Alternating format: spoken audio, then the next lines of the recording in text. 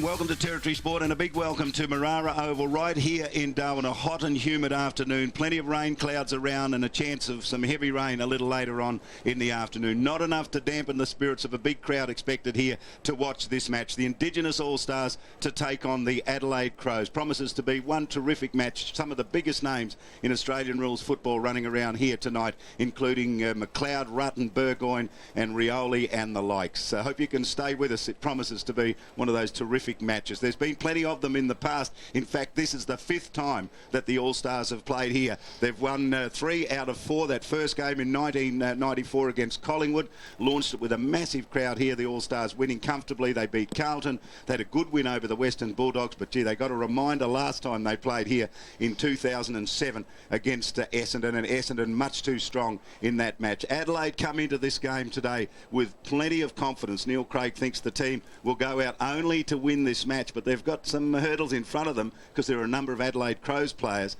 playing for the Indigenous All-Stars, including their champ, Andrew McLeod. We'll keep an eye on him. Brett Hand joins me. He's the head coach for the Territory Thunder program in the Northern Territory Institute of Sport. Brett, you haven't seen an All-Stars game here in Darwin before. You're in for a treat. Yeah, I'm looking forward to it, Charlie. So I heard lots about it, so it should be a good game.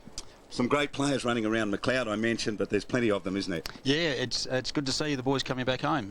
The likes of Cyril, as we said, and Stokes, and I know Goods isn't playing, but he's hung around to sort of help the guys out with the assistant coach. So yeah, no, it's good to see him, and hopefully they can put on a show for us. And some young guns as well, players we've never seen before. We'll get an opportunity to see them. Names that I think we'll be talking about in years to come. Yeah, there's a lot of new guys obviously on the list this year and last year. So the first years and second years get a chance to sort of show their wares today. So exciting game. Hopefully the rain stays away and we can see some of the talent and skill out on the show. We'll get your assessment of them throughout the match.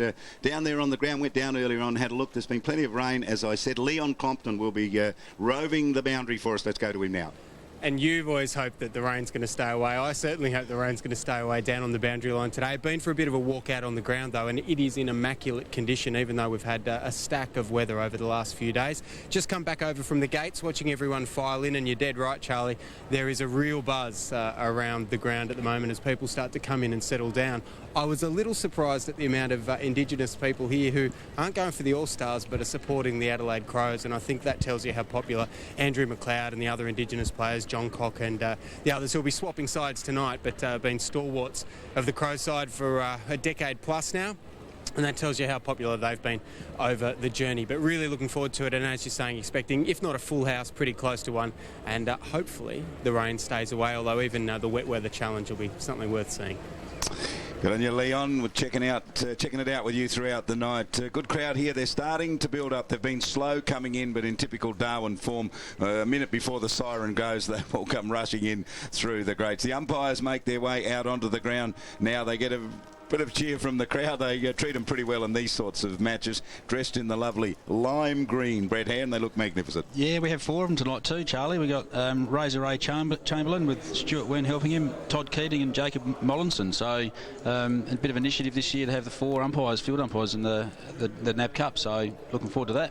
These are the people sitting on the hill around the ground. The big grandstand holds about 7,000 or 8,000 people. They were telling me that's just about sold out, but they haven't quite filled it yet. But they will, I'm pretty sure before the game starts, that grandstand will fill up, and then the rest of the people will sit outside there with their fingers crossed, hoping that the rain doesn't hit. And gee, we've had some storms here over the last week. Oh, the last 24 hours in particular, it's rained cats and dogs. And as you said, the crowd's slowly building up. Looking around, you can see the cars filing past on the road. So hopefully they sort of get here before the game starts, and enjoy the spectacle that the players are going to put on. I tell you, I've watched the Adelaide Crows. There they are getting ready to come out on the ground. I watched them train here last night, in fact, and it was the biggest tropical downpour I have ever seen for about 30 minutes, and they trained in it, and they rarely dropped the ball. Their skill level was just unbelievable. Which is surprising, I suppose, because Adelaide's been that dry over the last few months, and for them to sort of, I guess they might have relished the conditions and the rain and been out there and been a little bit cooler than what they have been back home. So you expect that at this level. These guys are athletes and they get to play with the footy every day. So their skill level's very high, and whether it's rain, hail or shine, you expect that, especially from Neil Craig's mob. He's really focused highly on the skill level. And the man there you saw with the Crows standing at the gate with his back to us, number 36, Simon Goodwin, 200 and 38 AFL games. What an incredible... There he is leading the team out on the ground. Now, he's an outstanding footballer. He really is. And the Crows get an enormous roar as they make their way out onto Marara Oval here in Darwin. He's done a great job in taking over from Mark Ricciuto, and Bickley. You know, those two guys, exceptional captains for the club, and someone like Simon Goodwin to take on the role, and he leads by example. He loves to play all the pre-season games, and he does all the hard work. In fact, they've named one of their training runs they do, one of their runs that they do in pre-season after him, called the Goodwin Run. So he's just a fitness machine, and they love it. I'll steer away from that one. I can tell you, 10 players on debut for the Crows as well, so a lot of young players getting a chance and a hit out here tonight. Yeah, they picked up a number of rookies, and one of them, Sean McKernan, Corey's brother. I saw a bit of him at the draft camp. He's a good size fella, and he's got a lot of skill for a guy of his size. There's obviously a few other guys. Aaron Kite, who I saw play a bit in the SANFL last year, lightning fast. Expect to see him come off half-back flank, I think. There's a couple other guys, Greg Gulman and Brodie Martin, who I don't know a lot about, but obviously looking forward to seeing how they go at this level. Waiting on the Indigenous All-Stars, not that far away. They're still in the room with their coach Chris Johnson. We'll be having some last words to them. Interesting, who'll line up on Andrew McLeod, of course, the great Crow playing for the Indigenous All-Stars. He'll play in the centre. Who gets the job on him? Well, at this stage they've said Goodwin to us, so that'll be my tip to start the game off. I don't know whether they'll see much of each other. I reckon they'll stay pretty far away from each other, actually. So I reckon that he'll play in the middle a little bit, but I reckon they'll look after him too, so he'll probably end up down back and maybe even up forward during the game. And the Crows have been kind too, because they've given one of their ruckmen to the All-Stars. This will be interesting as well, because their ruckman, if you like, playing for the All-Stars, jumps against the other ruckman from the Crows, if you know what I mean. It's probably a good opportunity for Griffin and Moran to sort of go against each other and see how they go and battle each other out. So, Jonathon has put his hand up to play with the All-Stars, which is great, and I reckon they're about to come out, so it's good to see them, and led by Andrew McLeod. He's an absolute champion, superstar. He's a hero in the territory. They bow to him whenever he comes here, and deservedly so.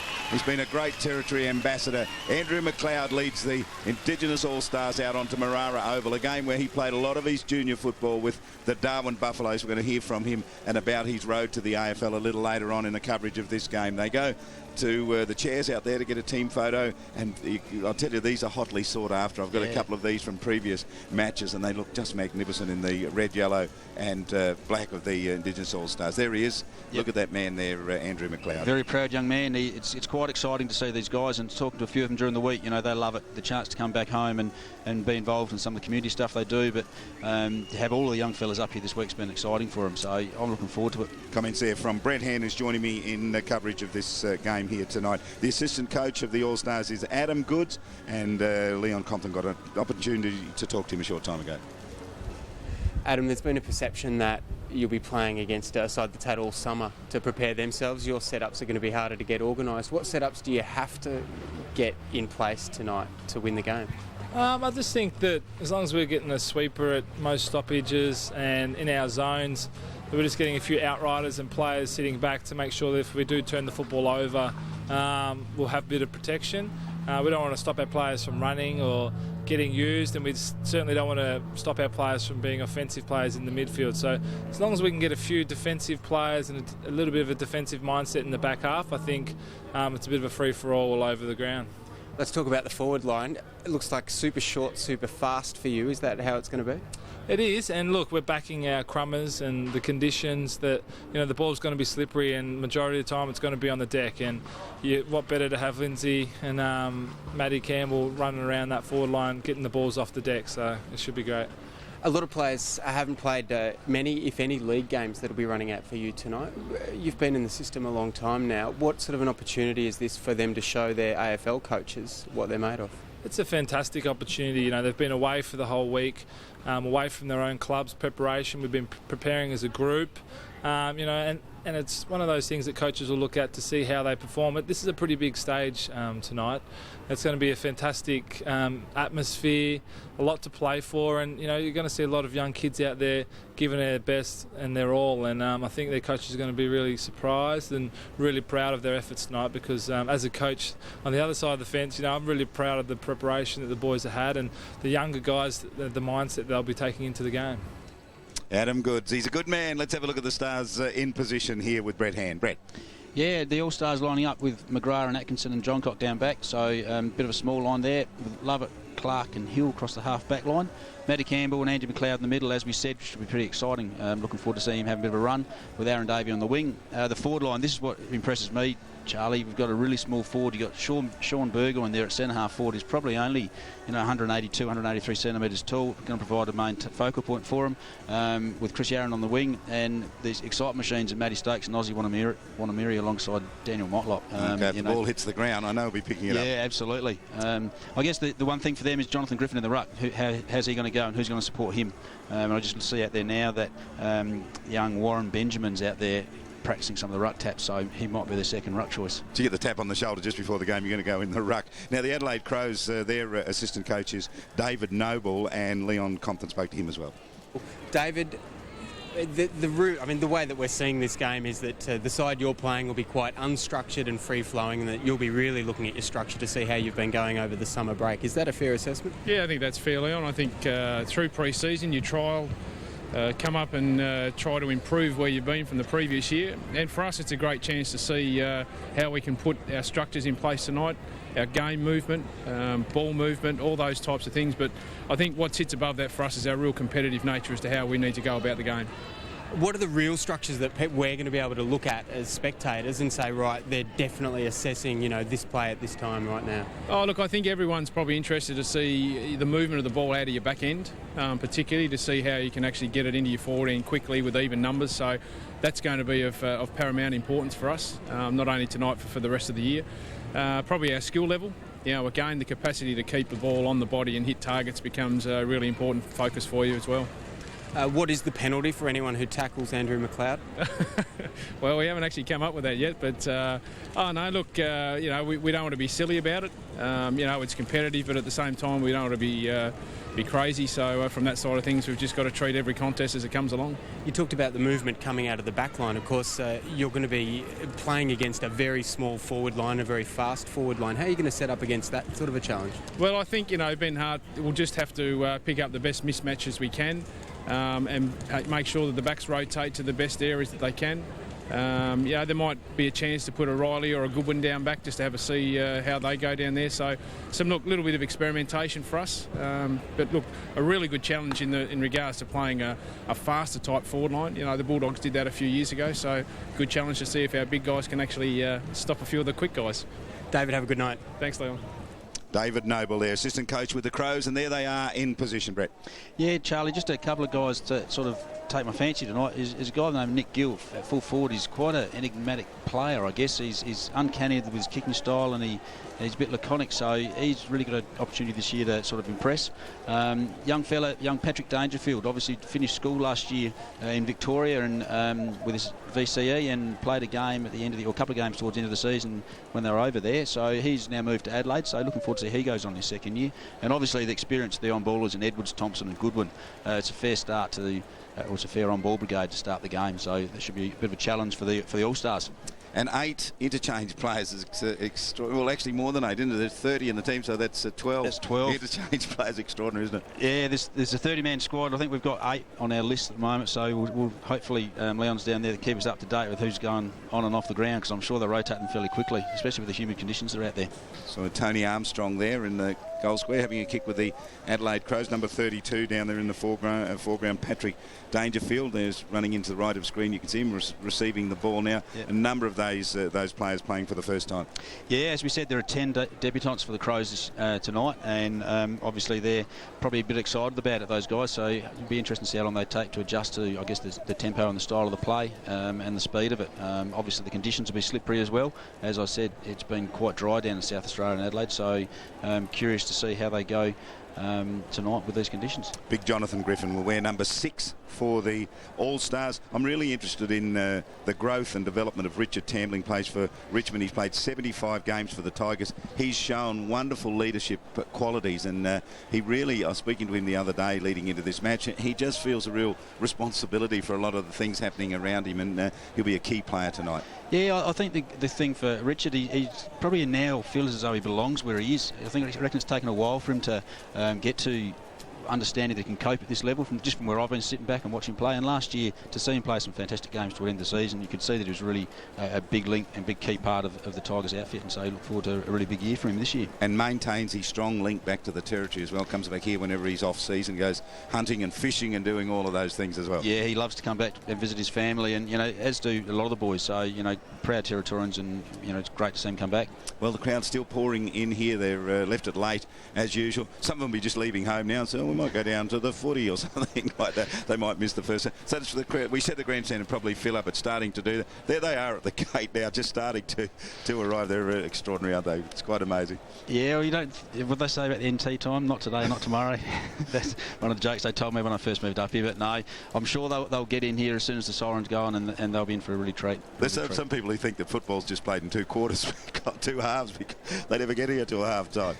Adam Goods, what will his role be in this match? Some advice going out to Chris Johnson, who's really enjoying his role as the coach of this team, isn't he, for the All-Stars? Yeah, Goods is, it's great to have him sort of hang around. I know how disappointed he wasn't going to be able to play in it, and to hear him be available, put his hand up to be an assistant coach, would be great support for Jono in particular, and also Jason, who was the NT Thunder coach last year. So it's great to have, and Darrah White floating around assisting as well. A lot of experienced players there that have played in these games in the past, and that'll help the young guys out in the All-Stars team in particular.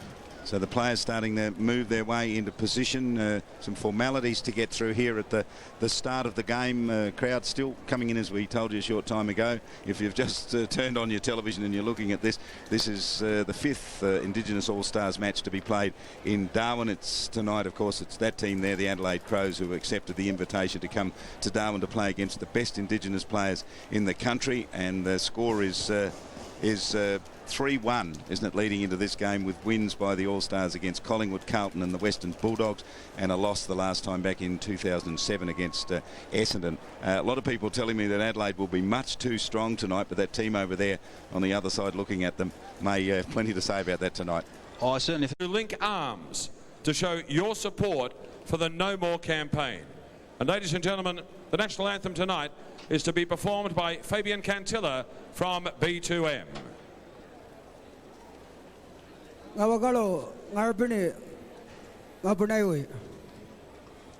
Australians, all let us rejoice, for we are young and free, with golden soils and wealthful toils.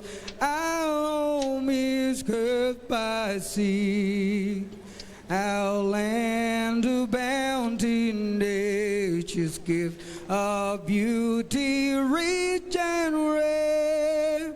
In history pale, let every state advance, Australia fair.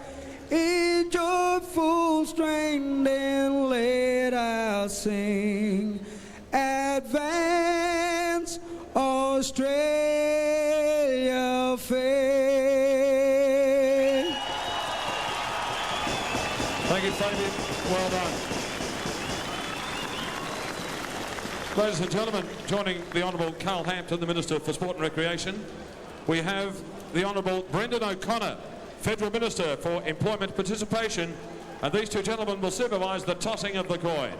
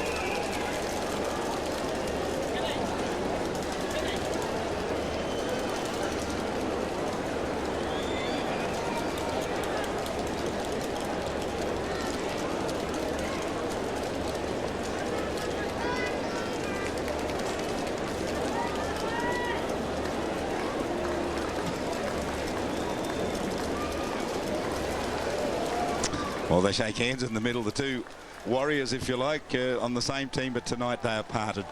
Andrew McLeod has called right, and the Indigenous All-Stars kick to left of screen. It's a great night for a game of footy. Let's find out what the conditions are like here in Marara in Darwin. Leon Compton. Yeah, thanks very much, Charlie. And for all the visitors who are here at the moment, about as cool as you can reasonably expect at this time of year.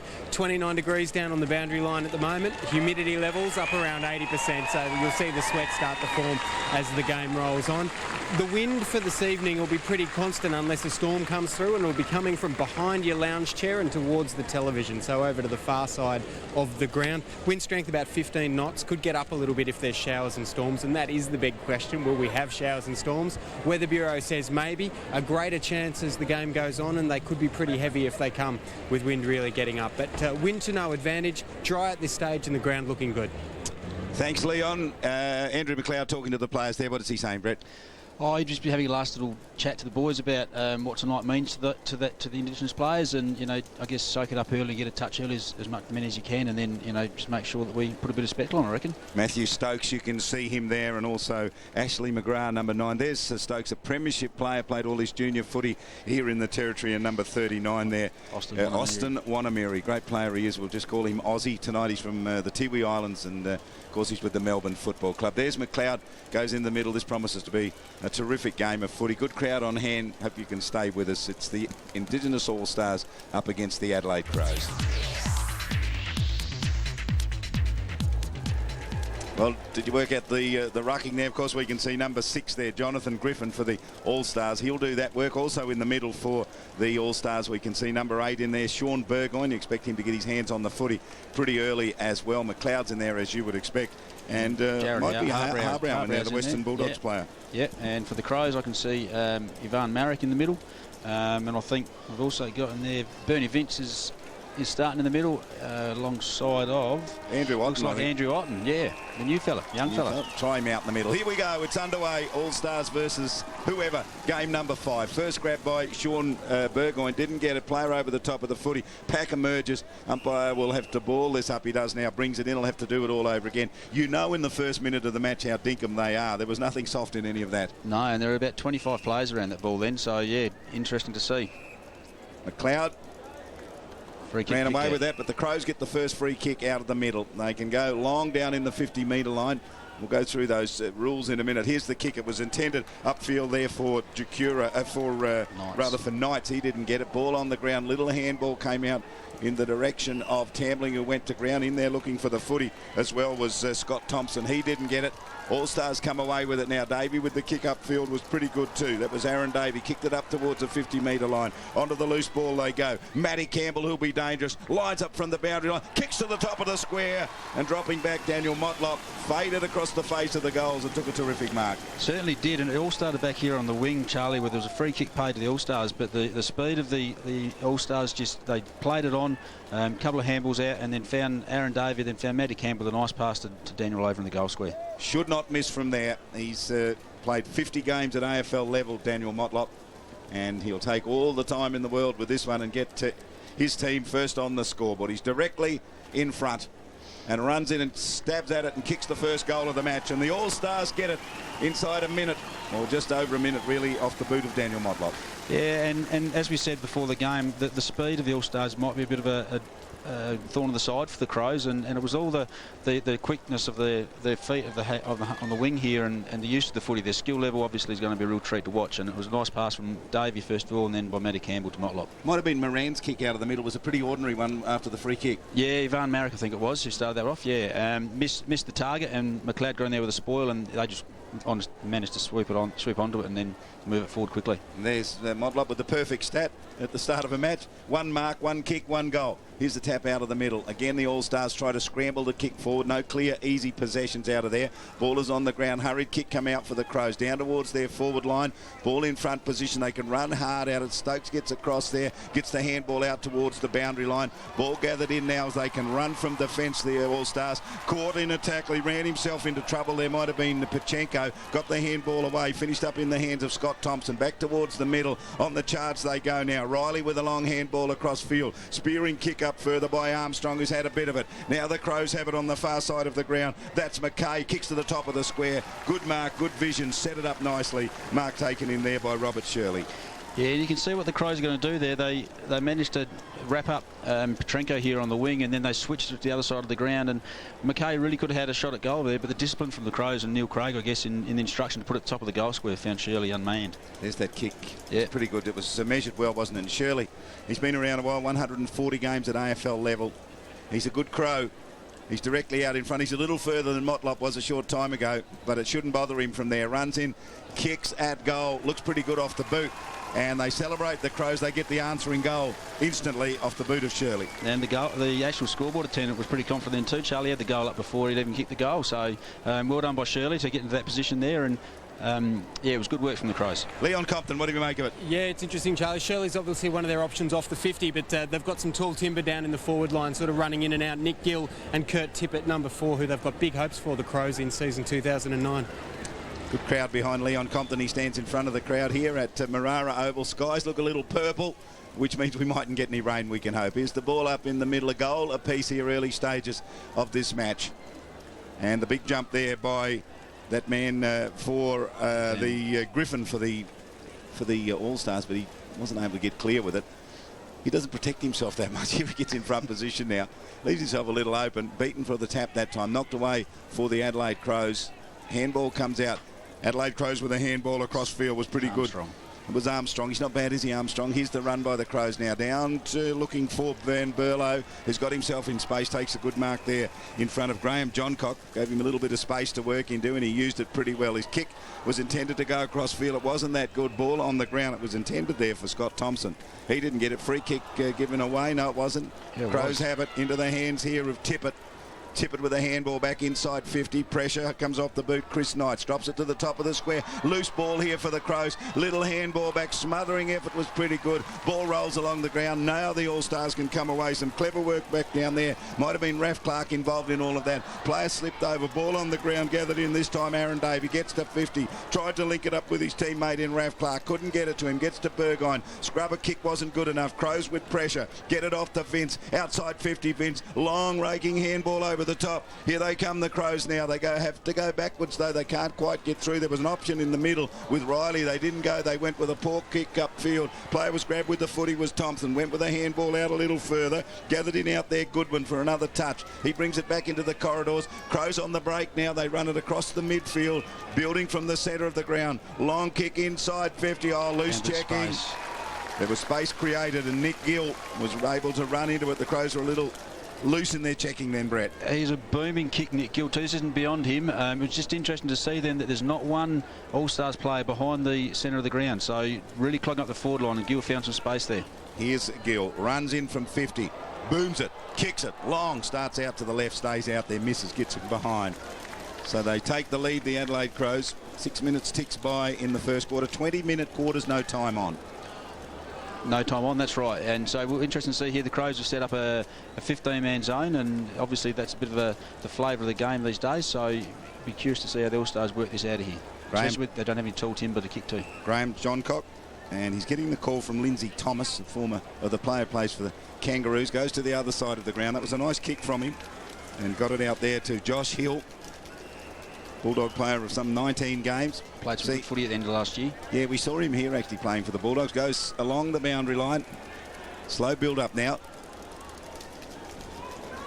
And Cyril Rioli, what an outstanding debut season for him. Yeah, he's played plenty of footy on this ground too. So All-Stars looking to switch it out the back line across the ground. They're working pretty hard to do it. They got it to Johncock, who can run off half-back now. Gets up towards the wing. Measures the handball pretty well. Got it in the hands of his teammate down there, Lindsay Thomas. Caught on the boundary line when he went to take him on. And he's going to be penalised with the loose foot he is. The Crows' pressure's been amazing early on here, Charlie. Yeah, Doughty got across there, didn't he? But here's Cook from the grandstand wing. Thumps it up the half forward. Only one man wanted it. They stood out of the contest and let the Crow come flying in, and he did just that. That was Scott Stevens. Took the mark outside 50. Put it to the top of the square. Good kick, good defensive work. Punch towards the boundary line. Shirley onto the loose footy. Handball comes back. Here's a snapshot by Van Berlo. Misses to the near side, kicks another behind. Yeah, I think Shirley could have done a little bit better then. He sort of messed around with it a little bit, but just down here on the interchange bench, Charlie, the Crows just made 6 changes at once, so they're going to keep the legs rolling over tonight. It might be Ash McGrath now, the Lions player. Over 100 games, he'll bring it in. Short kick. Gives it off to Stokes in the back pocket. Mathew Stokes crosses from where it came from. The kick wasn't that good. It landed a little short of Stack, but he was able to get it, Stack, and then went with a kick out wide. Rioli got his hands underneath it, didn't complete the mark. Onto the loose footy now. Some good work there, gathered in by Rioli again. Got it out wide into the path of the running Richard Tambling. Up towards the wing goes Tambling. Good work by the Crows. They punch it over the boundary line. There'll be a throw in. Yeah, the Crows have come to play. They're out there giving it all at the moment. They're putting a lot of pressure on the All-Stars, and they're not having are unable to find a lot of space. Well, it's hard to turn the motors off when you've been all through your pre-season. You don't want to get here and play an easy game, do you? No, you're right. They've built for this. It's their first hit out, the Adelaide Crows. All-Stars tackling. Ball on the ground. No one can get clear. Now the ball comes out. Good running here. Kick off the left boot, spearing across half forward. Clever though, the Crows can cut it off across their half back line, and here's the break from them. They've got runners up this grandstand side here, many of them getting in position, gathered in this time by Chris Knights. He's got some room to work in. He gave it off to McKay. McKay's handball was smothered down. On the rebound, Thomas gives it off quickly into the hands of Pearce. Pearce, the Port Adelaide player, kicks to 50. Nice mark taken down there by Campbell. Campbell spears to the pocket. Good build up on the rebound. They did it well, and Sean Burgoyne finishes up with it in the pocket. Yeah, Nathan Bock there telegraphed that handball back to Chris Knights, and Daniel Pearce was able to pick it off and obviously got the handball back off of Matty Campbell and put the ball forward, which is really good. Get down in a moment to Leon Compton. Just stay with this Sean Burgoyne. He's that's the 50 behind him. He's right along the boundary lines. Very tough to kick goals from there. He lines it up and kicks, and he misses to the near side and kicks it behind. Let's get down, Leon Compton. Yeah, Andrew McLeod's come off at about the 8-minute mark of the first quarter. Daniel Pearce, who you just saw in the play there, come on for him, and you were right, Brett. It was like penguins on an ice flow. About 6 Crows on and off at the same time. Clearly about the 7-minute mark. They've got big changes planned as the game rolls on. And McLeod, that's probably the plan. 8 minutes per half would be would be the deal, I think, struck with the Adelaide Crows. He might want to stay there a little longer. Caught with the footy here for the Crows was Gorman. Player on debut. Good tackling there too from the All-Stars. Daniel Pearce. A couple of good touches early on. So waiting to come back on is Moran, the ruckman. He'll go in, so they haven't got a ruckman out there to do it, but they've got someone who can stand up. That was Marrick who tapped it down. Cross half back now for the Adelaide Crows. They go backwards through this man, Tyson Edmonds. What an outstanding champ he's been. Kicks across defensive 50. Good mark taken out there by Rutten. Rutten to the wing. Their skill level is just terrific, isn't it, the Crows? Into the hands of Goodwin. They have such great players in their team that they just set the standard for the rest, don't they? Here's the kick up the centre half forward. It was intended there for Marrick. He just couldn't get it. Rebound here now with Rioli. One way and then the other. Had to get it in a hurry to McGrath. McGrath's hurried kick up the centre half forward was a beauty. Gave it off to Motlop. Motlop squeezes it into the pocket. Bouncing ball for Burgoyne. He can run into the open goal and pump it through the middle. And he does just that. Good work back here in defence from Cyril Rioli. He back in the pack and had to compete against the ruckman from the Crows and Ivan Marrick, and he managed to bring the ball to ground and then did some clever things with the handball, and then obviously some quick skills through the middle of the ground, finding Daniel Motlop and then Sean Burgoyne finishing off with a goal. Seeing Aaron Davey go on, we saw the big man come off, Griffin, and also Richard Tambling come off as well. So multiple changes. There's the goal by Burgoyne. Ran in. He got himself in some space. The job on him there was might have been Brad Moran. Ball in the middle here for the ball up. You can see number 31 in there, Rory Sloane for the Crows. He might want a piece of this. It's tapped in his direction. He was just a little slow. Tyson Edwards got across to it, caught it, and then lost it. Hand got on the football down there by just pick up that Kemi Stokes. It was, yeah, the former Darwin player. He just couldn't get clear with it. Still on the ground here, tackling again. Ball held up. Umpire will let the play go on, which is good by the umpires, and to let it go on. Back to Stokes. Chips from defensive side of the centre line. Gave it to Johncock. Runs to the wing and then spears up the half forward. Wants Burgoyne in good position. Burgoyne. Pressure, though, came from Rutten. Went towards the boundary line. Austin Wanamiri onto the ball. Go with it, Aussie. Lines up for goal across the face. Punched away by the Adelaide defence and over the boundary line. And we got a crow play down the middle of the ground, Charlie. I can't see who it was. I reckon he clashed heads in that last contest, and he's hardly moved out there. The trainers have just got to him now, picking him up. Well, he is getting up. Well, Leon might be able to help us with that. Leon, any word on it? No, just getting a number now, Charlie. But the trainer's he's in the trainer's hands, and it looks like he's coming off the ground. All right, we'll get a report from you as soon as we can. Ball pushed over the boundary line here for another throw-in. 13 plays 8. All-Stars with goals to Motlop and Burgoyne. Shirley's kicked the goal for the Adelaide Crows. All-Stars in the attacking position now. Rolling ball back to the boundary line, and for the third time in a minute, the boundary umpire comes into play. Bit of good ruck work there in the back line by the Crows, but the All-Stars managed to pick it off. So here's the throw in again. Ball on the ground. The All-Stars have it exactly where they want it, but the Crows have the ball in the hand, which is what they want. In the back pocket. Long handball to Tyson Edwards. Had to go down and pick it up. Caught in a tackle. Went backwards with the handball. Defence got back, though, pretty good, and they clear their way out. That's terrific play from the Adelaide Crows under pressure. They'll go searching upfield for McKay. Rolling ball gets in front of him. McKay, 2 to beat. Went to the boundary line with it and lost it. Went over there, and he and Johncock saw it over the boundary line for a throw. And Leon. Yeah, it's Patrick Dangerfield, number 32 for the Crows. Look, no blood, but he looks a bit groggy. I'd say it was a head clash. Leon Compton on the boundary line. Throw in here, ticking down within a few minutes of half-time. Kick inside 50.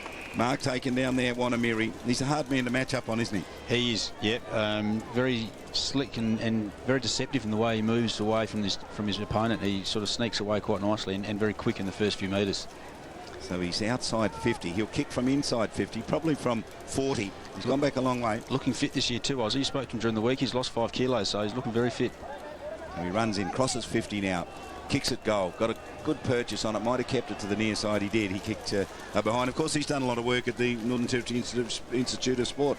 Yeah, when they've been home, a few of those boys have been there sort of keeping up with their weights program. Him and Cameron Stokes and Cyril Rioli, so it's been good that they are able to do that. Crows from defence. Raking kick. Plenty players there. Reaching over the top was Moran, the ruckman. He couldn't pull the mark in. Got his hands on it. Caught in the tackle was Martin for the Adelaide side. Free kick's been coughed up, though. It's with the All-Stars. Chip with plenty players going forward. That was good run forward. Nicely set up. Players just pushing forward down inside 50. Yeah, and Cyril managed to find himself without a player around him, and it was a nice kick in board def. So I think the young fella from Crows, Martin, was a bit unlucky there, but to be done holding the ball, but that's the way the umpire saw it. He can stretch the lead here. The Hawk champ had a wonderful year last year. He's directly out in front. He's a lefty, and he kicks at goal, and he kicks it truly. And straight through the middle, and much to the joy of this big crowd here at Marara Oval in Darwin, Cyril Rioli kicks the 3rd goal for the All-Stars. Yeah, there'll be a lot of people around Darwin, around the Hawthorn Footy Club, hoping that Cyril can continue on his good form from last year. And to be able to play every game last year was a fantastic effort for a rookie player. And, these signs are very good for Cyril early on at the moment too. He's had a couple of really good early touches. So just score check here as we close in on half-time. 3-2 to 1-2. Goals to Daniel Motlop, Sean Burgoyne and Cyril Rioli, and Robert Shirley has the goal for the Crows. Ball up in the middle. Still no sign of that rain, which is good news. Everyone's keeping their fingers crossed.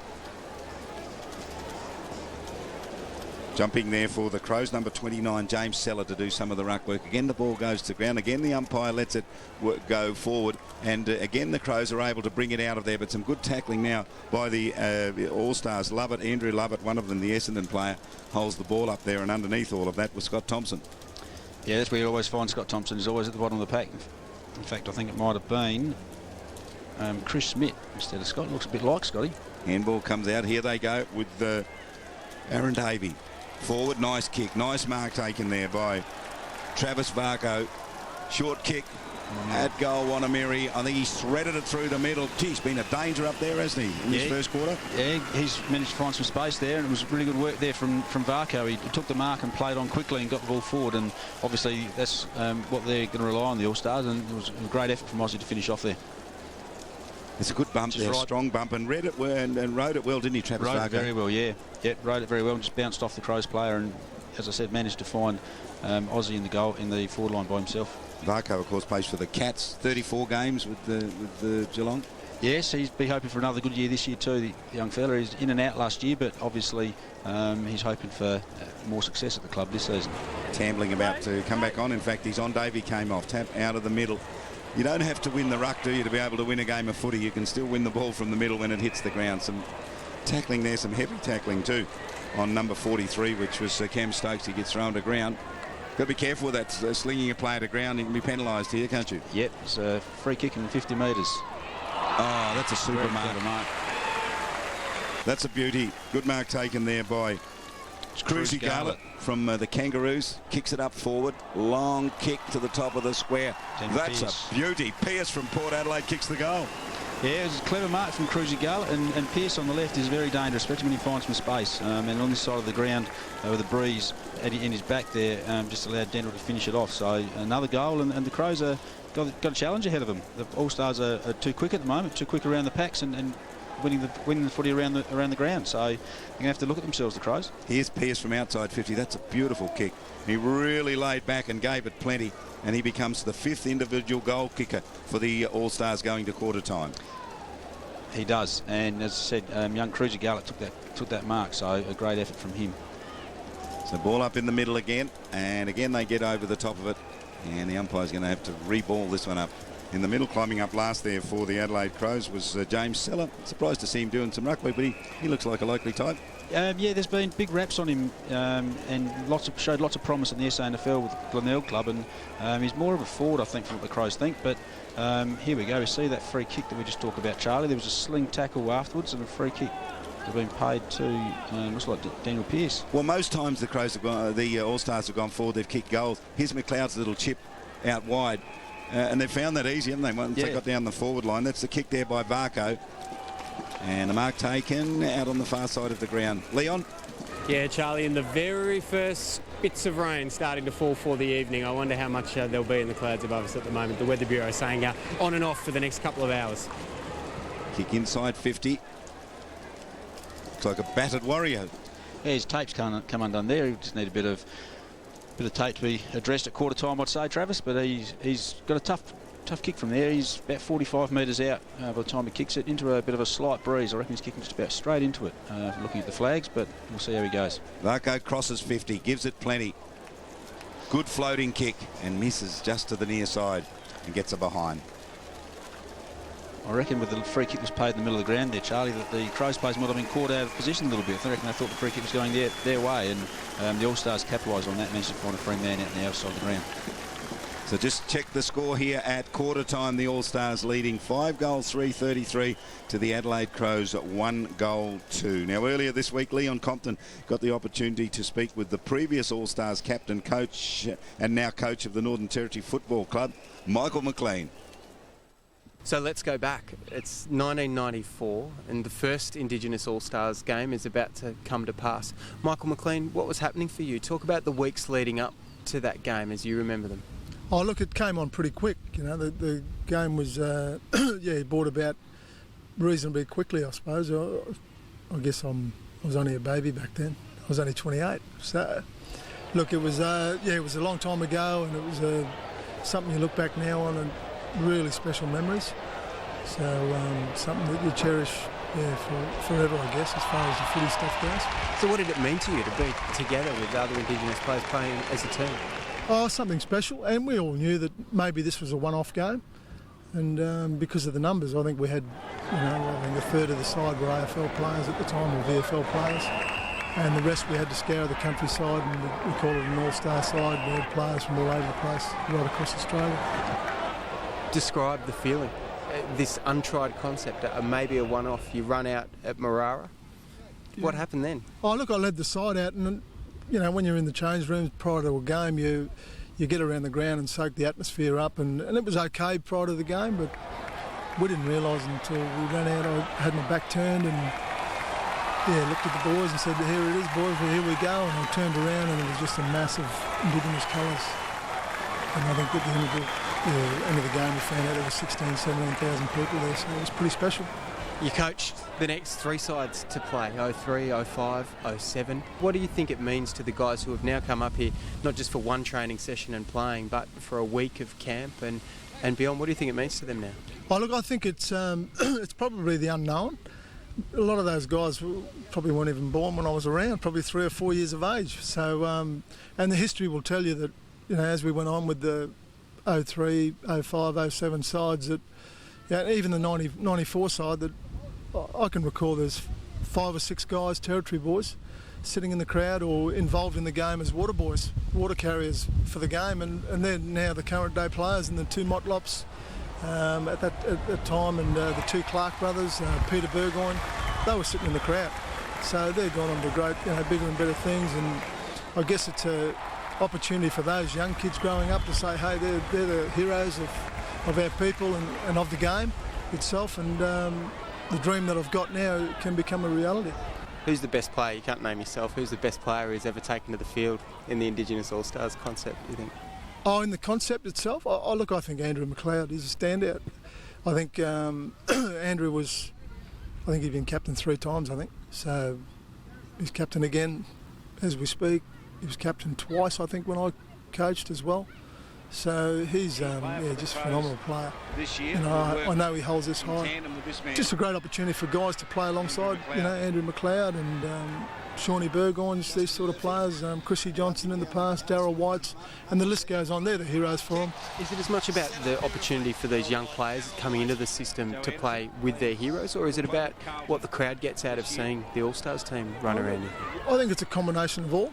The crowd, opportunity to see the guys, actually in person, in the flesh, so to speak, and watch them in action, close up, and it's pretty awesome to be able to do that. And also the younger players to be able to network with other guys and form friendships along the way, and to, I guess, idolise and mix and get to know their heroes of the past. So you get a bit of a support network set up there. So, and it's all of that, and it stretches into the coaching area as well. I know in the past I've had a lot of ex-players involved, and it's sort of a bit of a stimulant for them to go on to coaching as well, or scare them away. So I'm not sure, but it gives them an opportunity to pursue something else. And these young guys get an opportunity to be with their heroes.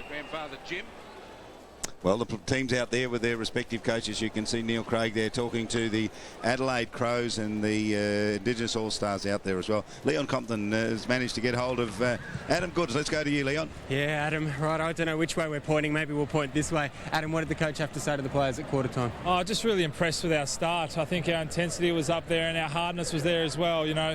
We're a +6 in the hardball gets and +2 in the clearances, and that's where we want to win the game tonight. And now with a bit of rain out, it's going to make it a lot difficult to win those harder balls. So getting in those vital clearances will be the difference. And you're happy with the fact that you're a significant shorter team to have a look at, yeah? Well, it's perfect now, with the rain, those taller guys on Adelaide's team will have to bend over a little bit further than our smaller blokes. So hopefully that's an advantage in this second quarter. We trained a little bit in the rain the other night, and so did the Crows, so we'll see how it goes. Good on you, Adam. Nice to talk to you, Charlie. Just so that you know, we also went over and had a listen to Mark Bickley and Todd Viney having a chat to his players. They were really concerned. I better get off before I get caught under the footy here, but they were really concerned about control at the stoppages. They want to see more of that. They also want to see a bit of a harder effort at the footy and some smarter play in the second quarter. But Neil Craig, pretty happy and very constructive. Good on Leon. Thanks for that. The rain, have a look at that. That's amazing. It's just absolutely belting down here, which is disappointing for the big crowd. But, they come here knowing this time of the year that you're going to get rain. Have a look at that on your screen. Yeah, we were always going to get it at some stage, the way it's been going the last 24 hours and the last week or so, I suppose. Interesting stats there that Adam talked about was that they were +6 in the hardball gets, which is an enormous stat against the Crows, who pride themselves on winning the ball around the clearances and the hard balls. Second quarter about to get underway here in the pouring rain at Marara Oval. And the Adelaide Crows, I wonder if they can turn something around here in a hurry. They go searching down there for Robert Shirley. You might as well go to him. He's a class player. McGrath pinches it, falls over, goes backwards to Ash McGrath. Free kick's given up. Adelaide Crows have it. Outside 50. And they can go deep with this. It might be Tippett, is it, that pumps it in? Gill it was. Tips it into the forward pocket. Rolling ball towards the boundary line. Lost over the boundary line there by Scott Stevens. And there'll be a throw in. What about the eyes of Adam Goods there when he was talking to Leon down there? He was pumped as though he was playing. Yeah, he looked like he was out, wanted to put the Guernsey on himself, and it was, as I said, they're priding themselves on this game, and they really want to win it back. After the one they lost 2 years ago. Big reach over the back that time by Stack for the All-Stars who got in there. No one able to get clear with a good handball. Now forced on a little bit further there by Harbrow for the All-Stars. Crows have it. Up and under kick to the pocket. Here's a good context. Ball bounces on the ground. No clear possession. Ducking your head. Johncock caught in a big tackle there by Tippett. Holds him up. And then he gets a pat on the head from his teammate. Ball where the Crows want it. Deep in their forward line. They trail by 25 points. Free kick given away. And it's going to go to the big ruckman Griffin for the All-Stars. He can switch play here. He goes with a handball instead. Gives it to Burgoyne. Runs from the back pocket. Spears towards the boundary line. Bouncing ball. Left behind. Pushed towards the boundary line. Some good tackling there from McKay. Holds it up. Sliding in was Lindsay Thomas, who's been busy for the All-Stars in this match. Adelaide Crows get possession of the footy. They have it on the wing on the far side of the ground. Bernie Vince gave the handball away. Crows bring it up the half forward. They have front position. That's a very clever mark by Gill. Took it on his chest. Arms tucked underneath. He used to take marks like that with his legs tapped up underneath his chest taking a mark. You would remember be someone like Lindsay Head or someone, Bob Shearman or someone, wasn't it, back in that time? A bit before my time, Charlie. Look at the rain. There it is. What do you do in Darwin when it rains like that? You let it rain. You let it rain. You'll dry off soon enough. Here's the throw-in. Crows have it deep in their forward line. Good fist back towards the boundary line. Trying to get through with the ball. Shirley, who's been outstanding for the Adelaide Crows with plenty of possessions. But the umpire has picked out a free kick, has he? Yeah, holding the ball against Shirley there. And he's trying his best, Shirley, isn't he? You get plenty of it. I suppose you can give up a couple of free kicks, can't you, for holding the ball? Yeah, I didn't think he had much chance to get rid of the footy then, but that's what the umpire saw.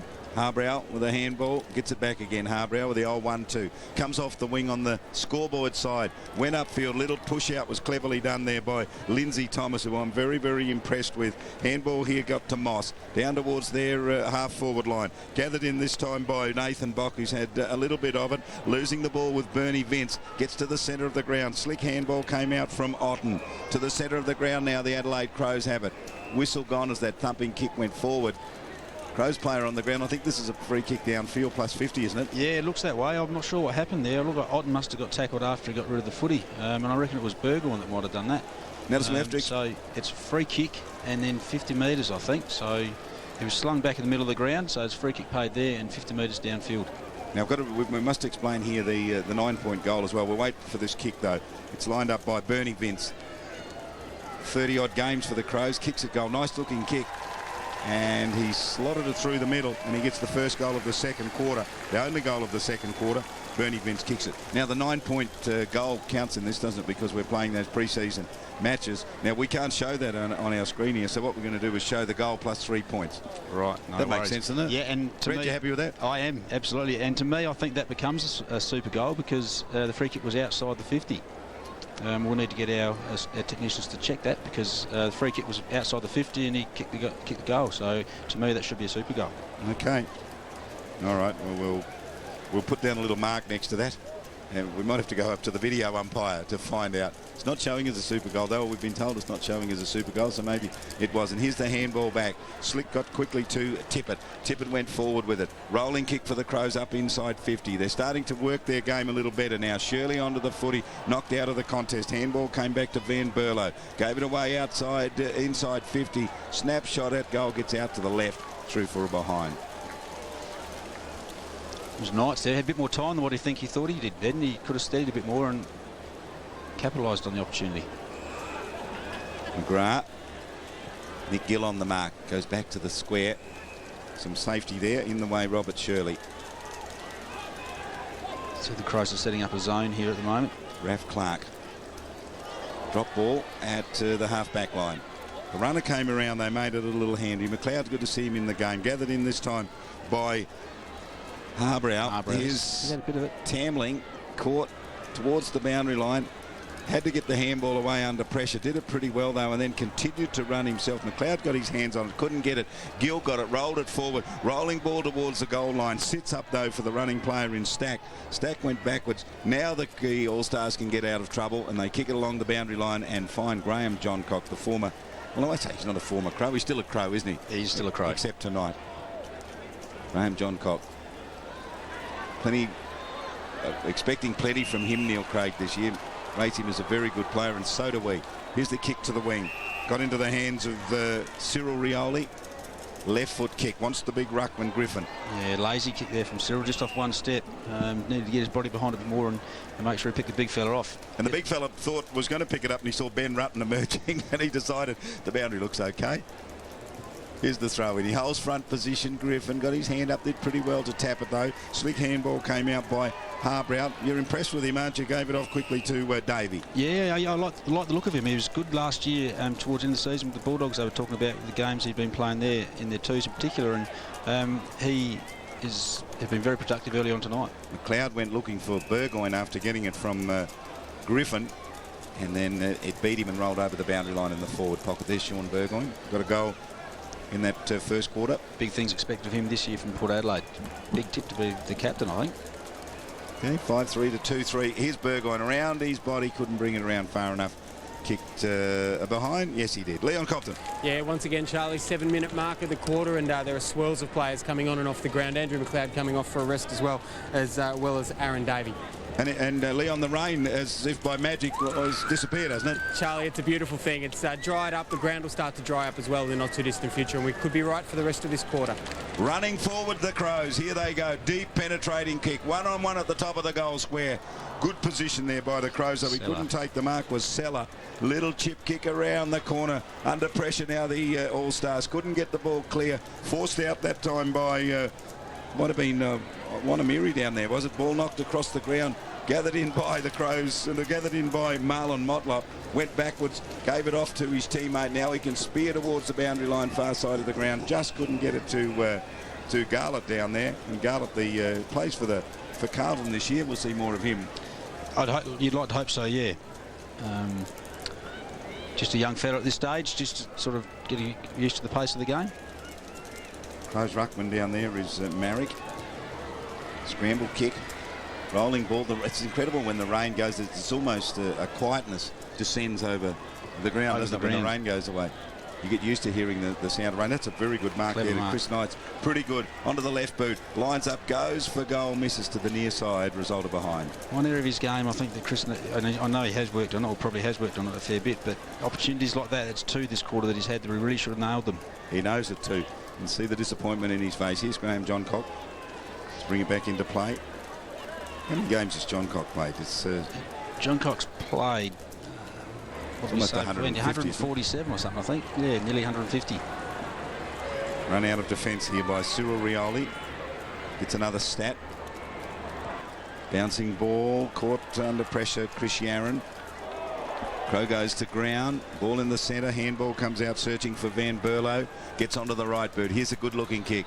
Gets to the top of the square front position. That's a terrific mark. Yeah. Stand your ground down there and take a mark. Tip it, isn't it? Tip it. Big things expected of this young man. He had a nasty injury pre-season a couple of seasons ago, and I think he hurt his back quite badly. But he started to show a little bit last year, and that's a very clever mark going back with these conditions too. Slippery ball under a bit of pressure. Very clever mark. He's stacked with pressure. Now he gets up. We didn't see it there in the replay. Just got up and he just continued on while everyone was looking around and went and kicked the goal. Yeah, clever, smart. Just sort of saw that no one was on the mark and just made the most of it and made sure the ball went through the goals. Couple of unanswered goals from the Crows. They start to claw their way back into the match here. It was 25 points at quarter time, down to just 12 now. The All-Stars just adding one behind from Sean Burgoyne with a snap kick around the body. Tyson Edwards. Scramble kick out of the forward line. It was effective though, wasn't it? He just scrambled it forward and they got under the foot. He might have been Tom Lee, is it? Yeah, free kick they paid to Seller. I think he was pushed out in the contest. Now we'll see what Seller is. Now, it was good hands from Tom Lee there. Any youngsters sort of looking, he sort of flattened them out a little bit, put the ball up and took it the second grab just with a slippery ball. So, but Seller was obviously impeded in the contest. The mark is inside 50. So he crosses the square.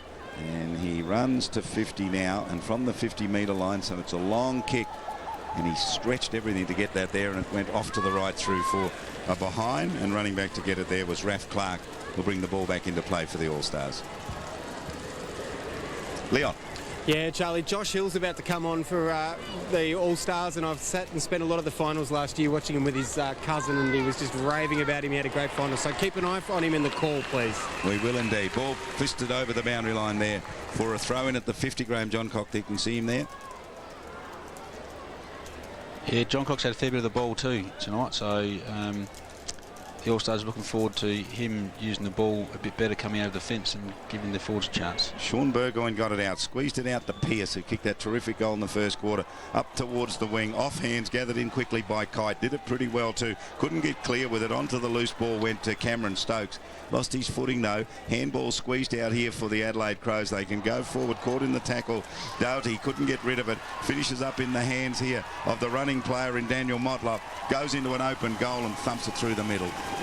Good play. The All-Stars go forward, and Daniel Motlop becomes the first multiple goal scorer in the match, kicks his second. That's the pressure that you expect of the All-Stars there. There was 3 or 4 of them that were swooped on Doughty then, and Doughty, sorry, and Doughty had nowhere to go with it, and it was swooped up and given on to Daniel, who managed to kick 2. I think it was Stokes initially in the middle of the ground, and then I think it was Cyril come in and laid the tackle. Cruzie Garlett going on. What a great name that is. Cruzie Garlett, yeah, Chris Yarran laid that tackle. But yeah, Cruzie Garlett. Yeah, don't know much about the young fella, but he'd be loving this opportunity playing up here as the rain comes back. That's right, as those people unfolded their umbrella. Yeah, those people who folded them away can unfold them about now. Leave them up, I suggest. Adelaide Crows trying to force this forward, and they're able to do that too with Sloane's kick. And again, the whistle goes, free kick picked out of it. I think it's going to be an Adelaide free kick because that's the way they're all going. It comes back to the centre of the ground. This is Van Berlo. Stands in the centre of the ground. 40 plays 23. Van Berlo's kick's got plenty on it too. Lands about 15 metres out for goal. Big climb there. They couldn't get to it though, the Adelaide Crows. Ball on the ground. Some ferocious tackling from Johncock. Tried to hold the ball up. They go in looking for it with Schmidt. Schmidt couldn't get it. Player underneath the footy there is number 20, Josh Hill. And they're going to get the free kick. Just come on the ground. Chip kick out. Settle down the play. No need to panic in defence. Here's Pearce. Pearce a little further. Jacky. Adelaide Crow, one of 5 Adelaide Crows playing for the All-Stars. He's only played a handful of games last year, and he's probably looking forward to capitalising tonight and give himself all opportunities of playing this year. Now he's... Well, he had to go backwards, didn't he? He had nowhere to go. There was not much on offer. We were given the idea they were playing the NAB Cup rules, Charlie. That if you went backwards, that was play on, wasn't it? So obviously that might have changed since we were given those instructions. Well, maybe the umpires can make up the rules they go along. You never know. And we don't have communication with them, so we don't know. Here's Johncock, comes off half-back along the grandstand boundary and kicks to a 1-on-2. It's always going to be tough. And floating across, Moran takes a very good mark. Strong player. Moran from half-back, little chip kick. Tony Armstrong has had a fair bit of it in the first quarter. He looks a likely type, this young guy. It's between the wing and half-back. He's on the grandstand side. Assumption College boy, I think. And he goes with the search. Did it pretty well too. Gave it to Rutten. He's a big bloke, isn't he, Rutten? He's a man mountain out there. That's why they call him the truck. Vince. He runs through the middle. Or drives through the middle, if you like. Here's Moran. Kicks it out towards the wing. Plenty of options. This stop-start footy works pretty well for the Crows, doesn't it? Yeah, they got 3 of them run together out there, and the All-Stars just seem to be lagging behind a little bit. McKernan, brother of, you said? Yep, younger brother of Corey. Impressed at the draft camp and was taken early on in the pick, so big future for him expected. Martin and Edwards working together then, and also involved in all of that was McKernan again. Slick work. They have to go backwards, the Crows. And Chris Smith. To go forward. Handball along the boundary line. Finishes up with Rioli. Rioli's kick to the pocket.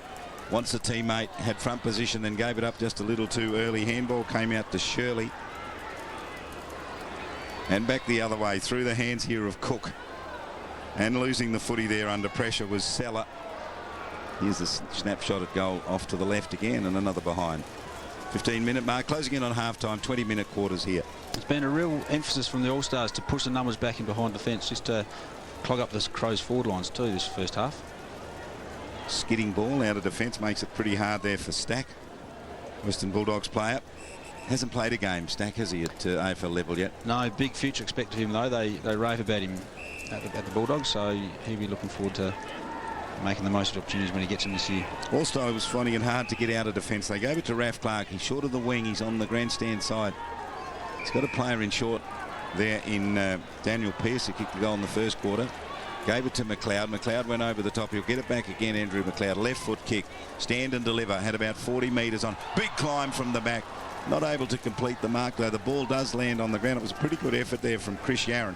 Handball under pressure came out from Bernie Vince. Now they're ferocious, the All-Stars. They have it where they want it at the 50-metre line. What they want is the hand on the leather. They just can't get it at the moment. There was a kick and a high tackle in all of that. Umpires picked out the free kick. It's going to Daniel Pearce. He sees the goal square open. Set sail in too much of a hurry. Missed it out to the right. Kick to behind. Chance gone begging. I know they don't change their intensity, Charlie, but when it gets around that half-forward line, that 50-metre line, it seems as though something go up a notch or two. Yeah. Just to try and keep the ball in that forward lines. And Travis Varcoe there was sensational to cause that ball to hit the ground. So you want to say, as a coach, you want to say you want that pressure all the time. Right across all the ground, that's right. Rioli chips to the pocket. Leon? Yeah, Charlie, and it's interesting, in the coach's comments earlier, the Adelaide Crows really testing themselves today on how they move the ball out of half-back, and they've had a couple of goes at it in the last couple of minutes and probably batting 50-50. Tyson Edwards.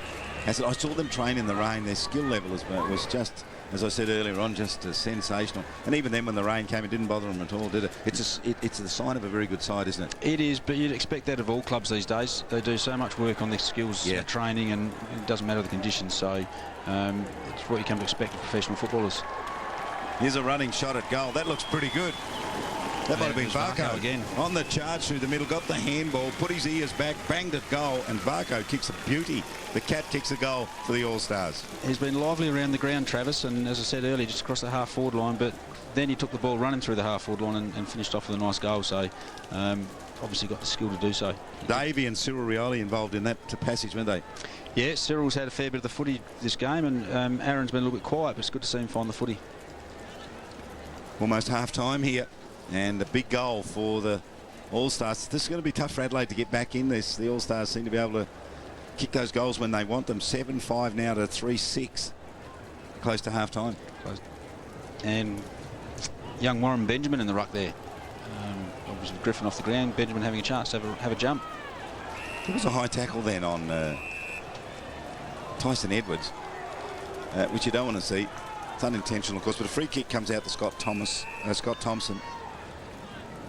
He's between the half-back line and the centre line for his team. He doesn't have much on offer. How's his kicking skills? Pretty good. Gee, measured that nicely. You might as well give it to that man. Good one. Been quiet tonight, Thompson. Good one. Up further. Gives it off to Bock. He's good, Bock. I like him. Always thought him was a good player. Very solid. Reliable. Both ends of the ground. Skills are nice for a big fella and loves to have a run. This is Martin. That's a thumping kick to the pocket. Chance here for the Crows. They have front position. Just not able to pull in the mark there was Tom Lee. Yeah, he got both hands to it, the young fella. Just unable to sort of drag it down. Once again, we see all the Crows forward line absolutely flooded with All-Stars players. Don't you leave me at half-time because we're going to have some history of some of the previous games. Brett? Fantastic. Looking forward to seeing that. The ball tucked up here in the pocket. 19 minutes gone in this second quarter. It was 5-3 to 1-2 in favour of the All-Stars at quarter time, so the margin was 25. And it's now out to, or back to 23, so the Crows have narrowed it by just 3 points. Little chip kick here to Cam Stokes. What do you expect of him this year for Hawthorn? He'd be looking forward to getting, a few more games under his belt. Obviously very difficult to break into that forward line that Hawthorn have got at the moment, so he was blooded last year, knows what it's like, had a good taste of it, and he'd obviously like the opportunity to play a few more. Garlett to Raf Clark, who goes further across field, tried to give it off to Josh Hill, dropped the mark. They do come away with it though, the All-Stars. Rolling ball up towards the wing. Trying to gather in the ball out there was Lindsay Thomas. I thought Lindsay Thomas's performance has been okay. Yeah, he's been good. He's had a fair bit of the footy. Used the ball quite well. Unable to sort of drag it in there, but he's been reasonably impressive so far. Well, our clock has ticked past 20 minutes. We were told that it won't go a second past 20. It did, only by a couple of seconds. So there's a siren, brings it to a close to half-time. Hope you've been enjoying our coverage of the footy from Marara Oval here in Darwin. It's the All-Stars versus the Adelaide Crows, and they led by 25 points at quarter-time, the Stars, and they take it now to 23 points leading at half-time, 7 goals 5 to 3 goals 6. Now, it's an entertaining game, and we've been treated to some entertaining All-Stars games in the past.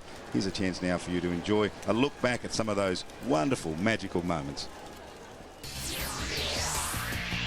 The All-Stars debuted in 1994 in Darwin when they took on Collingwood in a match that was billed as a gesture of reconciliation at a time when the race issue came to a head in Australian sport. The fixture was one of the biggest sporting events in Darwin history and a celebration between Indigenous and non-Indigenous Australians.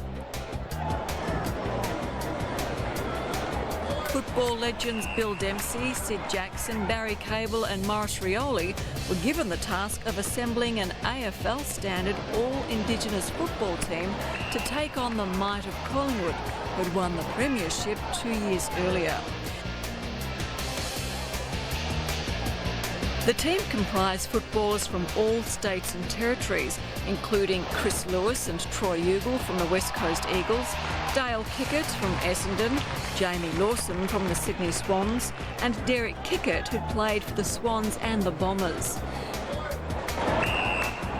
There were 16 NTFL or former NTFL players in the 25-man squad, including Fabian Francis, Darryl White, Gilbert McAdam, Russell Jeffrey, Dennis Dunn and Cyril and Willie Rioli. The match was captained by Michael McLean. Umpires were Hayden Kennedy, Murray Bird and Jeff Caulfield from the AFL. The All-Stars won an entertaining hard-fought match which featured all the highlights of Australian football, such as tough tackling, teamwork, speed and high marking. It was 9 years before the All-Stars joined up together again in 2003. This time, a new-look All-Stars outfit took on Carlton, where they put on an amazing display to defeat the Blues convincingly in front of a record crowd of 16,000. And in they go, French to do the ruck work. First take out of the middle was Carlton, knocked on by Barnaby French. Carlton tried to storm forward here. Ball picked up very quickly there by Headland, caught in a tackle. Play held up just to Carlton, just a few metres into attack. And the umpire comes in and will ball it up. Ferocious start, Bill. Well, there'll be nerves aplenty here for the first 5 minutes or so, and then they'll settle into a routine. Great work by Allen there in the ruck. Barnaby French just grabbed the ball out of the middle. No one able to get it. Now it comes out. Umpire's whistle has gone. Free kick will be paid. Let's see which way it goes. They're breaking to the left, so which suggests it's going to be an All-Stars free kick. The ball goes back, and they have it at centre-half back, and away they go. Running away from the defence, Chris Johnson goes out wide, big kick, Carlton there in numbers, cut it off. Glenn Manton, super defender he is. Manton gives it off, Beaumont chips it in short. Chance here for Hickmont under the pump. Caught and nailed. Two players on him in a flash. All-Stars on the charge here, running down, chance to kick a goal. Goal square is open, missed out to the right. First push into the forward line and the kick there from Ashley McGrath. Misses to the right. First score on the board. All-Stars have got it behind. It's ferocious out there. The pace is on. Bill, I don't know if they can keep this up for 4 quarters. Hot and humid here at Footy Park in Darwin. Ball knocked back a little further. Kudafidis on the right boot. Turns around, drives to the forward line. Magnificent kick from him. Back goes Corey McKernan. Open goal square. Blues runners everywhere. Rolls into the pocket. They try to kick it off the ground. I don't know if they've got there. Wait on the umpire. Could be a goal for Carlton, I think. I think it'll be a goal. Hickmott has got the goal for the Blues. Started with Kudafidis. Well, for those people that are familiar with Pagan's paddock, it was a classic example. The kick came in from McKernan there to 2 Carlton players in space. This was a bit of a comedy of errors and lucky to get over in the end. Justin Murphy. They loved him down at Alice Springs. His mum was there, cheering him on. Kick. Set up beautifully. Darryl White. Hit me on the chest, he said, and they did. Just have a look at the replay kick coming in. Darryl had plenty of room to work in there. He'd be relishing this opportunity up forward. He loves it. Limited opportunities at Brisbane to play up forward. Every time he's gone forward, he loves it. And he's been known to kick a bag. And played for the Darwin Football Club, and I had the privilege of coaching him up here. Charlie loved the centre forward role. Played for Pioneer down in Alice Springs, the all-conquering Pioneer as well. Kicks at goal, doesn't miss. Darryl White. I should just correct that because you're dead right. And for the people in Alice listening, Darryl is from Alice, and we were just lucky to pinch him for a while. Kick in for Murphy. Darryl made plenty of room and 2 metres away from his opponent. Here's a foot race at the back. Here's Clark. Raph Clark got the ball back into play. Great steal by Des Headland. Des Headland, great goal. Well, you can say Raph Clark set that goal up, his first touch at this level of football, and they're letting him know about it. They're coming from everywhere. They know it's a special occasion for this young fella. Hotly contested. He picks it up, has a look. Hotly contested by Kuta. Beautiful hand over the top, into numbers. Headland just ran in. He could have gone over the top, gone for a check side, and they've answered that one quickly, the All-Stars, as all good teams do. Ball up here, not from the back. Corey Archie asked to do the ruck work. Might have been Ashley Sampi with that pretty slick handball. Long raking handball. Inside 50. Inside 50 if you like. Andrew Cracker, I think it was Cracker, and a great goal considering a couple he missed in the first quarter. They look up and they've just got options everywhere. Look at this, how easily to the middle. Shannon Motlop goes to the corridor. They're thinking they're a chance of another goal before half-time here. Look at the run out. That is magnificent. Mark Williams, he gets onto the right boot, kicks at goal. He's going to kick a goal. I think he's got one. Mark Williams has got a goal. Well, he just raced out like a seasoned professional. Now, whilst it's great football to watch, it's not really compelling on the scoreboard. We have a look at the replay here.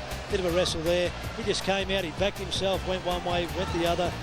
Wrong-footed Koutafidis and made no mistake. Good shepherd in the goal square. In 2005, the Western Bulldogs made the journey north to take the challenge. Again, the All-Stars ran out big winners with a 28-point victory, and the Doggies left the territory disappointed. Daniel Wells won the Polly Farmer medal for best on ground. Darcy waited for it, and it was taken away by Dion Woods. Coles with a long raking handball. All-Stars on the build here now. Plenty of options. Farmer inside 50. Chips it across. Murphy lines up. Kicks it goal as Justin Murphy. They like it behind the goals. And the Essendon player kicks a big goal for the All-Stars early in this third quarter. Well, they couldn't kick the set shots. They couldn't kick the easier ones, but give us a boundary line and give us a bit of pressure, and Justin Murphy slotted that one through. So I guess it had to happen. There you just see quick chip over by Jeffrey Farmer, right on the boundary, stabbed it through. Well, they're still not out of danger. They can knock it towards the boundary line now. That was John Bonson over there. They can get away with it now. Darcy, the target, out short of the wing on the scoreboard side. Takes the mark, steadies it down. And now goes with the kick. Gets it up over the wing to front position down there to Daniel Wells. He's had just so much of it today. Here he goes into the middle. He wants the running player to run onto it down there. Sansbury made it hard for him. Ball goes to ground though. Clever play by Sansbury to go back and get it. He's lost it. Hard running there by Brad Johnson was pretty good. Ball gets to the ground. Slick little handball here to Aaron Davey. Onto the left boot. Loose man in the goal square. Gives it to him and he goes in. Alan Murray becomes the first multiple goal scorer for the match. Kicks his second. Loose ball favours Nathan Lovett-Murray. Goes back to Justin Murphy. And the All-Stars will build. They'll bring the ball through the middle of the ground. Dangerous kick though. Cooney couldn't get a hand on it. Murray. Brad Johnson. Experience tells there. Backed himself in. Got it to cross. Here go the Bulldogs again. Centre half forward. Ends up in the hands of McMahon. Goes short to Jade Rawlings. All alone inside 50. Off 2 steps. And kicks it. Well, he was very confident there, Rawlings, wasn't he? He just continued on and had a player he could. That's his second this quarter, and He's certainly started the year with a polished boot, if you like. There's Johnson. He's been a real battler in the midfield, and very clever, quick hands, 2 sets of hands there, and there we see the space. Rawlings in space, could have waited, prop, straightened up, kicked the goal, and he's second. He'd be very happy about that, and let's just hope for his sake that he can just post a 50-plus goals for the Dogs this year. They certainly need it. Good kick from Coops, finds Davey. Corralled by McMahon, did well. Good pressure. Andrew Cracker has got himself into some space. Woods breaks towards centre half forward. The handball missed its target though. Farron Ray did well. Dispossessed though. Byron Pickett one way, then the other. Got himself into some space. Byron goes towards Headland. Free kick, no. Play's allowed to go on. Cooney fumbles the ball. Harrison still haven't cleared the ball from their defensive end. Byron Pickett, dangerous. He's hunting the football. Gets his hands on it now, goes back. Short kick. Finds its way into the arms of Dion Woods. Troy Cook says, settle down, young man. Go back and have a shot at goal. As we look at the bench for the All-Stars, as they trail 7-12-54 to the Bulldogs 9-3-57. Well, this will test Dion Woods, you would imagine, but Byron Pickett, just 2 and 3 and 4 efforts there. Kick from on 50. Hasn't got the distance. Jeffrey Farmer likes it. Umpire signals a goal. Dion Woods gets his first. He has 1-1 for the evening. Let's go. Last quarter underway, and he does it again, Darcy. Some hard tackling in the middle there was provided by Harry Miller. No one able to emerge with the footy. Umpire has to come in and do it all again. Ball it up. Just 5 points the difference here. Hope you're enjoying our coverage wherever you're watching it. Stay with us for a pretty good last quarter here. The All-Stars up against the Western Bulldogs. See Farron Ray in there. Again, they go in. All desperate for the footy early in the match. Soccer kick came out, though. All-Stars can break away now from the middle in the direction out there of Sean Burgoyne. Kicks it up towards the half-forward line. Headland's kick is long. Right to the goal square. Comes back over the top. Great mark. Reaching back. That's a slips catch. That's a catch in the gully. That's Ashley Mallett. That's definitely Daniel Wells on the goal of the year last year against Fremantle. Fantastic aerobatic goal out of the pack in the goal square, but it would be a contender if Mark of the Year was being judged now. He'll go back and slot this, and he does just that. Daniel Wells, who's had an outstanding game here at Marara Oval. His first goal for the match, and they take the lead out a little further here. Let's have a look at it in replay. It's the little push, the little nudge. We're going to get it. Yeah, just a little bit of hanging on. Clever nudge, and he just judged it beautifully. Throw in inside the 50-metre line. Minson's it back. He rucks with both hands too. He got that one right hand on that one. Emerging with the footy was Murphy. Kicked it down towards the goal square. Plenty of Bulldogs players there. Knocked towards the pocket. Loose ball on the ground here. Grabbed by Murray. Goal to the All-Stars. Bill Martin, a beauty. Well, don't ask me to call that one because it all happened so quickly. Just an abundance of talent there. Some quick, soft touches, and it was a goal probably 5 touches out. Very, very clever. And Jeffrey Farmer featured in it. Rick, this game really allows the Aboriginal players to showcase their natural attacking flair game, and that piece of play there just encapsulates everything that's great about Aboriginal football players. Charlie? And Jeff Farmer, well, we see him do it at the highest level on any stage. He does it again here at Marara Oval. Matt Whelan. He's definitely running the clock down, Bill Martin, as the ball gets down the pack of players to come over the top. It's Minson's who's pushed it out there. Good mark, isn't it? Reaching at the ball there. Aaron Davies had an outstanding game today. Yeah, he's finished off beautifully. Farmer calling for it long. We're just about backing from there. Bangs long. Bangs beautifully at goal and kicks a ripper. He knows his ground very well, young Aaron Davey. Played a lot of football here for the Palmerston Magpies, and he's just finished full of running. Yes, he just looked up from there and said, I can kick this. There's the good mark. Street has to ruck against Woods, or should I say Wood has to ruck against Street.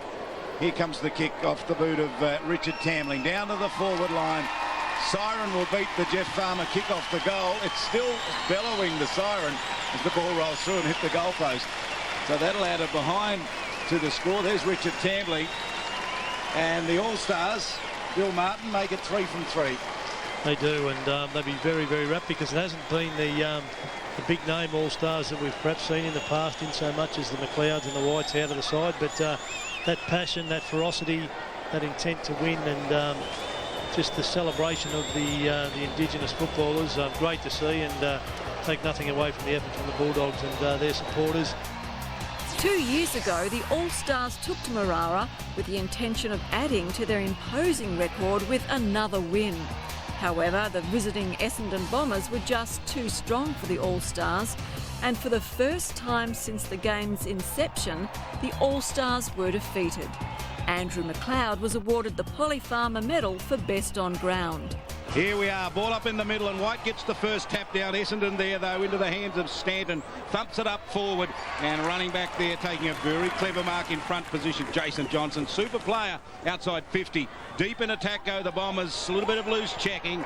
Ball comes out. Gee, that was a good hard run and a good kick inside 50. And Essendon here, in a few seconds, are going to have their first shot at goal. Courtney Johns with the footy on his chest. Yes, well, that's the big fella. Well, he's got the opportunity here. We see the, well, there's the mark, a relatively easy mark in the end, but geez, a big lump of a lad, and he's going to fill that role, I suppose, in the absence of Mathew Lloyd, but could play in the ruck as well.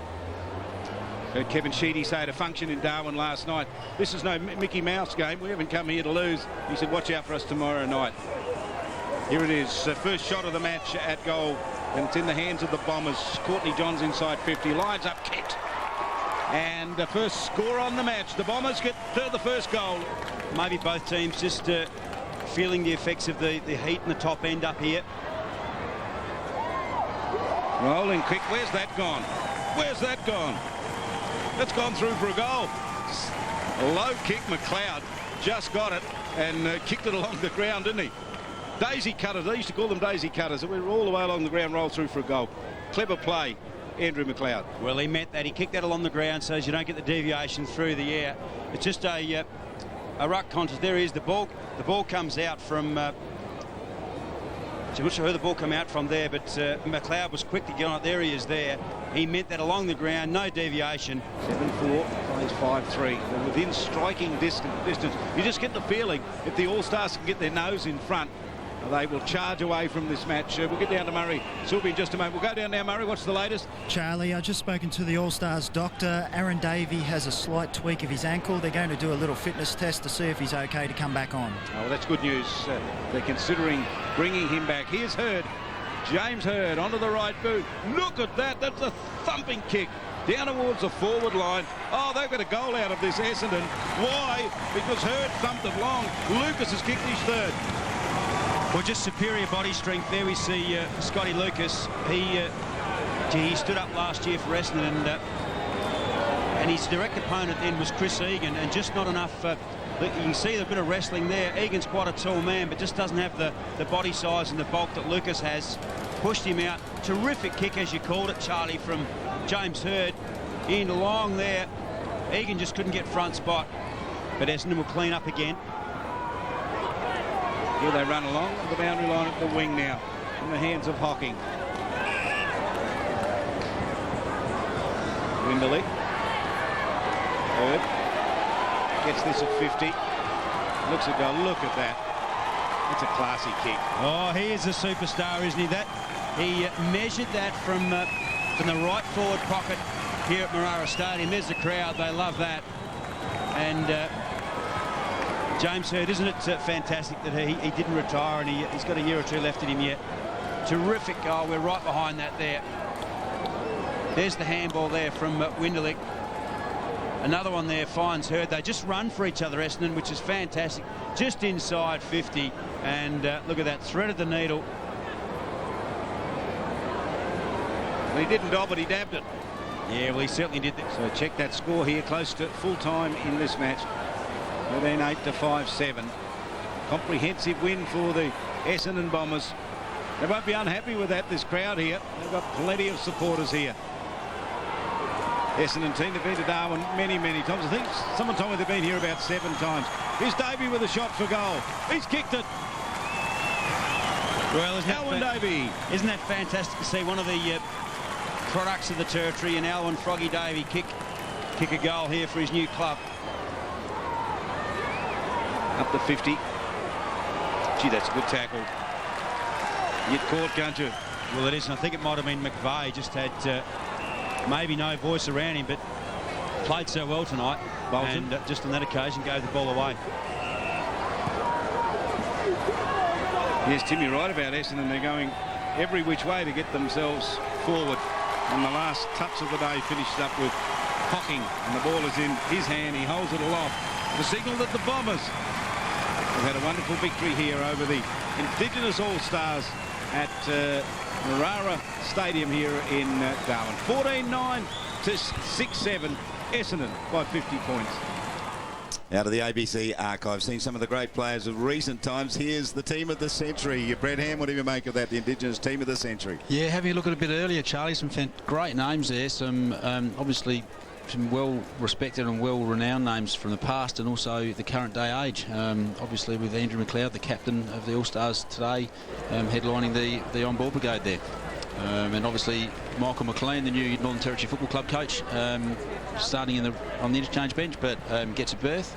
Cantella, good to see the name Cantella, obviously up here in the territory, and the Cantella name's quite popular with the TV Islanders, so that's pleasing to see. Obviously Michael Long on the wing with the great speedster Peter Matera from West Coast Eagles, so lots of players from the past and present involved. Not a bad team you'd like to coach at Wisden, and Mickey O'Loughlin there named in the side, and we've got him down on the boundary line with Leon Compton. Leon. And he's twitching, Charlie. He's twitching and he's hot and he wants to be out there. Mickey O, what do you make of the first half? Yeah, it's been fantastic so far. The guys, you know, we're playing a bit out of our weight, so we've got a fairly small side in there tonight. But we're doing the best we can, and I think it's come along very well. And what, you're 3 goals up at this stage and still doing very nicely. That's certainly their plan in the second half, to stick more tackles, put a bit more pressure on you. I suppose you're hoping for some rain? No, well, our boys have been fantastic. As you mentioned, the tackles and the pressure. Our smaller guys, you know, the Riolis, the Campbells, these type of guys, they've been great. So that was our focus. Last year, the last game, we probably lacked that in the end. We got beaten convincingly. So this year was a very, very big focus on that. Who surprised you in the week at training? Who should we keep an eye on in the second half, who perhaps isn't a household name yet? I think he already is a household name. Jonathon really impressive. Been very, very pleased with his preparation. As a fairly young guy, he just wants to learn and get better. So he's probably one. And Travis Varcoe has been great for us. Kicked a goal with his pressure, and he's another one to look out for. Righto, Mickey, hopefully maybe see you out there again one day, but good to talk to you. Oh, maybe, mate, maybe. Cheers. Michael O'Loughlin, he's got a foot injury, but we might see him soon. Let's have a look at the goal kickers and some stats with you, Brett. Yeah, goal kickers for the All-Stars. Daniel Mollop started the game with a goal very early on, which was good to see. He finished up with 2, with Varcoe, Burgle and Pearce, Rioli and Wonaeamirri with 1 each. And the Crows only single at the moment, but Tippett's been their most likely target up forward, with Shirley and Vince scoring 1. The stats at the moment, as you can see, the All-Stars are ahead with the kicks, the handballs. I thought they would be ahead with that at the moment, but the Crows obviously leading that way.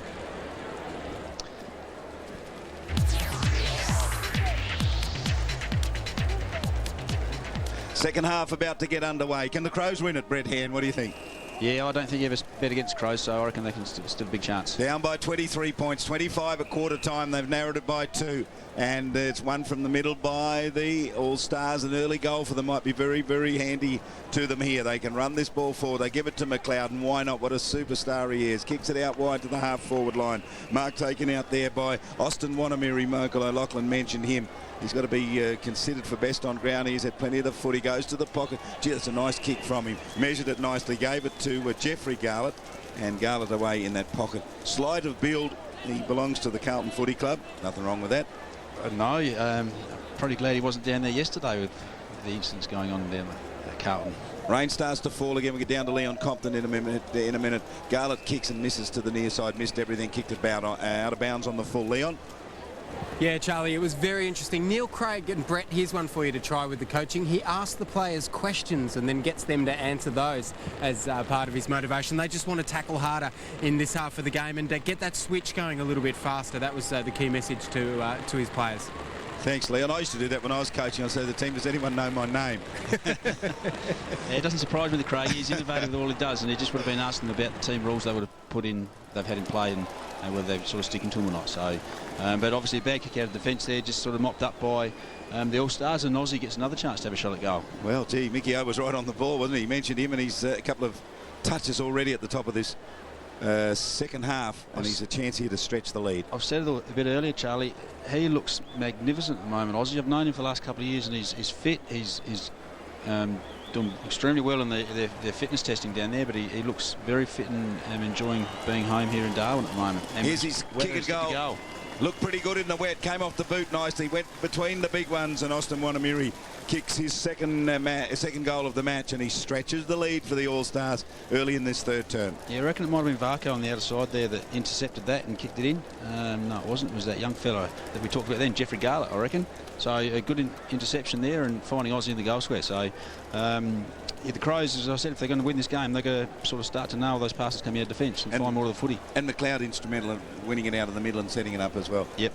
His disposal is just first rate, isn't it? And Pearce in there with him as well. The big ruckman does it for them. Griffin out of the middle. The Crows win it though. That's a little push after the kick got away from Varcoe. Umpire's okay with it. Ball goes to ground. Gathered in there by Doughty. Hurried kick there off the boot. Cook was smothered down. He couldn't get clear with it.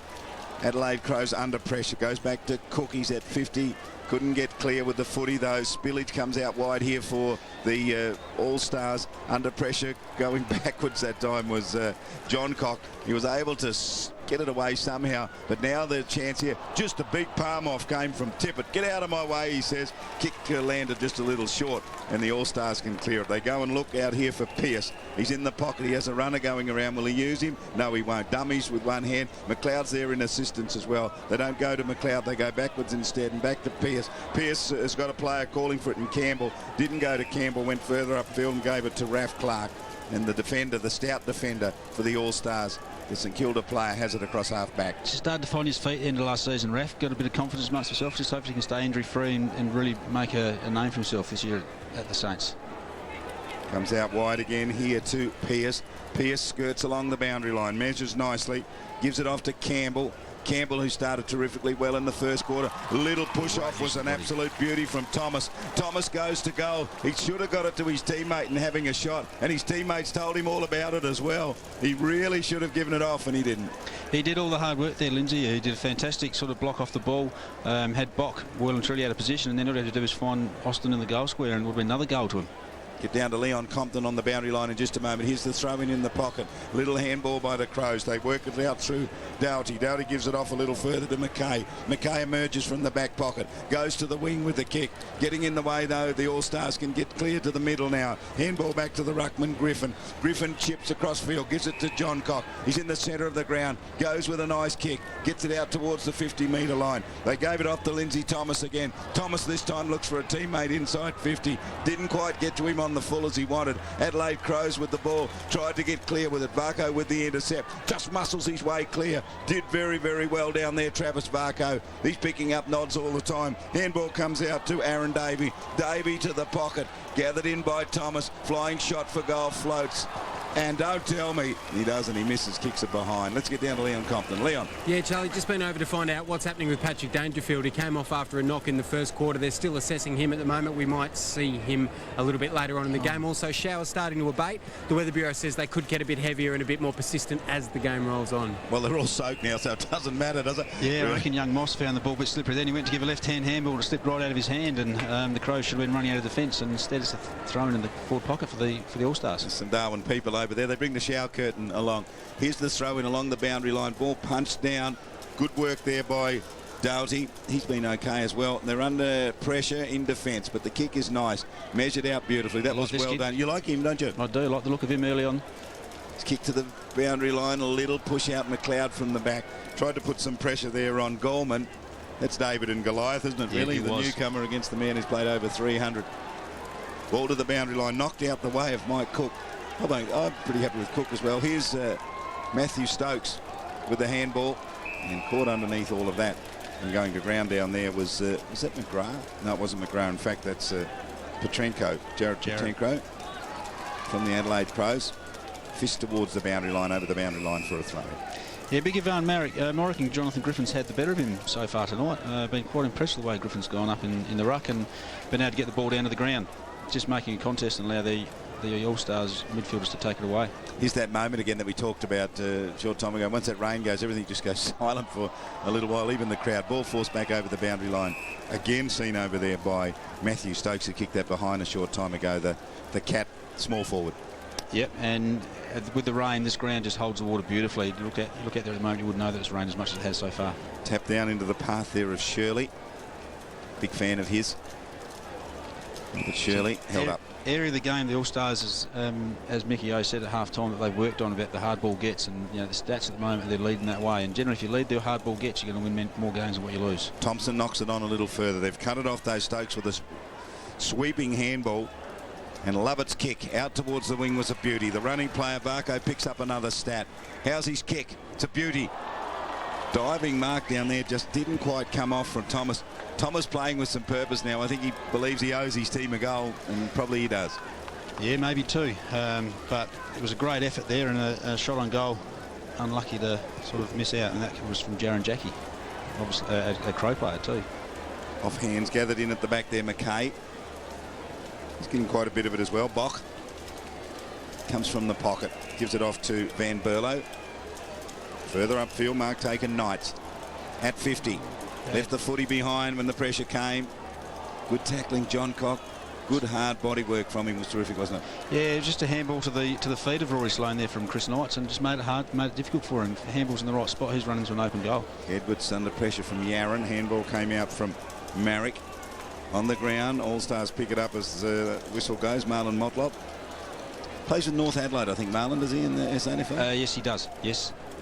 Played a few Sydney games last year, and obviously looking to get his chance this year if he can. Part of that great Motlop dynasty. They've just produced some great players, haven't they? Yeah, they have. Yep, and another one taken this year in the draft. Our own Steve Motlop from the Thunder program this year is down at Geelong, so all the best to Steve. Tyson Edwards has the free kick here. Daniel Pearce wasn't happy with something there, was chatting to the umpire about, but his kick was measured pretty well, just outside 50. The mark taken there by Brent Rioli. 93 games for the Crows. Yeah, last year Rioli had a few injuries with a broken wrist. I think he missed a number of games, and the year before he was a real key playmaker in the midfield, so they missed him last year, and he's obviously looking forward to another good season.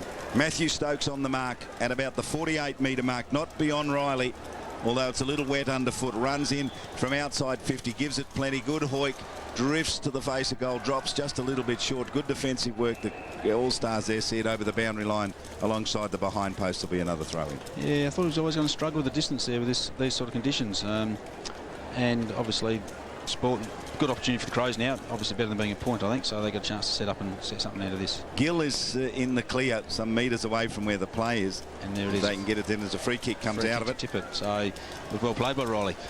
Well done, Rioli, yes. Yeah, so what was that, a rucking infringement and all of that? Rucking, yeah, hanging on, I think. So Kurt gets another shot at goal. As I said, this guy come back from a back injury a couple of seasons ago, pre-season, and showed some good signs last year. So he's obviously still only quite a young guy, I think 21 or 22 years of age, and played 19 games last year, so in the year before. So hopefully he gets a good fist of it this year. Goal in the second quarter. He really should kick this one. Umpire doesn't have to work. It's a nice off the boot, and he becomes the first multiple goal scorer for the Crows. Yeah, he's a likely type up forward. He very strong mark and a very nice goal. Kicks the ball a long way. So a good start to second quarter, third quarter for the Crows. Here's that kick at goal. That's his second. Shirley a goal and Bernie Vince a goal for the Adelaide Crows. And if you look across at the All-Stars, 2 goals to Austin Wanamiri and Daniel Motlop, and singles to Varcoe, Sean Burgoyne and Daniel Pearce, along with Cyril Rioli. Oh, here comes that rain again. Absolutely starting to belt down again. Big thump out of the middle. Good work there by Marek. Look at the run from the All-Stars here. Johncock clever with the run around. And Lovett getting involved. Here's Johncock again. Gee, they're on him in a flash. Caused him to get rid of it. Handball came out quickly that time from Petrenko. It was Jared Petrenko. You can feel the tempo lifting in this all of a sudden, can't you? Yeah. I think both teams realised the next the next 5 or 6 minutes of this quarter might very well decide this game. Razor Ray Chamberlain's just given away a 100-metre penalty against Chris Knights. Something happened there, and then he gave him a bit of a mouthful on the way back. Knowing Neil Craig, I think Chris will... This will go right to the goal line. Yeah, it will. Yep, so I think Chris has got the headphones on very shortly. And I think Lovett's got the ball, hasn't he? Yep. Andrew Lovett's going to go down from the dot.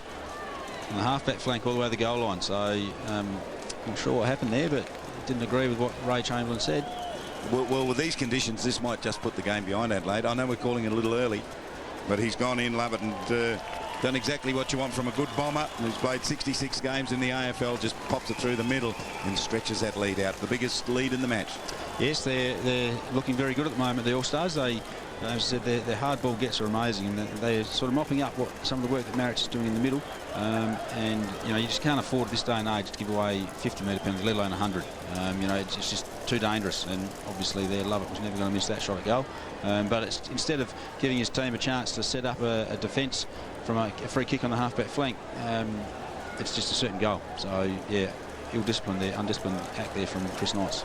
25 at quarter time, 23 at half time. It's out to 31 now in favour of the All-Stars. They haven't been headed tonight. They've played terrifically well. The wet conditions suiting them here. Knocked out further by the running player Petrenko. Provides a shepherd for Stokes. Couldn't pick it up first time. Gave the look away. Handball was cleverly done. Stuck in the pocket here. And the All-Stars come with a searching kick to Marlon Motlop. Motlop one way and then the other, steps. Measures nicely. Good kick from him. And a nice mark taken there by, who's the Cam Stokes, is it again? Kicks it out wide, rolling ball towards the boundary line, goes over. Yeah, just looking at it at the moment, Charlie, just trying to see if Cyril Rioli, oh there he is, I'll just come back on. He's gone a little bit quiet. His first half was quite good. He's just walking towards the half-foot flank at the moment, so he'd be looking to find the ball again this half.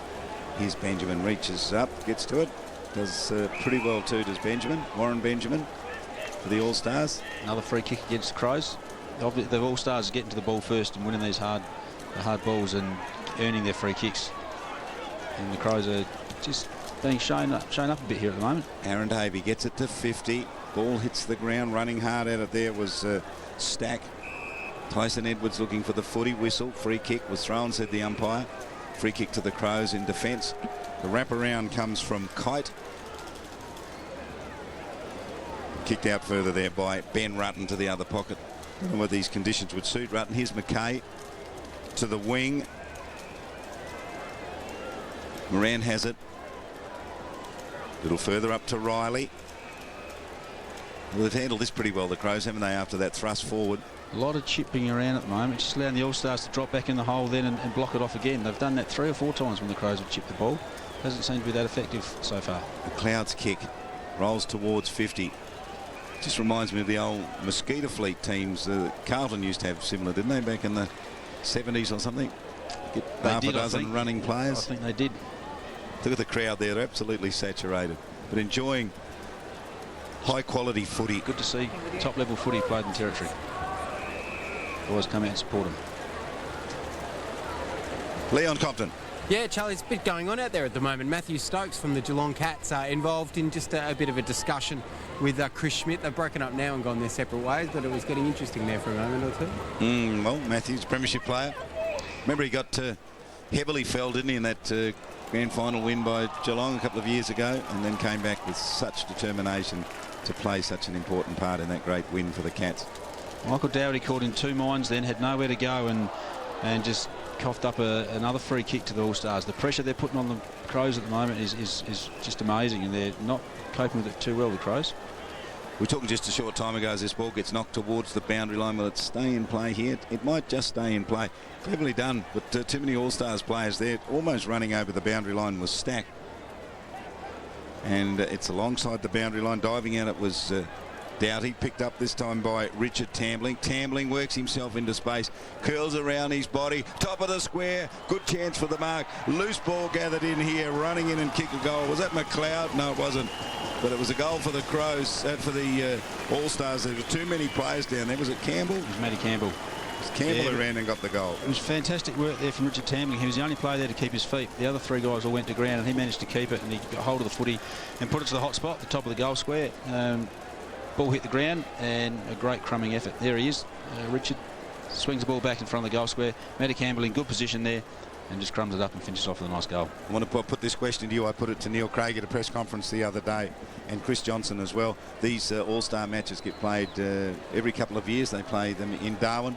What about this for a suggestion? Play it every year. Play 1 year in Darwin. The next year, play it at one of the major football venues in Australia, the MCG, maybe Melbourne 1 year, back to Darwin, then to the SCG, and play it on Australia Day. Play it as the main football match on Australia Day. Neil Craig didn't have a problem with that at all. What's your thoughts? Look, the training they do these days, I reckon these guys are ready to play at Australia Day. You know, some would argue that it's probably a little bit early in the season, but I reckon it's such a great spectacle, and you know, although it's good to have it up here in Darwin, I reckon the whole of the country needs to see it as well. So play it around, you know, from year to year, Western Australia, South Australia, the MCG will be just a great job. And on Australia Day as well, celebrate Australia. I mean, nobody's done more for Indigenous relations in this country than Australian rules football, the AFL in particular.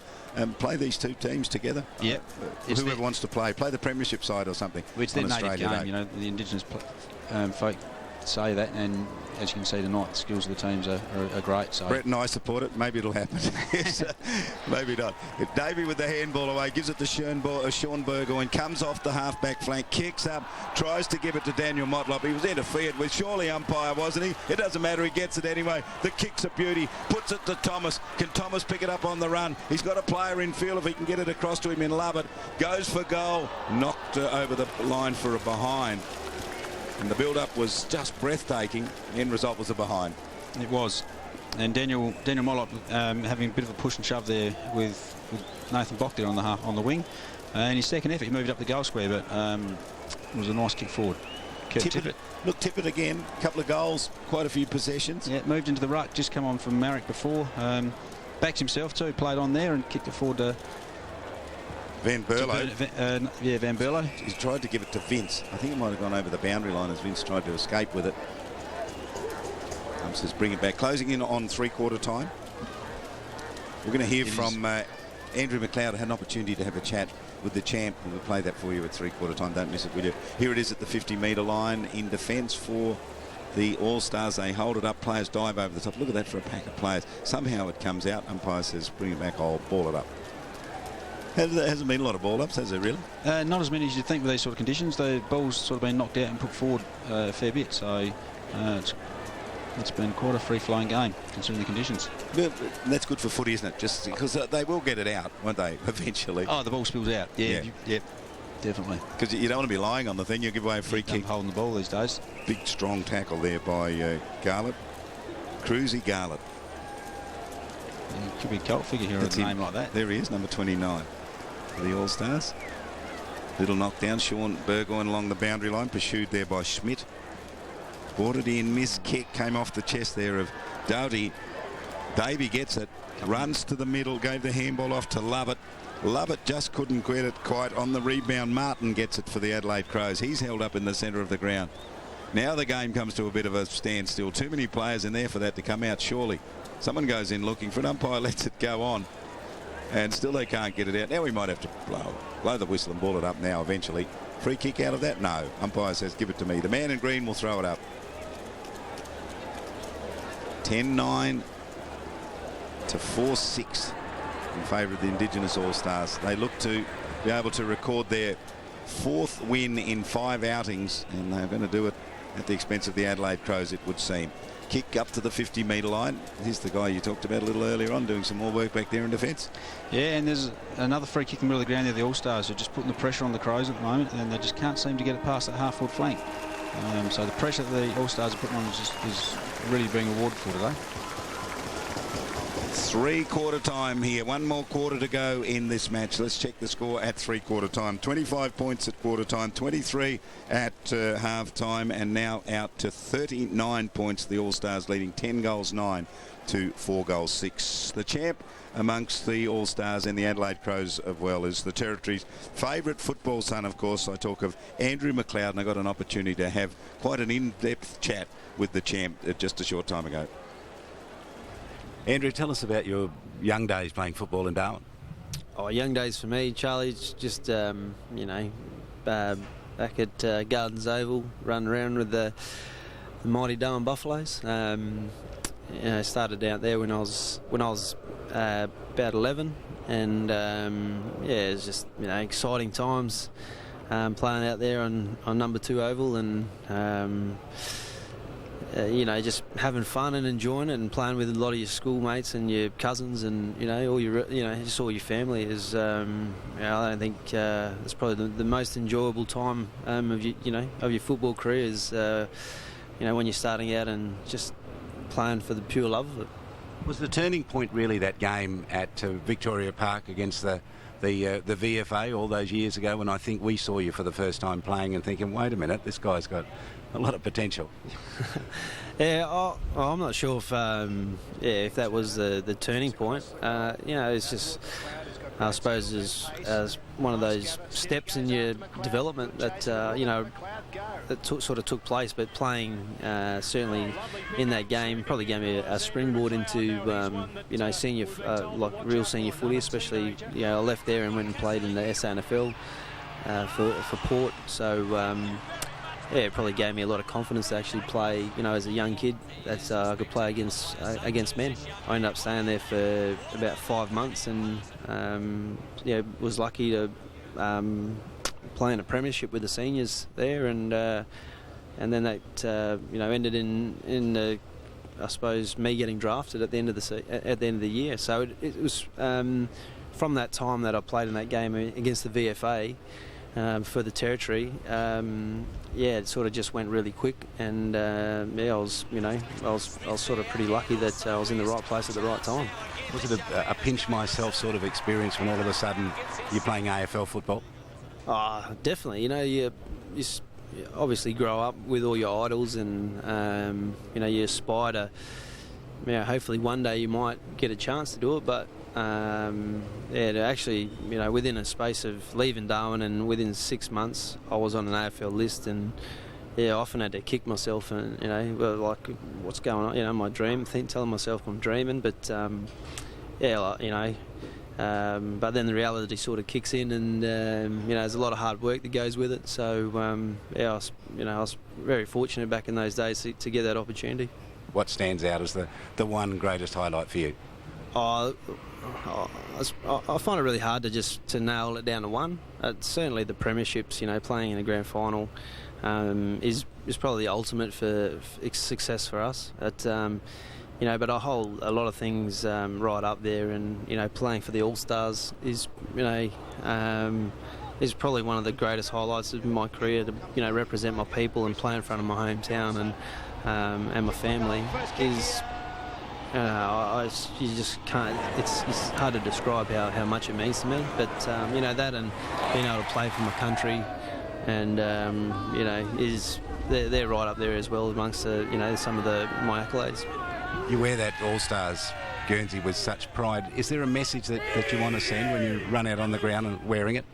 I think it's one of, for me, it's all about honouring the history of our people, and especially certainly the guys that paved the way for people who paved the way for where we are today as a people. But it's about honouring the past, the present, and the future. I think for me, and it's just a real proud moment. When you put that jumper on and you come out, and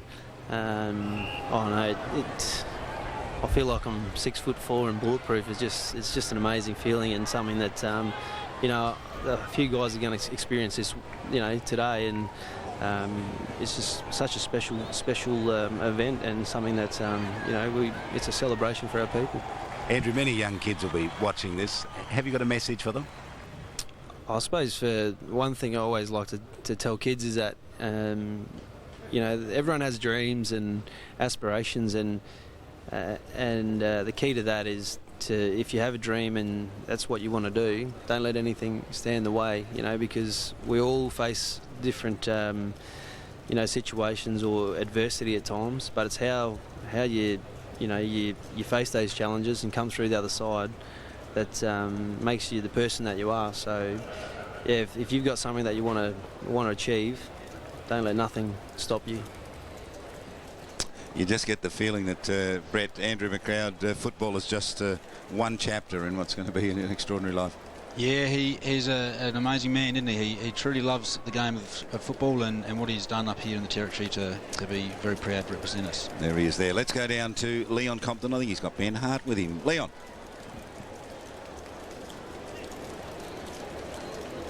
Indeed, Charlie. Adelaide legend Ben Hart. And Neil Craig raised his voice there. He wanted a bit more commitment at the contest. He wasn't interested in a lot of what he'd seen in the first 3 quarters. No, we just probably need a little bit more strength around the footy. I think they've been first in a lot of time and getting their hands on the footy and being able to use it because they're so good below their knees. So we need to, show a little bit more grunt there. Let's walk to the boundary line as we talk, Ben. What else are you looking for in the last quarter?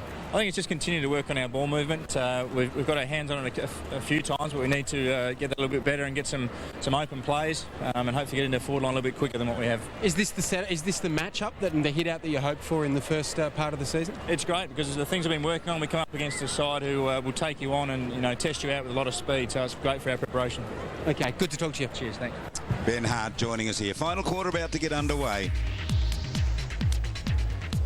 39 points the margin for the Crows. Are they capable? They've got a mighty task in front of them. They'll win this first ball out of the middle. What they want is a goal in the first minute of the game and then just pile them on. But you've got a feeling that the All-Stars seem to have them pretty much covered. Held up in the middle. Brett Hand, your thoughts? Yeah, I think as Leon said down there, Craig, you're not very happy at all with what he saw in that quarter. I think they were outscored 3 goals 4-1 goal in that quarter, and that's not good enough from a team that the Crows hold very high expectations of what they put on the ground. So they'll be looking to redeem themselves this quarter and definitely win this quarter at least. Had there been some positive signs for the Crows? I think their young fellas have shown some good signs. That young Tony Armstrong, number 39, has been very good, and it's been the other guy that's impressed me a little bit is young Mike Cook. He's had a bit of a go at the ball every time it's come near him. So, yeah, there's some signs out there for the young fellas. They've got 10 debutants out there, and Kurt Tippett's finding a bit of the ball. So, some positive signs, but not enough for him at the moment. Gee, some great skill here. Look at this run forward. That was terrific work. Petrenko, Petrenko with a handball over the top, gives it to Jacky. Jacky goes inside 50, measures it off, gives it to Campbell. Campbell goes back and bangs a goal and puts it through the middle. And if the Crows had any thoughts of winning this match, I think it's been snuffed out in a minute in this final quarter. Yeah, once again, turnover here on the wing through just the pressure applied by 3 or 4 of the All-Stars boys, and then just a series of handballs just to allow them to get Petrenko free, and then to Jacky, and then Campbell finish off with a nice left foot goal. Their slick handball tonight's been fantastic. The balance in Campbell there was terrific. Yeah, just a nice little slot and left foot kick, just poised himself and then just finishes it off, kicks right through the footy. Good lesson. Daniel Modlop happy in the goal square, and the lead stretches even further, 11-9 to 4-6. Now the margin 45 points. Leon? Yeah, lots of pats on the head there, Charlie. That goal brought the grandstand alive, and they were pretty pumped at 3-quarter time too. Real comments from the coaching staff. Just keep committing to the contest, that factor that's making Neil Craig so angry. And use your feet, not your hands so much. Get it on the foot in the final quarter. Let's see if we can see a bit of that happening now. Well, the All-Stars have just found some explosive pace here all of a sudden. This ball being held there by Jeffrey Garlett, just couldn't keep it in. You can see them running from everywhere, that confident run forward that we see from teams when they're in control of the match. Yeah, the ball's popped up in the middle of the ground down there, in the middle of the forward line for the Crows, and Johncock came steaming through and just spoiled it by about 10 metres and got the ball down the forward lines at the moment. Saw Darrell White there a short time ago amongst the coaches in the coaching room with the All-Stars. Ball held up here, deep in attack for the Indigenous All-Stars. Darrell's still having a kick at the moment, up here playing with Southern Districts. Lindsay Thomas, high tackle, free kick given away. It's going to be an All-Stars free kick. Something they've done very well tonight. They've put the head over the footy, they've earned every free kick they've got, and they've been first to it. And that's what's really annoying Neil Craig, I'd say, at the moment. So the ball goes back here to Lindsay Thomas, 35 games with the Kangaroos. You can see the angle there for him, it's pretty tough.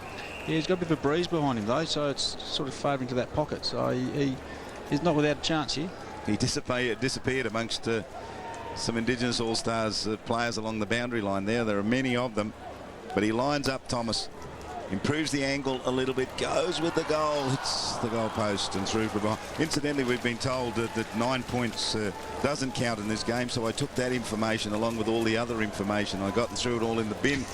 I've no idea where we're going. Sent us on a bit of a wild goose chase there with some information we were told tonight. Not to worry. Well, we do apologise if we've misled viewers, but that was the information we were given. Anyway, it's not going to go down to the wire. That's a good thing. Ball knocked back towards the boundary line. Gee, heavy tackle there came on Gorman. Yeah, another Crows player's gone down injured. A couple of a bit of a stinger on the shoulder, I reckon. Could be his collarbone. It might have been Gorman, I think. He said he got hit pretty heavily. We'll keep an eye on him. Leon won't have a look as he comes off. It certainly looks like a... Doesn't look good with the collarbone by the looks. Shoulder. It'll be a real worry. We'll see if Leon Compton can keep us across that. Here's the ball held up on that far side of the ground. Yeah, another one of their young guys taken, Gorman, and yeah, he's struggling. So hopefully it's nothing too serious for the young boy. Quite a few runners have gone to his aid. All-Stars, meanwhile, have it. Little chip kick inside 50. Goodwin measures off the handball and gives it off to Moss. And they come away from defence now. Kick outside defensive 50. And the runners go further downfield. They're going to have to be good to get to this. If it hits the ground, you'd imagine that All-Stars will get there first. Caught in a tackle, though. It was beautifully done. Campbell was caught up. It was good work back there by Cook, who was involved in all of that. And Bock gets across there as well and gets involved in some tackling. It was well done by Cook. Then Campbell was trying to get away from him and he just managed to hang on to the Guernsey and brought him to the ground. And Campbell had a couple of players upfield as well if he'd got to it. Cook's kick along the boundary line, drifts, comes off hands, out of bounds, touched as the umpire will be a throw-in. As Gorman makes way off the ground. Doesn't look real good.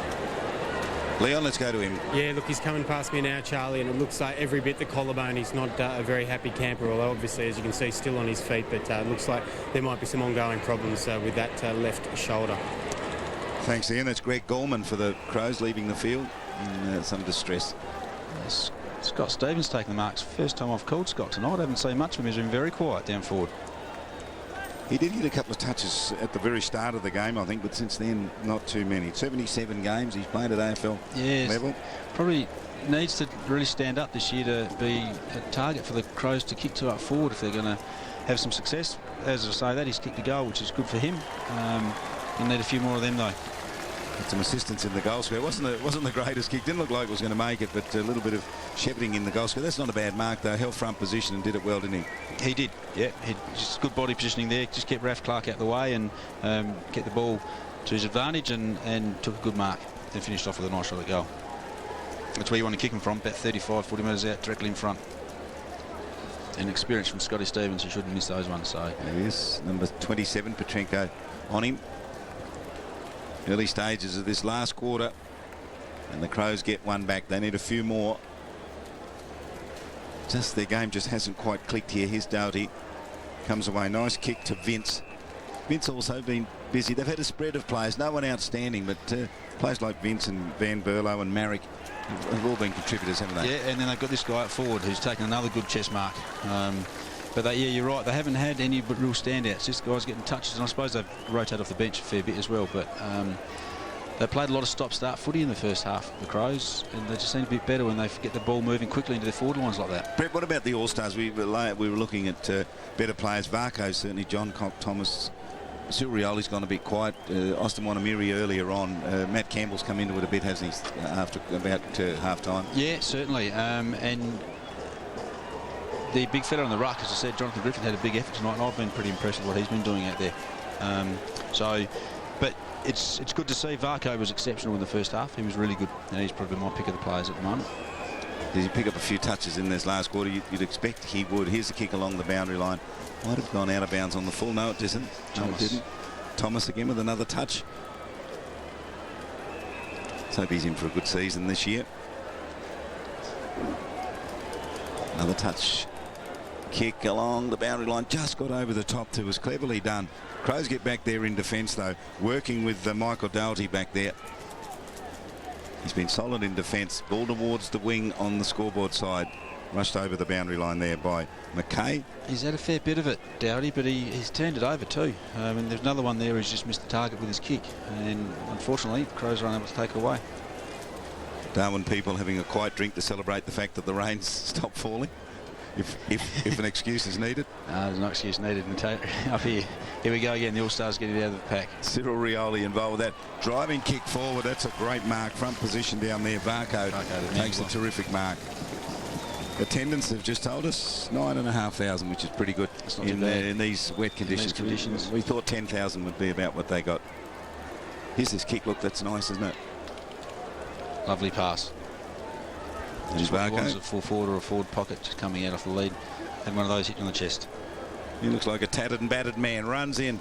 He's kicked a goal. Expect him to kick and he's got another one. He has. Yep, good work there from Cyril, and the boundary throw in on the outer side of the ground there. The All-Stars were able to take it away from there. A series of handball again, just too slick and too quick for the Crows, and Rioli managed to pick Varcoe off coming in the goal square. He's been as good as anyone, hasn't he, Varcoe? Yeah, and just holding the Guernsey, very proud man. It's good to see him up here playing some good footy. Plays with Geelong, of course. He's with the Cats. Yeah, probably trying to put the memories of last September out of their minds and looking forward to this this year. Player coming off. Is it Andrew McLeod with the blood rule? Let's see if we can find out from Leon. Leon. Yeah, Charlie, looks like he's coming off for a spell. It's been amazing across the course of the game as he's got around and talked to the young players, how they listen to him. It's like they're at church. Just been down and having a look at how Greg Gorman's going. He's still being assessed. The jumper's off and he's still not happy. He's got his wing across his chest and it looks pretty serious. Good on you. Thanks for that, Leon. And McLeod's certainly bleeding. He's yeah, a bit of friendly fire. He's got a blood nose. He's wiping his face now as he comes off. And that will be the last of him, you would think. There'll be no point sending him back out there with just about 9 minutes left to go in the match. They'll name the best player on ground at the end of this match as well, won't they? They will, yeah. And the best player today will receive the Polly Farmer medal, obviously after the great man, and yeah, a fair honour for the guy that receives that today. Tip down in towards the pocket here. Adelaide Crows under some terrific pressure down there. Varcoe again. Oh, he gave it off beautifully, Varcoe. And the tackle was ferocious on Thomas, and he's drawn a free kick out of it. His last quarter's been magnificent, Lindsay Thomas. He's been all over the place. And just the hard work there. Just ducked his head a little bit, and the Crows play come in over the top and just got him too high. So Lindsay Thomas. Young Aaron Kite there. 35 games with the Kangaroos. From point blank range. Kicks. Made the goal umpire work a bit, didn't he? Yeah, he squeezed it in. He got the goal. And they get another one in the last quarter. That's their third goal in this last quarter, and the Crows have kicked one. Yeah, just a bit of a casual sort of stroll up and kick there, like a Sunday afternoon stroll there from Lindsay. But a man of his calibre doesn't miss those sorts of shots. So obviously giving the Crows a few headaches this quarter is Lindsay, which is pleasing to see. Let's check that score. 13-10 to 5-7. Adelaide really just haven't been able to get into stride here. It was 25 points in favour of the All-Stars at quarter time, 23 at half time, and 39 at three-quarter time. And you can see it there now. It's out to the biggest lead of the match, 51 points.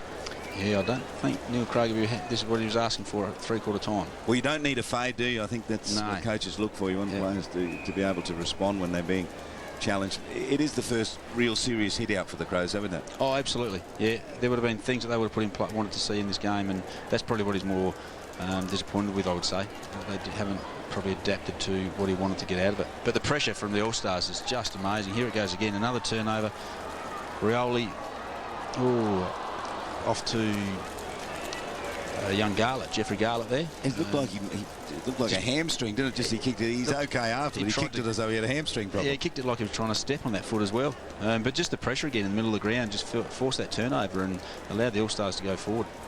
Got about 8 minutes left in this match. Here's the thumping kick by the Adelaide Crows in tough conditions. Big climb out there. Ball goes back towards the boundary. It might have been a free kick picked out of all of that if you go up that high and interfere with someone. Got to get your hand on the ball at least, I think, Charlie. You can't have your foot on their shoulder. And without touching the footy. If it's touching the footy, it's all right. They do have front position down there, and good running player going around there was McKay, who again's worked hard. It's not parked under the footy. It's been dropped. The big man gets across there, Griffin. Brad Moran, you can't afford to drop those marks in this sort of conditions. Griffin over there to mop it up. Let's just go down. Leon's got a question for you, Brett. Leon. Just Brett, touching on what Charlie was saying earlier, do you think this game's going to affect the Crows' confidence as they sort of gear up for the season? Oh, no, Leon. As I said, they just want to put some things into place that they want to see, and they'll reassess it. They'll look at it, look at the vision, and put into practice, I suppose, what they haven't done well. It's a very different side to what you play against in the AFL competition at the moment. This All-Stars team, it's a very quick, young, and very, very skillful team. So a fair bit to work on, but they'll get bits and pieces out of it. Daniel Pearce, handy contributor, chased that ball to the boundary line. A little bit of pushing from the back there from Moran going against Griffin. They'll be teammates in a week's time. Handball came out from the All-Stars, Cameron Stokes. I reckon Griffin's probably got his hand up for that job, #1 job at the Crows at the moment. Another touch here, Lindsay Thomas. It's been a big last quarter. He has, slowing the game right down. Well, you might as well. 14.5 minutes gone, 20-minute quarters. Thomas with another touch. Dances, steps in the man, brings it back in play. Charge there from Nick Gill. Thomas again. And Gill's found it hard to get into the game, hasn't he? He has, yeah. Showed a little bit early on, but once again, here's Tambling. Good crummy position, not the best for a kick. Varcoe was there if the ball hit the ground. It didn't. It was done well by the Crows in defence. And they do have a circle of players running inside 50 now, and they want to use them. The lead upfield is going to be Thompson. Slow in getting there. That's right, just too slow to get it to Thompson. He was by himself for a long time, but he did have another option because that man presented Tippett 2 goals in this game. He's at the other end of the ground now in defensive 50, kicks to the wing, floats towards the boundary line, beats everyone, goes over the boundary line and out of bounds on the full. So the Crows, when they get the opportunity, messed it up. Can't seem to get it past the half-back line at the moment, the Crows. Oh, that was a clever mark. Now, you've rated Griffin, haven't you? Jonathon Griffin, you liked his performance today? I have. I've been impressed with him in the ruck. He's battled quite manfully by himself tonight. He's had a couple of spells from young Warren Benjamin, but he's done the bulk of the work in the middle of the ground and shown little bits of glimpses around the ground. So he's obviously realised that he's got a bit to do to stake his claim as #1 ruckman for the Crows this year. And Johncock, we mentioned him, he's been pretty good today. Yeah, he has whole been match, very hasn't good. he? Yeah. Just the Rocket Gibraltar back there. Loves to see the ball coming at him, and then once he does, he can run away with it. So he's been quite impressive. So ball held up here inside 50 for the All-Stars. Reaching up and touching it there was Tippett. It's a high tackle gathered by Lindsay Thomas. That's a mighty kick at goal, but it just touched on the line and through for a behind. He's all over it. He's brought his own ball with him this last quarter, Lindsay. Well, he's had a fair bit at all match, hasn't he? He has. Would you rate him better than Johncock tonight? Yes. Yeah, I would at the moment, I think. His second half's been really good, so he's probably been around the ball a bit more than what Johncock has, but when the ball's come down, Johncock has done what he's had to do. So closing in on full time here. 90 plays 37, 16 minutes gone, nearly 17 minutes gone in the last quarter. And it's been a wonderful performance from the Indigenous All-Stars. They're going to power away to a big win here. I wonder how long we'll have to wait before we see him again in action. Hopefully not too long, Charlie, but there's just a free kick here given away against Andrew Lovett to Bernie Vince, and 50-metre penalty to go with it. So Bernie Vince is going to go down from point-blank range. Lovett doesn't appear to be happy with something. Well, it's played in pretty good spirits. What have you thought? Yeah, it has been. So you expect it to As you be. expect. It's a entertainment game. That's what it's for. It's not for points or anything, but not to say the guys aren't going there trying to win. Certainly trying to put things in place. The Crows and the All-Stars, well, it's an opportunity for them to represent their people and be proud of it. And they've certainly gone out there tonight and shown that. And Chris Johnson, has he coached it well? I think he has. He's certainly the emphasis he's put, as Good said Adam Good said at quarter time, about winning the hard ball gets and the clearances. They were the sort of two areas they were hoping to win. If they knew they could do that against the Crows, at the skill level sort of take it over, and they've done that and they've done a sensational job with it. So for his first up effort, Chrissy Johnson, who was copping a bit of flack about it, I think he's done a fantastic job. Well done to Chris and the boys. Look at Tippett here. He's in ruck, he's in defence, and he's kicked a couple of goals as well. And he's fighting in there like a rover as well. He's been pretty good today. They can take plenty of heart from his work. A long handball came out from Burgoyne. Here's the run forward up towards the 50-metre line. They want Modlop down there. He got a little under the footy. Goes back towards the boundary line. He couldn't get it. Pushed on by Moran. Modlop onto the ball now. Little handball. Did he give it to himself? He did. And then he went over the top. A little snap kick. That's unbelievable. I think that was through for a point, though. Hit post. Goodness me.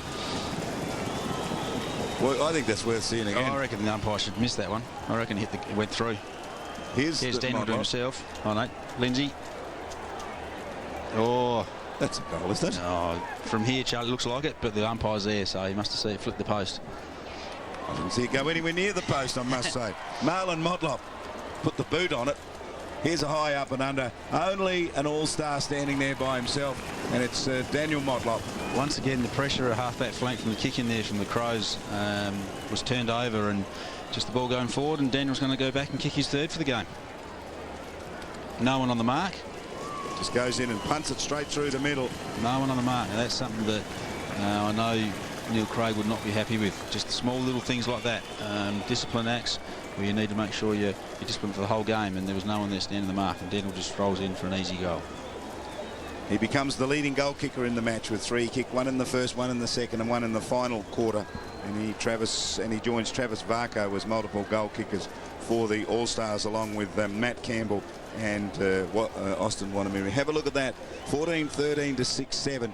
You just didn't realise that the All-Stars got that far in front. 54 points. It seemed a much closer contest. It's been enjoyable, though, hasn't it? 9 goals has come out fairly quickly. So, it's been a very enjoyable game. But the All-Stars have been too skillful and too hard at it tonight, and that's the final score. There it is, the final score. It's a mighty win for the All-Stars. They'll be absolutely thrilled with that. No more so than that man, Andrew McLeod, and along with Chris Johnson, who coached this side today. The All-Stars celebrate here at Marara after recording that big win over the Adelaide Crows. 14-13 to 6-7 is the final score. And a great team effort from the All-Stars. They sort of went on and off the bench all night, and all of the players out there contributed and did something tonight, so they'll be quite proud of their efforts. And as for the Crows, a bit to see out there. They had 10 debutants tonight, and they had a few of them sort of find the footy. As I said, young Anthony Armstrong found a bit of it, but it's only early in the season, and their first NAB Cup games next week, so they've got a bit of work to do this week and a bit of soul searching to do after a performance where they only managed to kick 3 goals in the second half. So 6 goals and a half of footy is not something that Neil Craig would be too happy about. Graham Johncock there, shaking hands with his mates, his teammates, along with Mathew Stokes. There's Austin Wanamiri. We look forward to seeing him in action. McGrath. Plenty of smiles on the faces down there from the boys. They've been a big week for them. Spent the whole week up here, obviously, so for them to do that and then put this together, they've really gelled together. And talking to some of the coaches, Jason Misford and Chris Johnson, before the game, they've really gelled as a group, this group of boys, and quite impressed with the way they played tonight. They played like a team. Stack, you saw him there a short time ago. Number 44 there is Jared Petrenko. Number 14 alongside him is Stack. Let's have a look at the goal kickers from this match with you, Greg. Yeah, leading goal scorer tonight was Daniel Motlop, who started off with a goal in the first minute of the game and looked lively early on, and then finished up with 3 for the game. Travis Varcoe, his presence around the ground was very good. He was hard. He was strong at the contest. He fought the ball on the ground and managed to kick a couple of good goals running through the half-forward flank.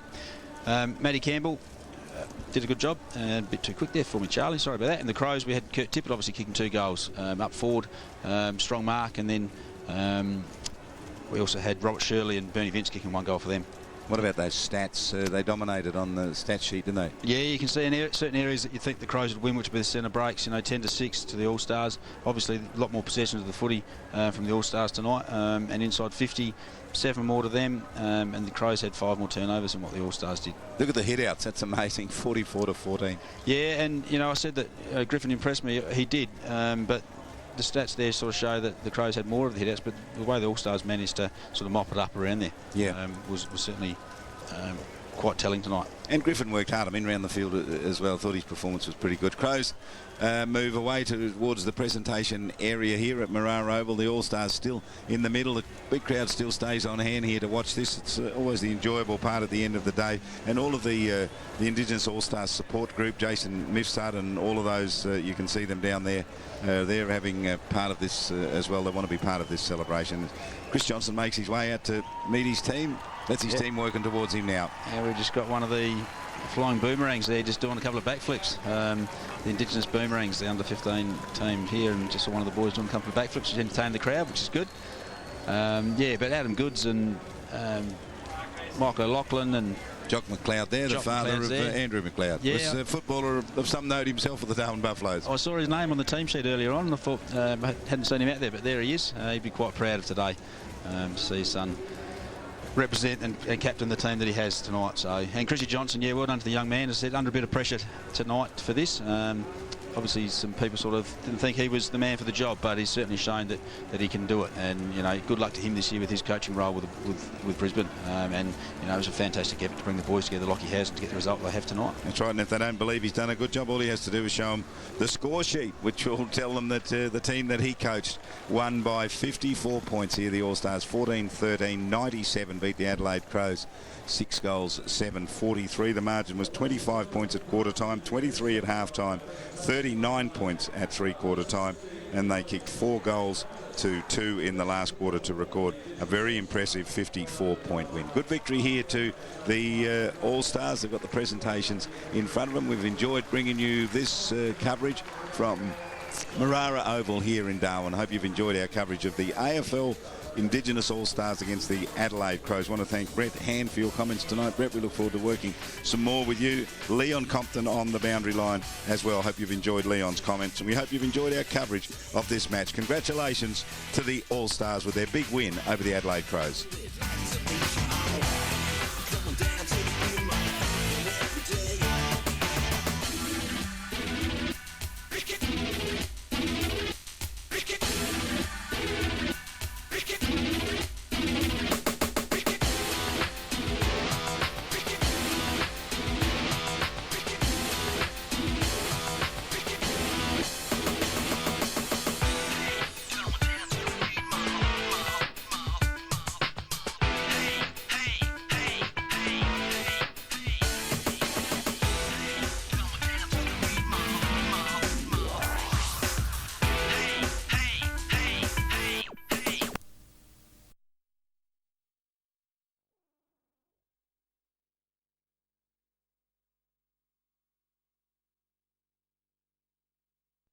From the Dandenong goal.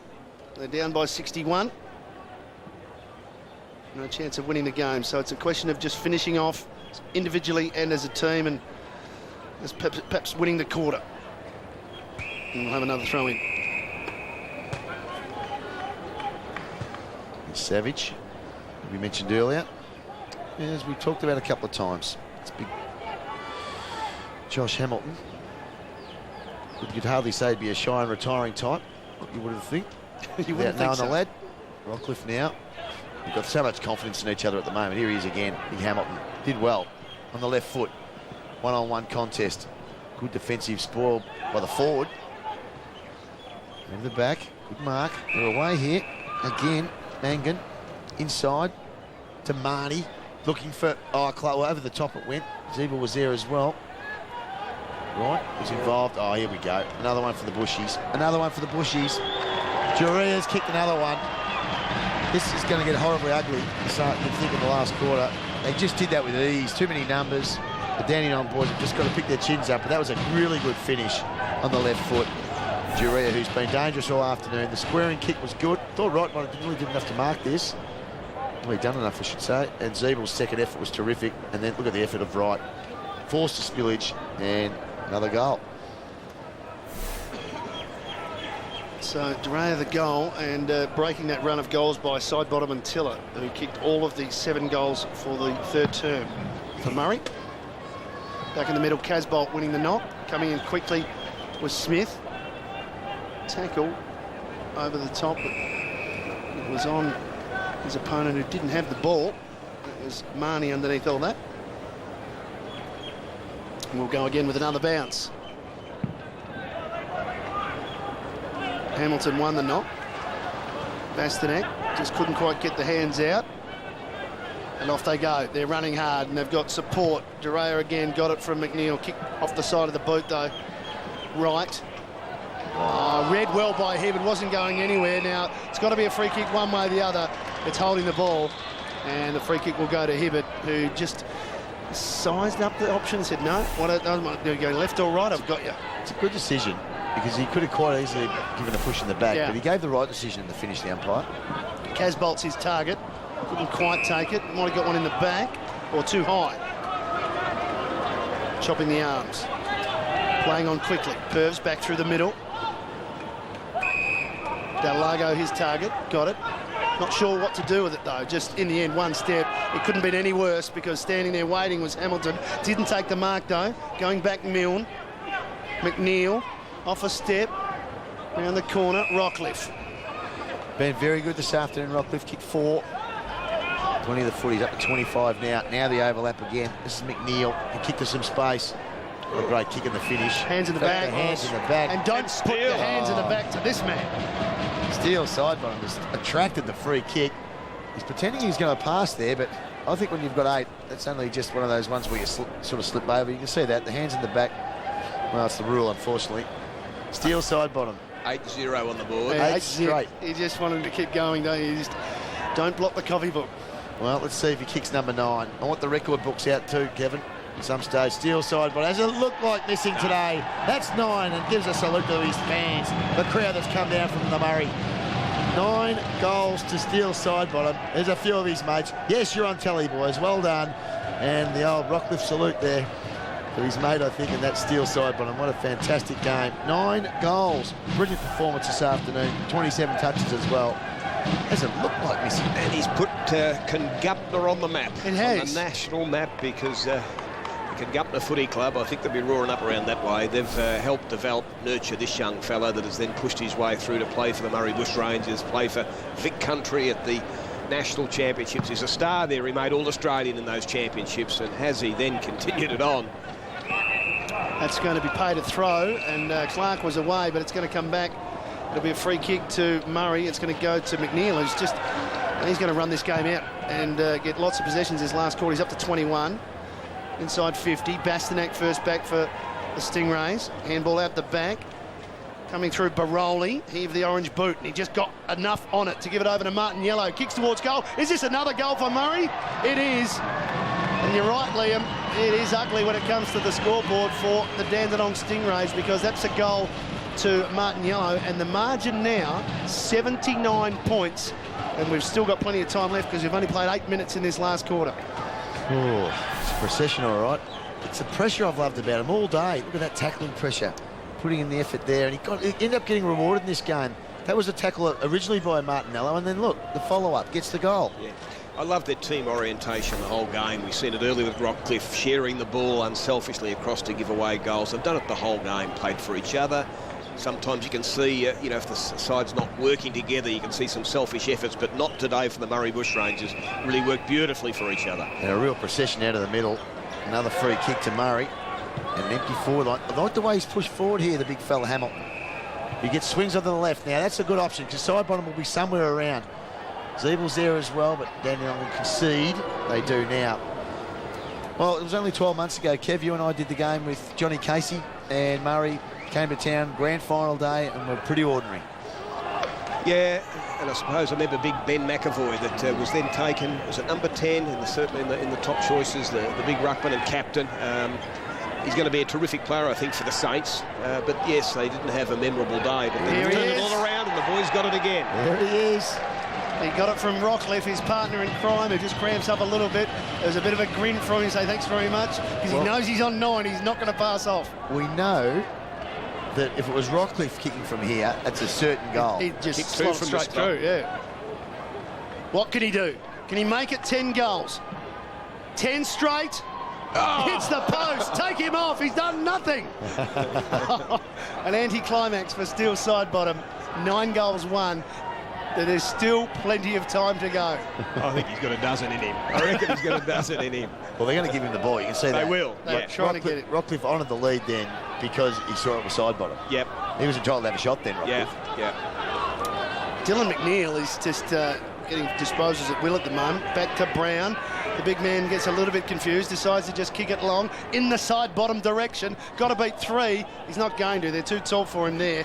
Gillies on the left boot. Looking out wide and finds Smith. He's attracting more defenders than Buddy Franklin at the moment. 5 blokes went to him then. He's Franklin-esque. There's Big Brown. Oh, good work. Started the ball rolling, I thought, in the first quarter with his work rate. Murray got on top from quarter time onwards. They had a 21-point lead at quarter time. Stretched it to 35 at half. 62 at three-quarter time, and unfortunately this margin might end up near 100 points unless they square up balls like that. But no, game off in the end. Spur Thistle bangs it in high and long. Zeebel's there, but all the numbers back with Danny. I mean, you can see pretty much a half a ground flood here, pushing back into all the numbers there to the Murray forward line. He's tried hard. He has, yeah, possibly their best player, although he had some moments where Rockcliffe got into him for 10 minutes, but he's been very He's been good since, hasn't he? Yeah, worked very, very hard for his side. You can see him watching the videos before today, looking at the games, that he's a competitor. Yeah. And I've liked his game here, but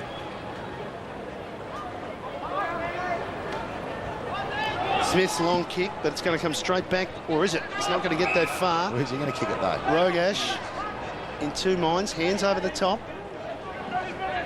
Better. Mitchell wanted a runner and he got it in Clark. Open forward line, kicks to the contest, one-on-one. Djerrah's there, but he's hanging on to the jumper. Got a free. He's got the free. He got the free. Well, I saw it the other way. I thought he was hanging on to Rioli, and Rioli's a bit bemused. Well, I want to have a look at this replay. They're both holding. There's a stretch of the jumper. Yeah. It's probably gone against him, really, let's be honest. Yeah. So he kicked 2 goals early in the game, Jurrah. In fact, he kicked 2 of the first 3 for Dandenong. This to make it number 3 for him personally. Oh, no. Goal umpire had to move away, but he's kicked the goal. So 1 against the run of play for the Dandenong Stingrays. They get the margin back to 75 points. It's all too little too late. But at least, Chris Jurrah will walk off the ground with a few individual goals, namely 3 to himself. Yes, the boy from Noble Park has had a good year as a medium forward for the Dandenong Stingrays.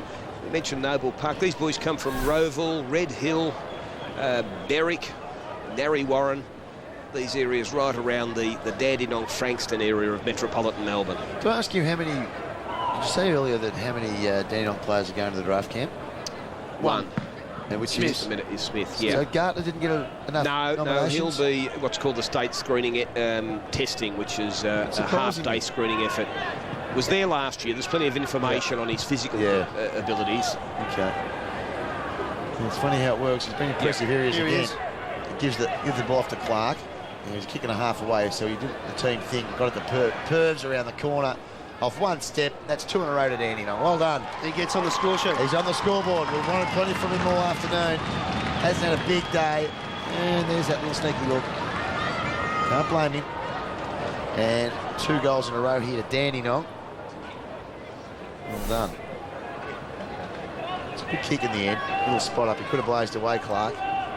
Kicked it to the loose player in Pervs, and well done. 2 very quick goals to the Stingrays. You're sniffing a comeback, are you, Matty? No, I'm not.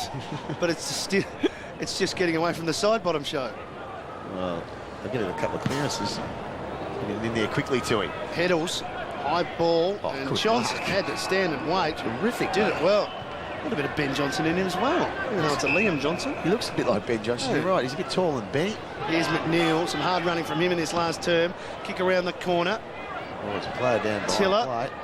It rights down behind play as Martin Yellow kicks to the goal square, looking for the man of the moment inside bottom, but pitching in and kicking a very clever goal off the outside of the boot was Jamison Daniels. Drinks all round with that kick. That's a beauty. It was a terrific play, and the reason it came about was because we have a look at look at this mark here. It is a great mark. If you look at the reason he kicked that goal was because 3 defenders, we have a look at this, all went to side bottom, and he just got front and square like a good small man should, and very, very clever. Well, he had to get it past the smotherer too, didn't he? He had the Dandenong Stingrays player coming across his body, so he just slipped it underneath.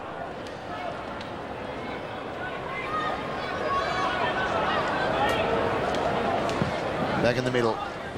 We really want another goal aside, but we want double figures. So Murray, it's a good tats holding the ball. Not paid. Umpire says play on. Put the whistle away for this one, and let's have another bounce. We're getting a bit of aggression in there. Well, Murray, they've been the best side all year, and they've come here to the Telstra Dome this afternoon and got their just desserts. And they'll like another couple would be nice. Just to really add, especially if it goes to Steele side bottom. I think they'll need to get it in quickly because there's numbers getting back. He's got another new opponent, if you can believe it.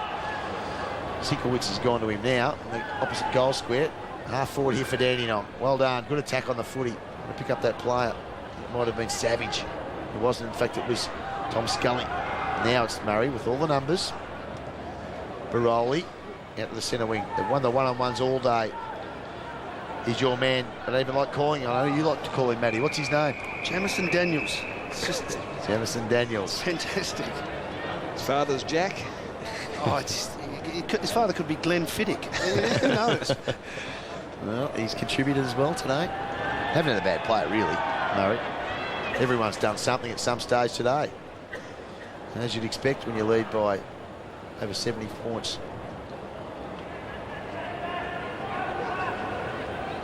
Crowd not really getting involved in the game at the moment, except for the Murray boys. When Steele, oh, well done. This is terrific play by Jamie Sheehan. Gets it in quickly. One-on-one right. Steele side bottoms there as well. His opponent's left the contest. He could be lurking dangerously. Numbers here with Dandenong. I'll get it out of defence. Good play, and they're away. Ferraro to the outer side, to the wing, looking for Jurrah. And he got on a free kick and played on quickly. Back through to Bastanak, who heads. He sees a player a little bit loose on the outer side. It was Miles Pitt who started well, but hasn't had a lot of supply since. Kept it in for a little while, but not long enough. Well, let's look at the inside 50 count, Matty. It's 58 to 33. Yep. They haven't had a lot of entries. 33 entries, you're not going to win too many games of footy, but the opposition, when they're up around the 60 mark, yeah, it's trouble, big time. And the clearances, 37 to 16. So from the stoppages here, they've been dominant. And here we go again. Priest to win a free kick. And full credit to Phil Bunn, because the game was still in the balance at half-time. It was a 6-goal margin, but you felt that Murray had a little bit too much. But he threw him side-bottom forward. He kicked one or two early, and then he left him there and pretty much blew the game apart. Absolutely. And they've been enjoying the game ever since. They're playing it on their terms, and Rockcliffe moves around quickly, swings onto the boot. Casbolt gets back, and the big man did the right thing, but... It's 50. Is it 50? I thought he was off, but that was only because Sidebottom might have picked it up and kicked a goal, but Casbolt gets the 50-metre penalty.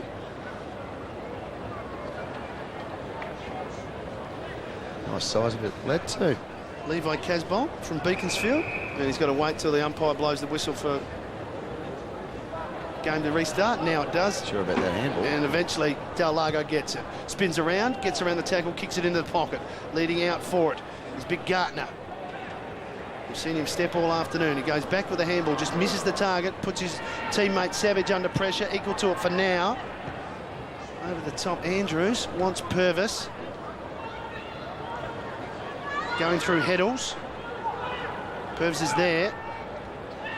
But it's stolen by Martin Yellow. Now, a kick to the advantage of Tiller, but it's holding on. Tiller wins a free kick. Well, he initiated the body contact. Yeah. So he's got front position, so he was smart enough. Here's a go, right again. Oh, he's gone for Daisy Thomas. He's done it. Now, he'll look for side bottom. He'll kick it in front of him, and let's see if he can take a mark. He will. He did. Now. Oops. Oh! He's grabbed. I have to call this through, Matty, because last time I threw you a little bone, and what happened was he hit the post. He's only missed the day. Now I'm going to go back and call his 10th goal here. That was a terrific mark by Wright. It was, and this is a harder kick, by the way. I reckon it's a metre or two even. Yeah, it's a tougher angle. Different commentator will bring him different luck. Not at all. The other post. He's missed everything. He's missed a lot. Full. Well, I'll tell you, that's the Tommy Rockcliffe forward pocket. That's what that is. Should have kicked it with his left. We should have played on. You can see the way Wright sort of come up to me. I'll kick it to you. Yeah. I'll honour your lead. Yeah. Just go. Well, I suppose if you've got a lead of, 75 points, you're entitled to have a little bit of fun. Yeah, the game's it's a grand over. final. You're about to go and celebrate. Yep. We're 20 minutes in. We're 2 minutes into time on. So there's still time for Sidebottom to get number 10. So why not honour the lead? There's been a lot of goals so far in this last quarter. It's been a share and care type game for the Bushies, though, isn't it? Really, all day they've been prepared to put blocks on for their teammates. They're prepared to give the bloke that runs past. Tried it there, but unfortunately it didn't come off for them. Still going. Bashevsky tapped it forward. Right, throws it on the boot. There he is. There he is. He's got it. You get this one, Steele. You can make it 10 now because you're straight in front. Oh, Mathew. He read it so much better than the other players. The quick kick. Malcolm Blight used to say, always, the good forwards read the ball better. And he did. He started behind his opponent, bang, with a little bit of zip. Come on, Matty. Here it is. This a very special moment for this young man. And he's let us down. It's an anti-climax from Steele side bottom. He kicked 9 straight, and since then has hit the post, kicked it out on the full, and missed a virtual sitter. Well, he's probably fatigued. He's had 30 I think he did There's cramp. no question he's fatigued. He showed signs of cramp, I reckon, after that last mark. He jumped up and something's grabbed him in the leg. He couldn't have got it in a better position, really. He only had to kick it 30 metres. He's been banging it from everywhere all day. Purves cuts back through the middle, moves nicely. Hibbard gives him some support, but wobbles that kick forward. Sheehan standing in the way. He's had a good game too. Yeah, he's been good, hasn't he? Riley hasn't had a lot to beat. Look at this Oh, stuff. stolen by Priest. Have we got one more opportunity into the pocket? It's for Rockcliffe. If he gets it on quick, he's got a one-on-one here. Oh, he just lost hold of the footy, out of bounds. 21.5 minutes gone. Rockcliffe has cramped up a couple of times in this last term. Kicked 4 goals, 2 and 28 disposals himself. Normally you'd say, I've had 28 and I've kicked 4-2. It's a reasonable afternoon. I'm a chance to win a medal. He's about halfway there. Oh, Sheehan's going to steal it. McNeil, quick hands. Martin Yellow, high ball. It's Franklin-esque here. He's got to beat 4. With the smallish crowd that we've got here, the crowd behind the goals, he is Buddy Franklin. Exactly, yeah. Well, the crowd, there might be 4,000 or 5,000 people here, Picker, spread right round the arena here at Telstra. Here's a go. Tell me. Rockcliffe, maybe for number 5, but he's found him, and he's played on. He's had a rush of blood, and it's just a story that continues to reach a conclusion that we're not happy with. I reckon the umpire might have asked him Play to play on, not enough length. But how good was Rockcliffe finding him? There's no doubt he spotted him out of the corner of his eye. It was called to play on. Oh, dear. I don't think a couple of inaccurate kicks in the last quarter is going to cost him the medal. Let's put it that way. I think Rockcliffe would be pretty happy with the medal he'll get, which would be a premiership medal. He'll be one of the 22 that gets that, and to be beaten probably by just an amazing individual performance from side, but I won't worry Tom Rockcliffe. He's had a wonderful year as well. Not far off winning All-Australian honours in the National Championship, Rockcliffe. Probably a bit stiff there, but then Team of the Year for the TAC Cup. 65-odd goals, counting everything up this year, and topped it off with a great performance here at Telstra Dome, Tommy Rockcliffe. And he's been able to show that he's got to be able to get behind the footy as well. Speaking of the devil, here he is. Here he is. He's played it. Played the mark, and it once again comes from Rockcliffe, the assist to his partner in crime, and this will be number 10. Now he's got a bit of a cramp. Bit of a worry. He looked for the 50. He thought he might get the 50 to get on the goal line. A quick kick, and look at his placing it in front though. Yep. Now, all right, I'm riding this home, Matty. You had your chance. Steele side bottom has kicked 9 goals. And he's got a big legion of fans behind the goals. He's going for 10. He won't miss this one, Matty. There it is. 10 goals in the grand final. And even the umpire's got a smile on his dial, and his teammates come over and say, what a remarkable game you've had. 32 possessions, 11 inside 50, 14 marks, and 10 goals, 2 to Steele side bottom. Put him in your top, surely, put him in your top 10 now, Kevin Sherd. Can we go back to that? I'd love to go back to it. Well, he's got them all. We've talked about it, but he's got that yard off the mark. He reads the ball so well. Here's a beautiful kick. Tommy Rockcliffe, he's gone way up in many of estimations, I think, with his performance as Kevin, well. So it's been a dual show. I mean, you've seen many of these grand finals. Is this the best individual performance you've seen? No doubt in Surely. the world. Since this TAC Cup started in '92, this is the best individual effort. We threw in Adam Goods as 6 goals with a super effort. We've talked about some of the other stars on this day that have won the best on ground medal, but we haven't seen an individual performance as good as this. Purves, margin is at 83 points, 25 minutes gone, so that 7 minutes of time on. There can only possibly be maybe a minute to go. Terrific play there. Riley Milne. Yeah. Johnson, he lost possession. Purves, going to get past Daniels, does so. Bastanak helps out. Wider, Ferraro. Off the side, it was intentional because he saw Gartner coming to that side. It ends up with Clark, round the corner from him. Is it another goal? Oh, hit the post, that one. So just the behind. Margin at 82. Well, we're just counting down See whether the Murray Bushrangers can get another shot. That's a lovely kick in. It's a wonderful kick in. Oh, and McNeil stood his ground beautifully. Good, fair attack on the footy. Now, I'm pretty sure if you look at Andrews was going for the footy. But you're going to have a headache, young lad. Very courageous, but it was a wonderful kick in. It's been a good McNeil. There's no point getting involved here, boys. No. He went back. He just had no awareness he was coming, but he was going for the ball. Let's get on with it, boys. Get on with it.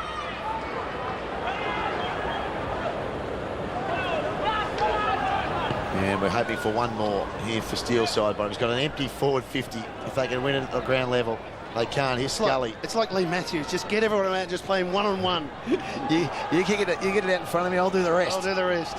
Yeah, no, he's had a wonderful day. And it's gone all the way down to kick 10 goals. I think that's a 50. Not sure what for. Maybe someone ran over the mark. Poor old Dandenong, they've had a wonderful year. Let's not forget that. They've had a terrific season.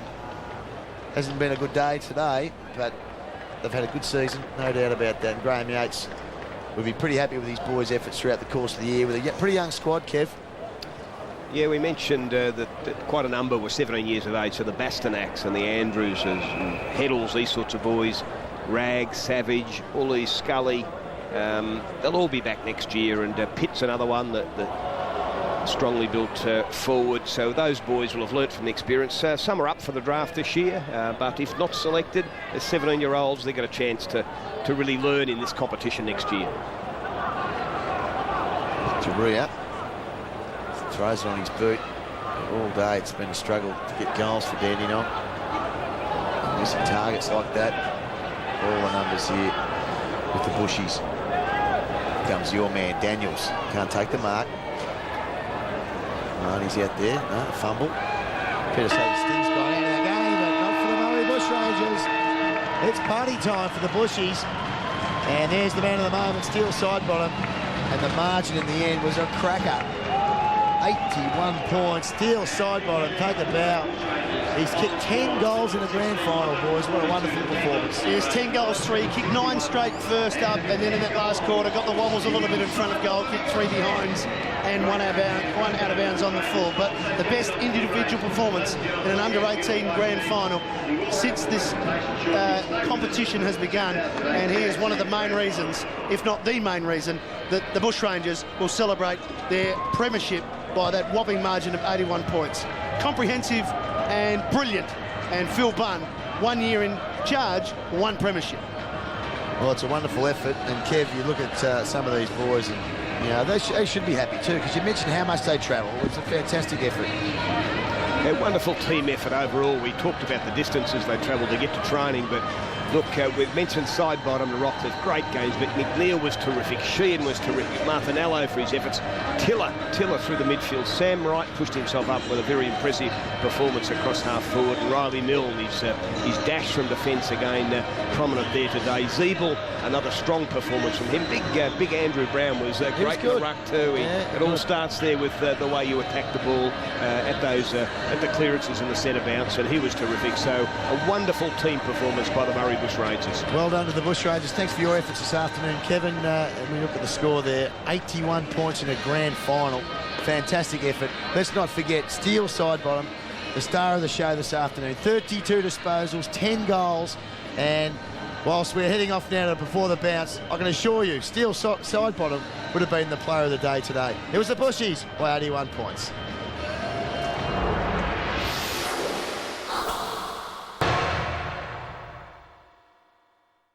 Saturday night, the final chapter in a massive year of AFL on Fox Sports.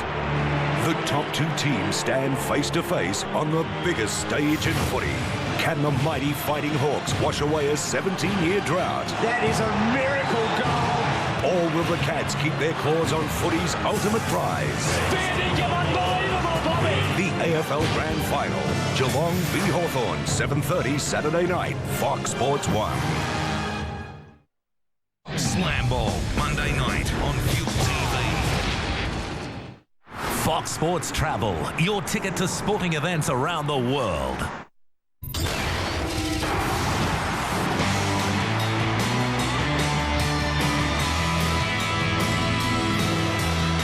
This program brought to you by Harvey Norman. There's a store near you.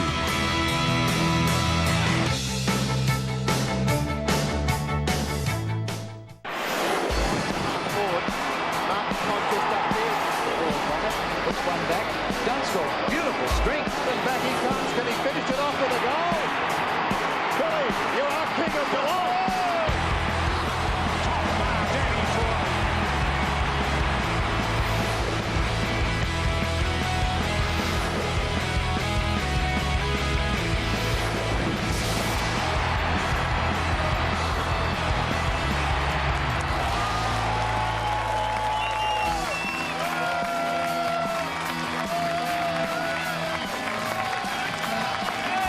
Good evening and a very warm welcome one and all to a special grand final edition of Before the Bounce. We are coming to you live from Federation Square in Melbourne. A massive crowd gathering down here in anticipation of what is going to be a cracking grand final, and we've got a massive show coming your way tonight.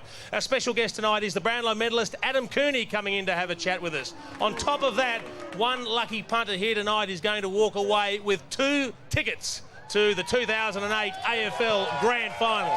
It doesn't get much bigger than that. We've got our best of the year in all the weekly segments that we've shown throughout the course of the year, so it is going to be a cracking show. But right now we need to get over to the stars of the show, kicking off with the gentleman sitting on my left. He was a star at St Kilda. He held their defence together. He led them for many years. He then went on to coach the Richmond Football Club, and we refer to him lovingly as the Spud. Danny Frawley.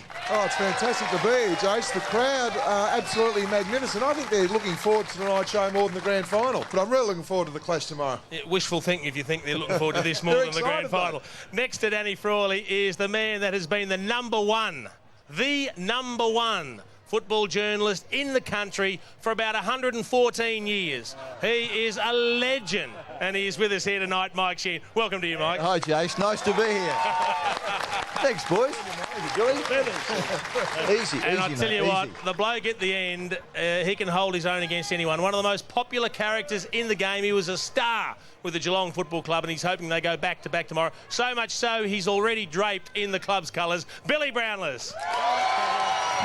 Welcome, Billy. Thank you, Jace. Lovely to be here. And let me tell you, for all the viewers out there, very chilly night. Might be some signs of some rain on the way. What you might want to tell us as well is why your voice is so croaky, Billy. Has it been a tough week? It's been a tough week, Jace, but also drinking a lot of the Melbourne water. It's not good for you. Now, Mike, it would be remiss of us not to pay homage to you, because about 10 days ago, the AFL named their new media centre in at AFL House the Mike Sheehan Media Centre. I think that is a fantastic honour. Congratulations. And that does deserve a round of applause. Thanks, boys. You must have been thrilled, though, Mike. Very humbling, Jace. I wasn't aware that it was going to happen when it did, and Andrew Demetriou got up and made the announcement, so I was humbled, and I was also very relieved that I didn't have to die to actually get something named after me. Now, Spud, this is the first all-Victorian grand final for 8 years, and it was only a couple of seasons ago that the football community was up in arms saying there's too much interstate dominance. What's happened to the Victorian teams? All of a sudden, here we are. It's amazing how quickly it can turn. And that's the draft, and that's the salary cap. I think it's fantastic. We've got 2 Victorian teams. But let's go back 19 years ago. That's the last time that the Hawks and Geelong played, and you two boys were combatants in that magnificent final, one of the best grand finals of all time. The funny thing about this, boys, you both had hair. Have a look at this. Here's another one. Should have got another grab. Jeez, I was on fire. I can't remember that. But yeah, you're right. 19 years ago. Look at this. Bang. Oh, yes, Billy. What is that, Billy? What is that? Here's Big Jace with hair, strong. What about you trying to club someone, Billy? What was that? It was a great game, wasn't it, Jace? How many just slotted you, Jace, this day? 4, 1 1/4, Spud. 1 1/4. Just battled away. And it was a great game, but that is 19 years ago. Now, Billy, was it as brutal as all the reports indicate? We keep reading this week about Dermott and Dipper saying it's going to be a bloodbath. Was 89 that brutal? I don't think it was out on the ground, because a lot of the injuries, I reckon, were internal. So you didn't know for a couple of days. True. I didn't think it was that bad. What happened to Stephen Hawking? He got a ruptured testicle. What does that feel like? That would hurt. But look, it wasn't. I didn't think it was that bad. And Geelong probably went the man too much, other than the ball. And you see a few scrimmages here and a few fracas. And actually, Hawthorn was 6 goals up at quarter time, 6 goals up at half time, 6 goals up at three-quarter time. It was just a great last quarter by the Cats. And I noticed, Billy, that you and I don't feature too heavily in the rough stuff, do we? No, I remember standing... oh, there I am. Oh, I got rid of that pretty quick. Here's he there. Here's he flattening Ablett. Look at that.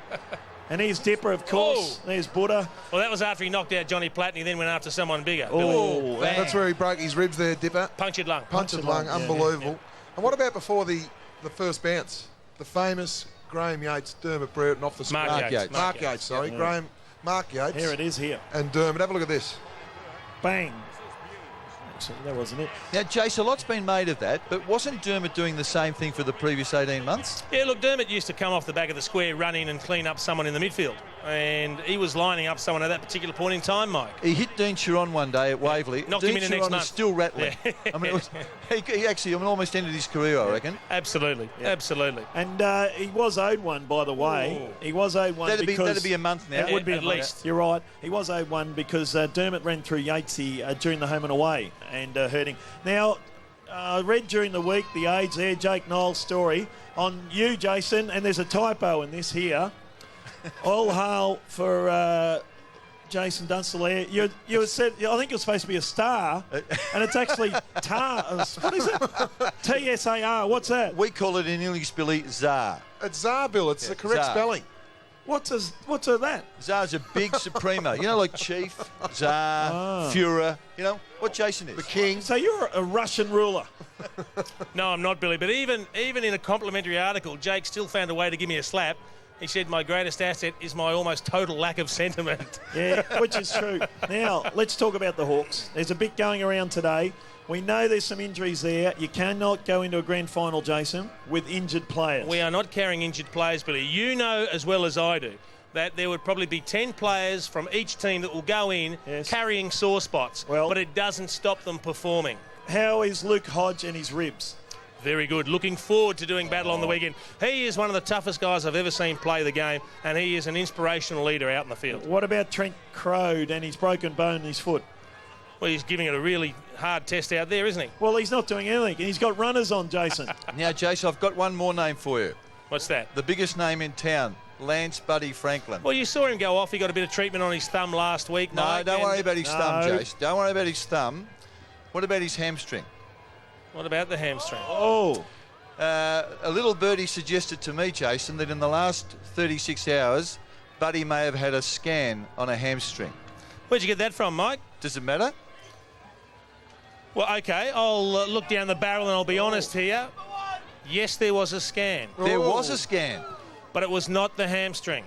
What was it? And I'm not going to tell you what it was, but the scan came back all clear. So there is no injury to Buddy Franklin. It was purely precautionary. Well, that's relief. Billy, what about Toya's scans? Chappie. Yes. 2 hamstrings. You can't go in with injured players, Billy. No, Billy, he's injured. Now, Wazinski, was he stiff? I thought he was. I thought he was unlucky, but he was in the group of 4 or 5 that were going to be dropped. Chapman, by the way, never strained his hamstring. It just got tight. So well, you're playing with words, aren't you? Bill. Well, you're trying to well, there's a strain or Billy, there's a tightness. Billy, you don't miss a preliminary final if it's just a bit of tightness. Yes, you do. And he did. To get right, to make sure he's 100%. Do you think Wazinski was the one that should have went out, Bill? I think there was 4 players that could have gone. Varcoe, Stokes, Wazinski and Kelly. And they went with Wazinski. Who would you have left out, Danny?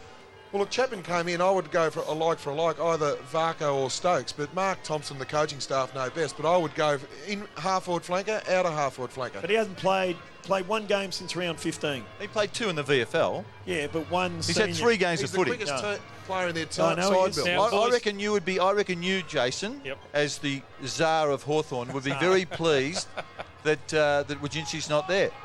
Look, I'm a big fan of David Wazinski. I think he's a terrific player. He's very quick. He gives some great drive out of defence. He has the ability to take the players on, run around them, have a bounce, run it 30 or 40 metres and then kick it another 40 or 50. So he's an exciting player, but Bomber Thompson, he's a pretty cluey coach. He's gone in with the team that he thinks gives him the best chance of winning.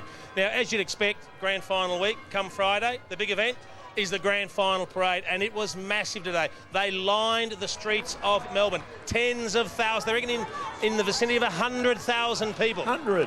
Not only that, Bill, it was that warm. Apparently Cameron Ling had to get some suntan cream That is on true. the skin. And now it's 4 degrees, Spud. Yeah. Well, it's amazing how quickly the weather can change in Melbourne, but very warm for the boys. Look, they don't seem too excited there, Mike. Look, I would think that this has grown on the player's psyche. I was talking to Mathew Scarlett during the week. He said it's a highlight, Billy. He takes his 2 girls in there. I think blokes who were reluctant initially about this parade now embrace it and really like it. There it is. Yeah, he does, no doubt about that. And Geelong, of course, have been through it once before. It's all new to Hawthorn. There's Tom Harley and Sam Mitchell there with a premiership cup. That's what it's all about. But it's a great week, and plenty of people here on this live side here. There's plenty of lunches, plenty of dinners. That's what the grand final's all about. We love it. Yeah, and of course, after the grand final parade, both coaches and captains spoke to the media. Here's what they had to say. I think we're pretty proud of the way we go about our football, and occasionally somebody sort of slips up and does something really undisciplined and stupid and not part of the way football should be played in 2008. But generally speaking, I think we should be respected for the type of footy we've been playing. The reason we're in grand finals is because both sides have played genuinely good footy across the course of the year, and we need to settle. We're not going to win the game of footy tomorrow by fighting. One of the things about our sides, we've got some really strong competitors, and that sort of competition, if you like, can come in all sorts of, whether it's at the man or at the ball or whatever. So I think we're well equipped to handle attack on the ball, attack on the man. But it'll be played. I've got no doubt the game will be played in fantastic spirits. I think this year we proved through the middle part of the year when perhaps we had a few more injuries than we would have liked, that we were still able to win games of footy. And now that we've got everyone back on deck, I think our midfield can really mix it with theirs tomorrow. Well, there you have it. The coaches and captains having their say, Spud. There's one question that hasn't been addressed there, Jason, I'd like to ask you. The future of Shane Crawford, his body language and his words of recent times suggests that this is his last game, whatever the outcome. Is that how you read it? Look, I honestly, at times, don't know what's going on in Crawford's head, Mike. He's a different character. He's been a fantastic servant of the club. If Hawthorn was to win, it wouldn't surprise me if he walked away, but he'll decide. I think he'll take a little bit of time after the season to work out how the body feels and whether he wants to go through it again. Is he going to retire or not? I don't know, Billy. It's been Give us something.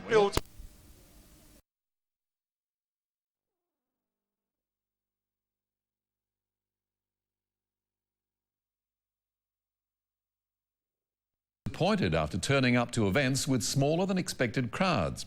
Organisers said 2 weeks ago the Olympics were a sellout, but at some events around half the seats are empty. Beijing may be boasting 100% ticket sales, but it's hard to see from these crowds.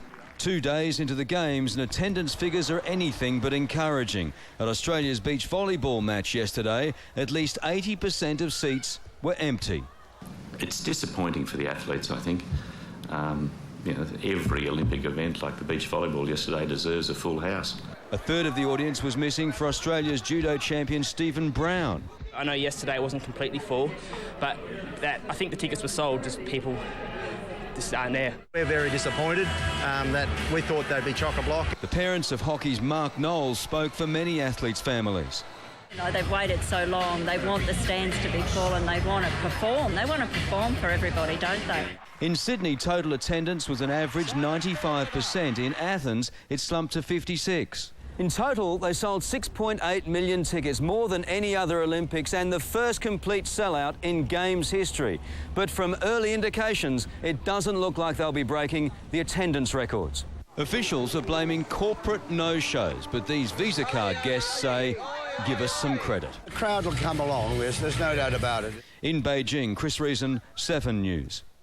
Well, we've just heard about many seats being vacant at some events, but there were complaints at the swimming when US President George Bush and Prime Minister Kevin Rudd turned up with a bigger than expected entourage. Olympic officials weren't happy at having to give up their seats for the VIP's travelling teams. The families of Australia's Olympic cyclists are angry after being denied access to yesterday's road race. Only Chinese dignitaries were allowed at the finish line, and many looked bored. In stifling conditions, the 245-kilometre torture test came down to a sprint for the finish. Chancellor, I think, is running out of steam. So too Michael Rogers. Australia's Michael Rogers was a chance until this. Unfortunately, in the last 200 metres, as soon as I started the sprint, I just had a really bad cramp in my hamstring. So Stuart O'Grady didn't finish. The Australians had next to no crowd support on the final circuit. Their families who couldn't get tickets tried to watch them from the roadside, but authorities banned that at the last minute. We're used to seeing the crowds cheering on the side of the road, you know, giving all the riders encouragement. And unfortunately, we couldn't do that. The race finished at China's Great Wall, spectacular but deemed not fit for roadside viewing. Cheering was left to the Chinese VIPs who didn't exactly catch the cycling craze. I could guarantee maybe 2% of them actually enjoyed cycling and were there to watch the cycling. In Beijing, Jessica Adamson, 7 News. And ahead on 7 News, outrage after a sickening attack on a baby koala stoned to death by youths. And Hugh Jackman drops in on Nicole Kidman for a Sunday morning visit. Every day they're coming up with more ingenious ways to smuggle drugs into our country. They're Himalaya pure herbs, some sort of skincare tablet. Border's job is to figure out how they're doing it and be there waiting for them. It is a substantial find. The court ban is lifted. We can now finally show you the gripping new series of border security. Yes! The gripping new series of border security begins after the Olympics on 7. We are one, but we are many, and from all the lands on earth we come. We share a dream, let's sing with one voice. Watch Channel 7's coverage of the Olympic Games live in the palm of your hand. Simply press Big Pond on your Telstra NextG mobile. To get on the NextG network, get into a Telstra shop now.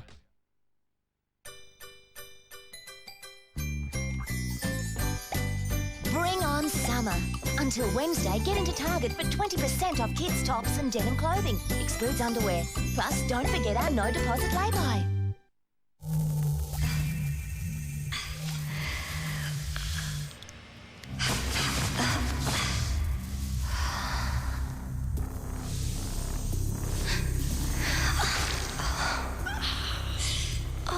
Nurofen Plus contains the added strength of a second pain reliever to help hit strong pain fast before it takes hold.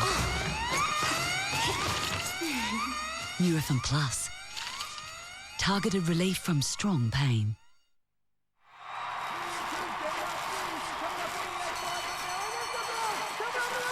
Mitsubishi Motors Australia, proud partner of the Australian Olympic team, is right there with our athletes in their pursuit for gold.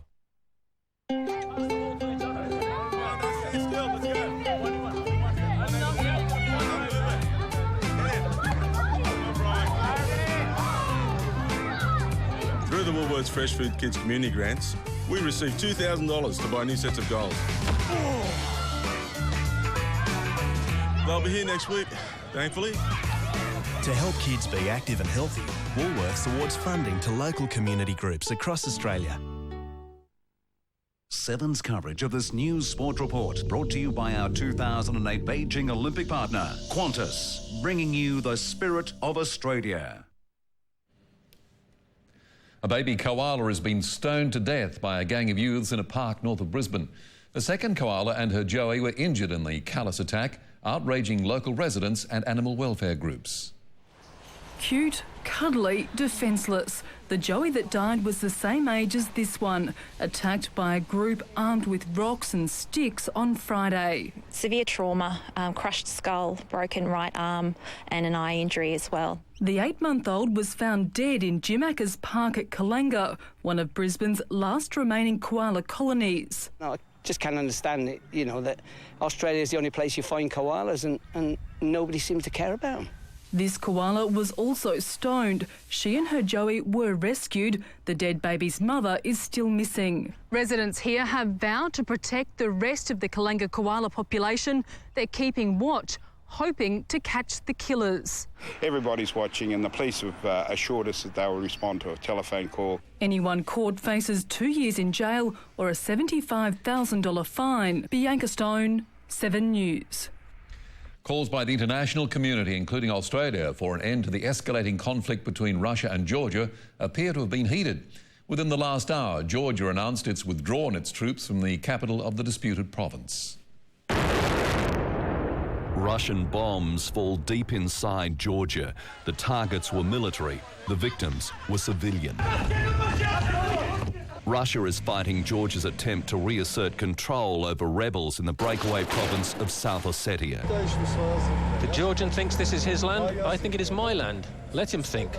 I shoot, he shoots. Russian Prime Minister Vladimir Putin flew back from the Olympics to be with his injured troops and talk to refugees. I can't even listen to these stories. The Georgians went completely mad. The United Nations Security Council has failed to reach agreement on how to stop the fighting. It's important that all countries across the world express their resolute condemnation for these acts of violence. Damien Smith, 7 News.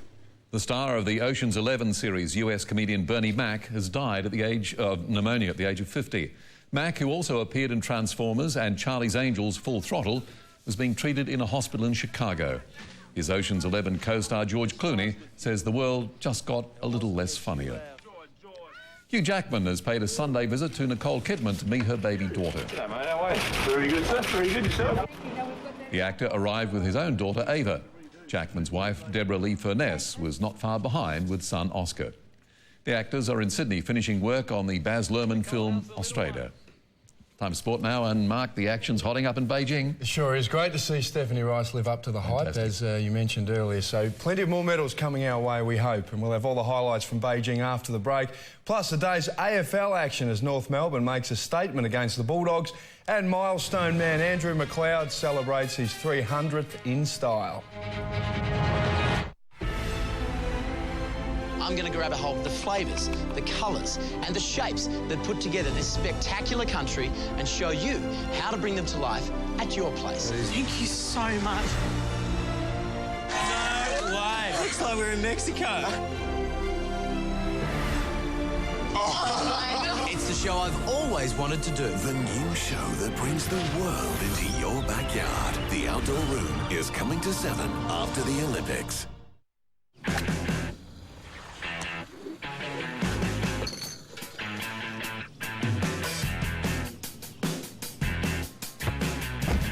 Sometimes you need a little push to let go of your Mach 3 razor.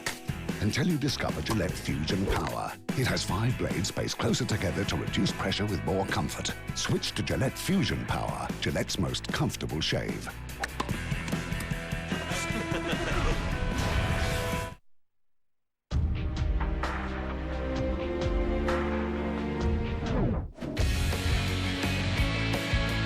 Introducing the new generation Honda Legend.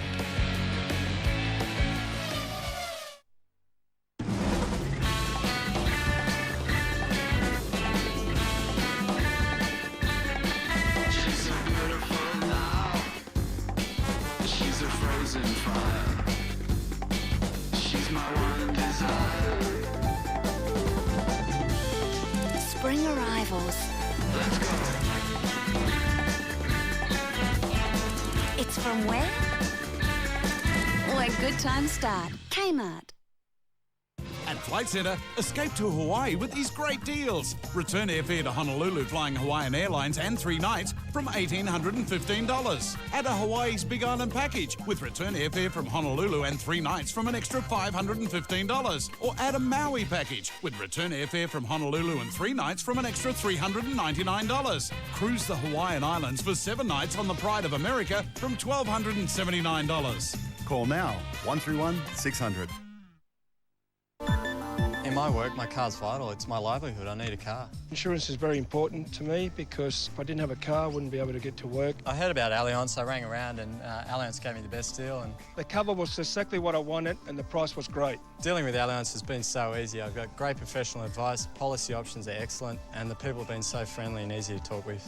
Had an accident, put my claim in, 1 phone call, no paperwork, was great. So call Allianz now on 131,000. Bring out your natural fizz with a daily Barocca Performance. Its sugar-free formula is clinically proven to help improve concentration and reduce tiredness. Take Barocca Performance every day and help bring out your natural fizz. Welcome back, and Libby Trickett will swim for her first gold medal of the Beijing Olympics tomorrow morning in the 100 metres butterfly final. Trickett overcame a sluggish start in the heats to qualify fastest for the final. Teammate Jessica Schipper will be one of her main rivals. After a surprisingly sluggish start last night, Libby Trickett was straight back to her best today. That's going to bring a smile to her face, a determined look. Trickett expects to go even faster in the final. I knew I had to bring it, obviously. The heats were fast and I assumed the semis were going to be fastest. Jessica Schipper qualified third fastest, as did Brenton Rickard in the 100 breaststroke. So Rickard now becomes the fourth fastest swimmer in history. Our gold medal favourite men's pair made a convincing start at the rowing. Drew Gins aiming for his third gold medal, Duncan Free his first from 4 attempts. They're through to the semis. Well, we get to hopefully set the tone a little bit and inspire the others, and we look forward to seeing everyone else race as well. The Awesome Foursome Original was impressed by the new breed. The rookie men's 4 won their first race. We're still a bit of an unknown. No one really knows how fast we can go, including us. The Aussies lead the 3-day equestrian eventing after the dressage section, despite a small hiccup today. Oh, he's not happy here. Shane Rose had no luck riding All Luck. His horse was spooked. And it's a big night here in Beijing for several Aussie teams, including the Boomers, Olyroos and Hockeyroos, who all play crucial pool matches. Matt Carmichael, 7 News. The women's road race is still underway and the Aussies are in the hunt for a medal, but it's been tough going for some riders. They were going to win the Olympics beforehand, and they there's touch of wheels, and we saw it happening there. Oh dear me, that girl fell down the ditch. That was a horrible crash. So let's look at the medal tally now, and the host nation is on top with 4 gold medals. The USA and Korea are next. Australia's 2 medals in the pool today have taken us to equal 5th with the Netherlands. Footy now, and Adelaide has put on a show for Andrew McLeod's 300th game. The Crows smashed Richmond by 63 points. It was vintage McLeod as he racked up 28 possessions, and Adelaide stayed right in the hunt for a top 4 position. McLeod led the Crows onto Amy's Stadium in his 300th. It was a milestone match for Bowden as well. Cochin went to McLeod and players went to ground in the greasy conditions. Edwards kept his feet, found space and got the first goal. Bowden celebrated his 250th in style. Joel Bowden snaps and kicks the goal. Edwards set up another for the Crows. Johncock was keen to make an impression and McLeod was busy across half-back, much to the crowd's delight. The Roar says he's got the football. The footy often wasn't pretty as both sides struggled with a slippery ball. It was all about making the most of your chances, and Goodwin gave Adelaide a handy break at quarter time. Nobody between him and the goal, and he kicks it. The Crows got a stranglehold on the game in the second. 3 quick goals, including one to the milestone man. Racing away then, down towards the 50. This would be nice. Some icing on a very impressive second-term cake. Adelaide's tackling and pressure was first-rate. Johncock flew high but wasn't paid the mark. But the game was still slipping away from Richmond. The Crows just kept piling on the goals. Too easy. He's kicked it. And Richmond are reeling. Richmond was just terrible. Richard said, what was that? That was the Tigers' only score for the term. Even with Paul Pleasure looking on, Adelaide's forward line kept clicking. 54 points up at half-time and they went on with it. Richmond looked paralysed by the Crows' pressure. Adelaide got the job done at ground level and in the air. By three-quarter time, the Crows had their biggest score in 2 months. They finished with a percentage-boosting win and fitting tribute to one of their finest players. Look, it's a great celebration, but at the end of the day, the club's way bigger than an individual. Paul Kermode, 7 News. And not surprisingly, Neil Craig was very pleased with the Crows' effort. From the season's perspective, I mean, we all know how the premiership table's tightening up, so it was a pretty critical game for both clubs. So the win's very good for us. And just with our forward line at the moment, to have, I think, 11 or 12 goal scorers. Last week we had had Moran and Marich having to do it. So we just got to keep finding ways of making sure that we can kick a score. So it was a good day for us. West Coast is on top of Essendon in the late game at Subiaco. The Eagles are 20 points up at three-quarter time. Earlier this afternoon, North Melbourne made a big statement by knocking off top 3 side, the Western Bulldogs. Fighting to stay in touch with the top 4, the Kangaroos jumped from the start. Nathan Thompson made his intentions clear. while Brent Harvey added to his highlights reel. And he's picked it up, and he's given it over to Thompson. Great work from Harvey, and he ends up getting it back. Sensational goal, Harvey! Mathew Campbell's turn of speed left the Dogs 43 points behind late in the second quarter. Brad Johnson did his best to inspire a Bulldog fight back after the break, but the Roos had all the answers. Harvey to 45.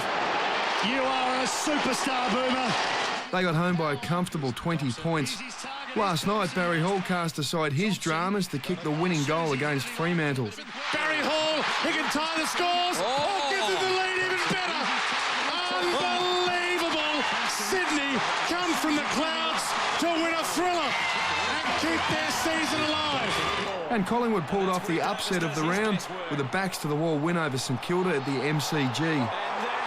So the Pies put a week of turmoil behind them with a 14-point win over the Saints, and Adam Goods' career-best 8 goals helped Sydney get over Fremantle.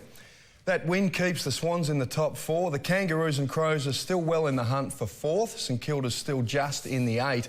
Brisbane and Carlton are a game out. The Bombers need a win in the West to stay alive in the finals race, and Port Adelaide's third last. And Port Adelaide's offered Toby Thurston's a new contract, and he's expected to put pen to paper shortly.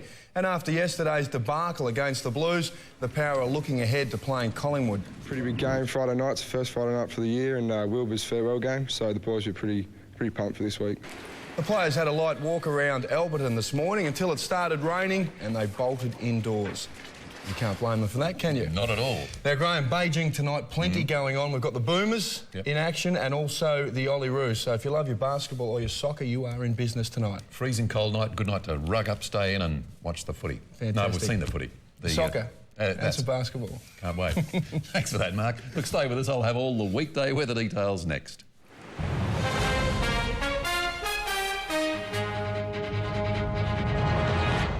As the games of the 29th Olympiad continue from Beijing, the Olyroos take on the might of defending football champions Argentina. Also, our Boomers tip off their campaign against Croatia. All this and a whole lot more on 7. Frozen vegetables, considered inferior to the fresh variety. But with 2 extra shelves on which to languish in the new LG side-by-side freezer, who's laughing now? Life's good for frozen vegetables.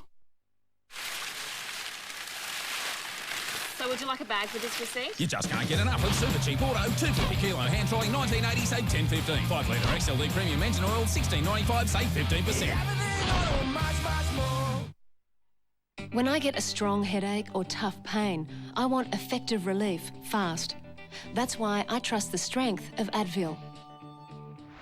Only the advanced technology of Advil liquid capsules is clinically proven to be absorbed 30% faster than Nurofen liquid capsules. And of course, much faster than Nurofen tablets. So I can be myself again sooner. Advil, fast relief for today's tough pain.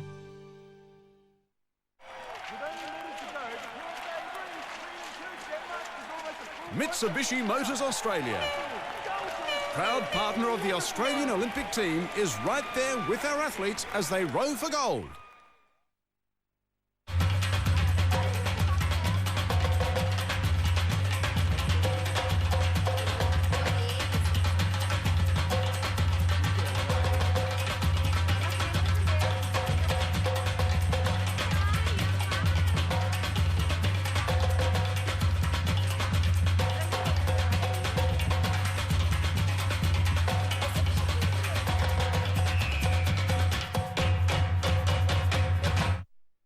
Hi, I'm Phil Kearns, and after many years of international rugby, my knees were shot. That's why I take Blackmore's joint formula with glucosamine and chondroitin for effective pain relief. Blackmore's, so you can be your best.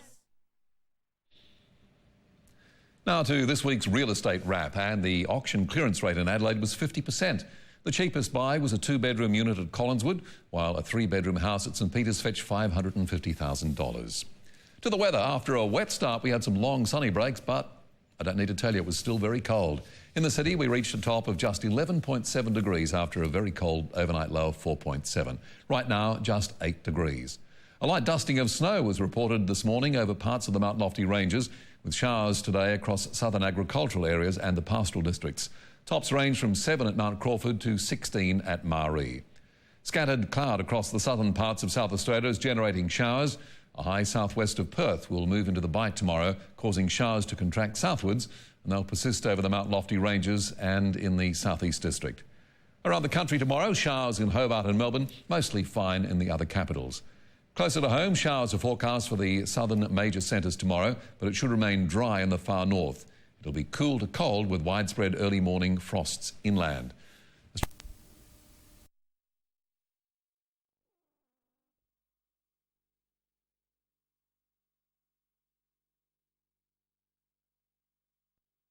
He kicks his first goal for the Carnival. And the margin back to 19 points. It's where we started this term. Talk about the players, Jace, but the umpires are also on display today and trying to get a spot into higher grades. Yeah, look, the Championships provides a great pathway, not only for the players, but it's the umpires coming through. And they've been here and they've been in at AFL House throughout the week. They've been mentored by some of the past umpires, so Darren Goldspink and Brian Sheehan the other day as well. So spending time with these young coaches, and the coaches are being assessed here as we speak in the radio boxes next to us. So a really important part, and it's the first step on their journey to high honours as well. Well, the critics there might suggest that's a hindrance, but we won't go there. No. Vic Country looking to extend their lead, looking ominous, and just judging that a little better was Tom Rockcliffe. Takes the mark, now with a chance to get his first goal of the game. Having kicked goals in all 4 previous games, Rockcliffe. Doing a good job for the Murray Bushrangers in the TAC Cup as well. They're on top of the ladder, and he's top 5 in the TAC Cup competition with 21 goals. A couple in the losing grand final team last year, and Rockcliffe, coming off a 3-goal haul against South Australia on the weekend, has missed the game, pushing it across the face of goal. In fact, just nudging the post as well. Margin out to 20 points, biggest we've seen at any stage. And outnumbered here, Tom Allwright with plenty on his plate. Jake Hall coming down with the ball. Did a good job, Tom Allwright, against a multiple opposition. Little over 9 minutes played, term number 3. Momentum with Vic Country at the moment, though, as Jamie Sheehan forcing a path through. I think Dale Thomas from Collingwood has got a lot to answer for. We're seeing Crichton has got the long locks flowing, and Jamie Sheehan as well. It does get you noticed. It does get you Brownlow votes. We're led to believe maybe it catches the recruiter's eye as well, Jason. Yeah, look, the one thing you do see at this level and working with young talent is there are some interesting hairdos, that is for sure. I don't know who that gets the votes. You've got to be able to find the footy. Well, back in the old days, the coach would just say, cut your hair, son. Or don't play. Or don't play at all. Here's a chance for Jordan Jones. Got it at half forward for Vic Country. Got the hand pass away. This is Page up inside the 50 and a nice mark. Has been taken by John Butcher again. He's going to go back and line it up.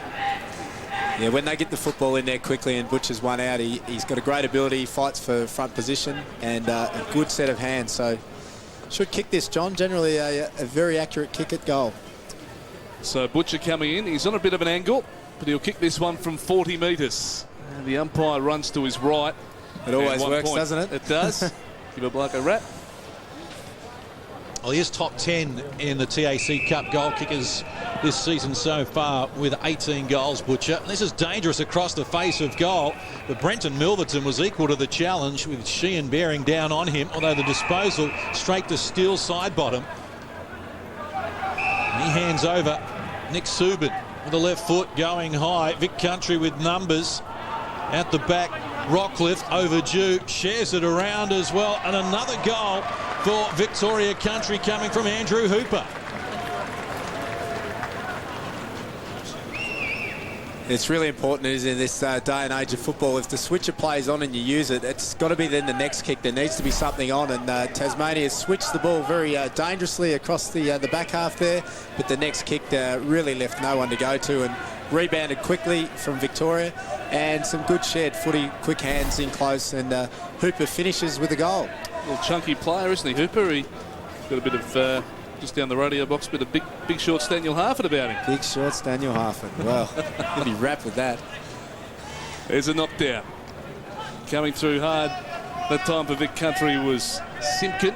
Ball going nowhere, and the umpire to put it down again. And we've seen a parallel here in term number 3. In the second term, it was Tassie kicking the first 2 goals and then Vic Country getting the next 3. We've had the same pattern develop here in term number 3 in a game-high 27-point lead for Victoria Country. Flicked down by Cameron Milne. Here goes Tasmania again. Chance for Ryan Harwood. He runs onto it. He's got some pressure from behind. He kicks it goal, but it goes out on the full. The pressure was produced by Caleb Tiller for a kick to Vic Country. Ryan Harwood is a player that recruiters would be having a pretty good look at. He hasn't had heaps of possessions throughout the championships, but he's got a bit of quality about him when he does get the ball in his hands. Good composure, generally uses it pretty well, was under pressure then, so he'd be one that they'll be taking a bit of note of. Only turned 17 yesterday as well, so certainly some upside for him. Out on the lead here, we find Jamie Sheehan. Handball on quickly to the run of Sam Hughes. Wants to use his pace, looking for a shepherd from Nick Subin and gets it. Now can measure the pass to the front of the goal square. Mark couldn't be taken. And again, the hard work from Brendan Milverton. Dragged off the kick, though. And holding the ball is the caller. Incorrect disposal, and Brendan Milverton not best pleased. He's going to surrender a 25-metre penalty here. Make an absolute certainty of this. Does that register on a recruiter's notepad, Jason? Back chatting, upset. Oh, look, recruiters look at all levels. They look at obviously the ability, the ball-winning ability, the way they dispose of the football. And when it comes to a draft camp scenario, they do go in. Then it's pretty intimidating for the players because they're sat around and they're really looking more about the personal traits and qualities of the players. So they would take a little bit of a note of it, and it'd be something only if it would go a black mark against the player's name if it was something happening on a regular occurrence. So, but there's a lot goes into this art of recruiting. So we have seen some great players before, but they've been overlooked because for some reason or another, maybe recruiters haven't liked what they've seen in the interview process. So interesting.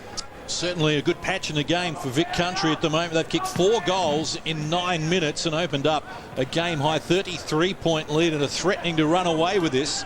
They're all over Tasmania at the moment as Will Martinello drives them inside the attacking 50 once more, trying to grab the mark. McKenzie, who started the rot and finished it. He's got the bookend goals in this 4-goal splurge at the moment, still working hard. And Tassie under all sorts of pressure here, a little over 5 minutes out from three-quarter time. Jordan Jones doing a good job to keep that alive, dancing on the boundary line. Looking for Butcher, caught at the back, couldn't take the mark.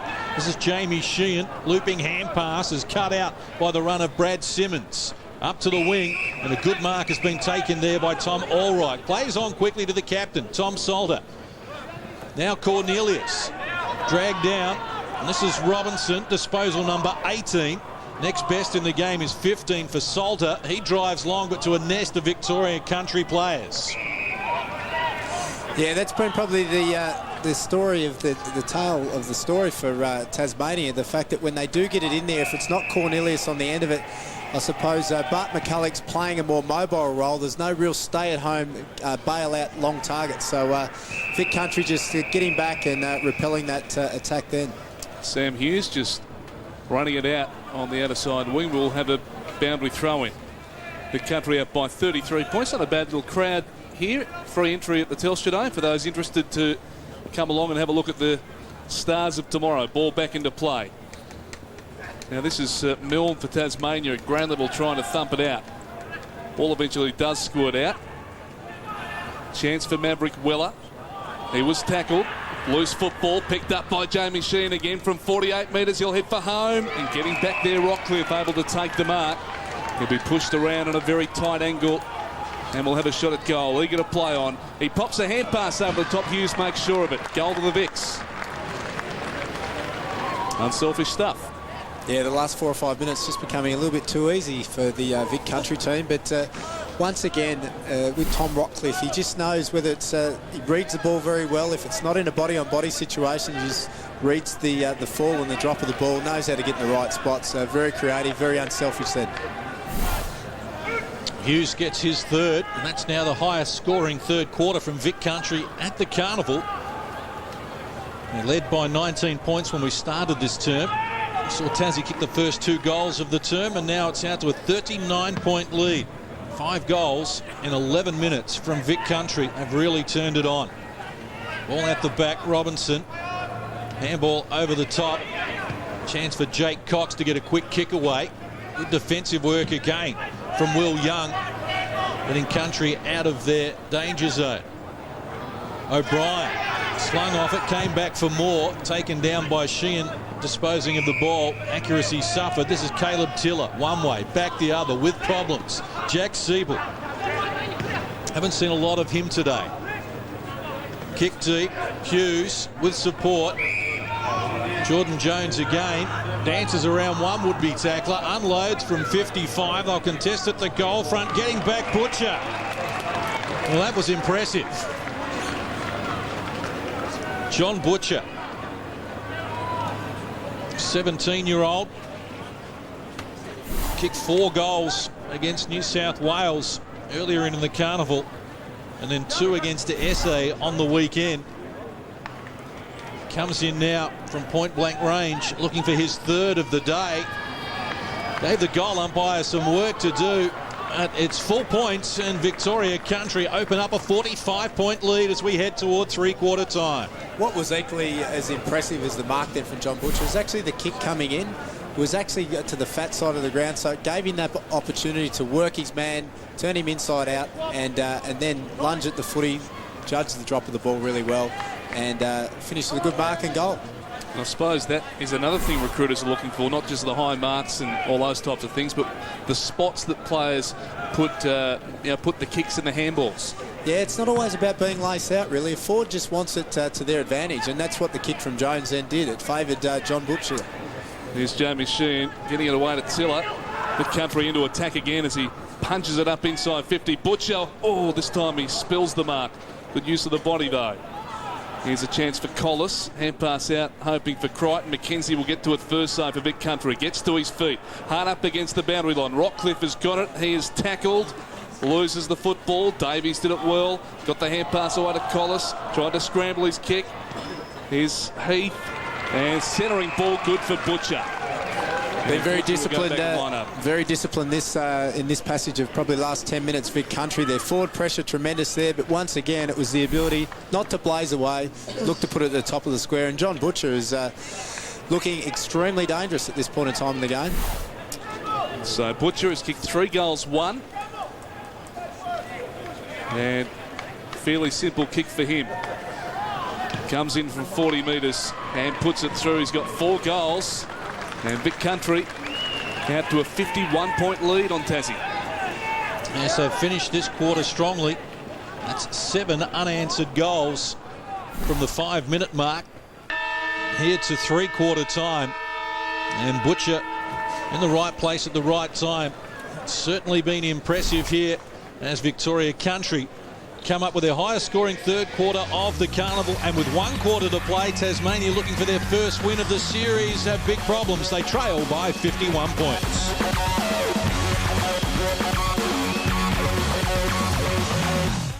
This weekend, Fox Sports AFL gets bigger and better with a half-hour pre-game every game. Can you believe that? 1:30 Saturday, get ready for a big-time battle at the G. It's an absolute classic. The Crows had their eyes on the Pies in a top 8 tussle live. Then at 7, the Power have tried everything to turn their game around. What's he doing? He's going the other way. But now they face a Ruse crusade to avenge a prelim final disaster. You can't keep a good man down. 12:30 Sunday, the doubleheader kicks off with a top 4 blockbuster. The Hawks take on Sydney live on Fox Sports 1 and HD. Who else could do it? Then at 4, the Tigers hunt the Eagles to try and keep their finals dream alive and kicking. Fox Sports Active. They're back in it. Live this weekend, Collingwood Adelaide 1:30 Saturday, and Port Adelaide North Melbourne live from 7. Then on Sunday, Hawthorn Sydney 12:30, West Coast Richmond at 4. All live, Fox Sports 1.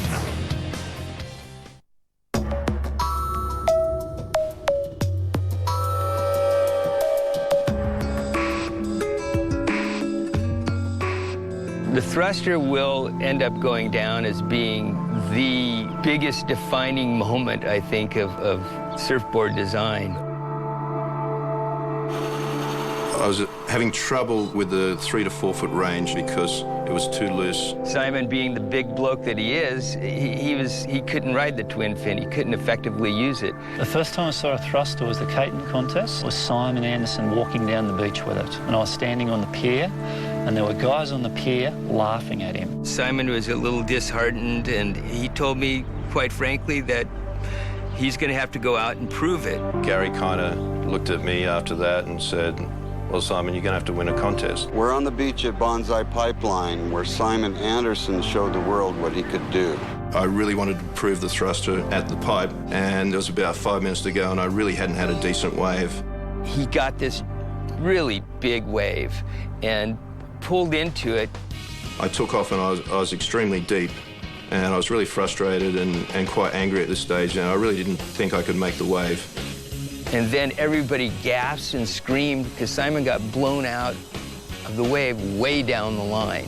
When I came flying out of the barrel, the crowd erupted on the beach. It was quite an amazing thing. After the contest was over, he got applause. Simon really got applause. Everybody had a thruster within about a year and a half. When Simon showed up in '81 with the thruster, it changed the surfing world from then on. This game-changing moment brought to you by the game-changing Toyota Orion.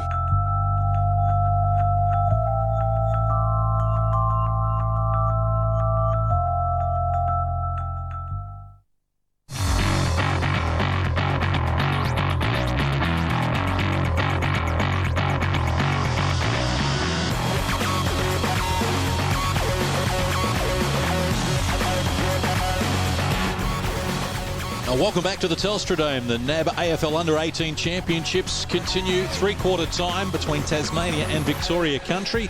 And Victoria Country with a handy 51-point lead. 7 goals, 5 in the third quarter to 2 straight from Tasmania. And they are running away with it at the moment. John Butcher with 4 goals.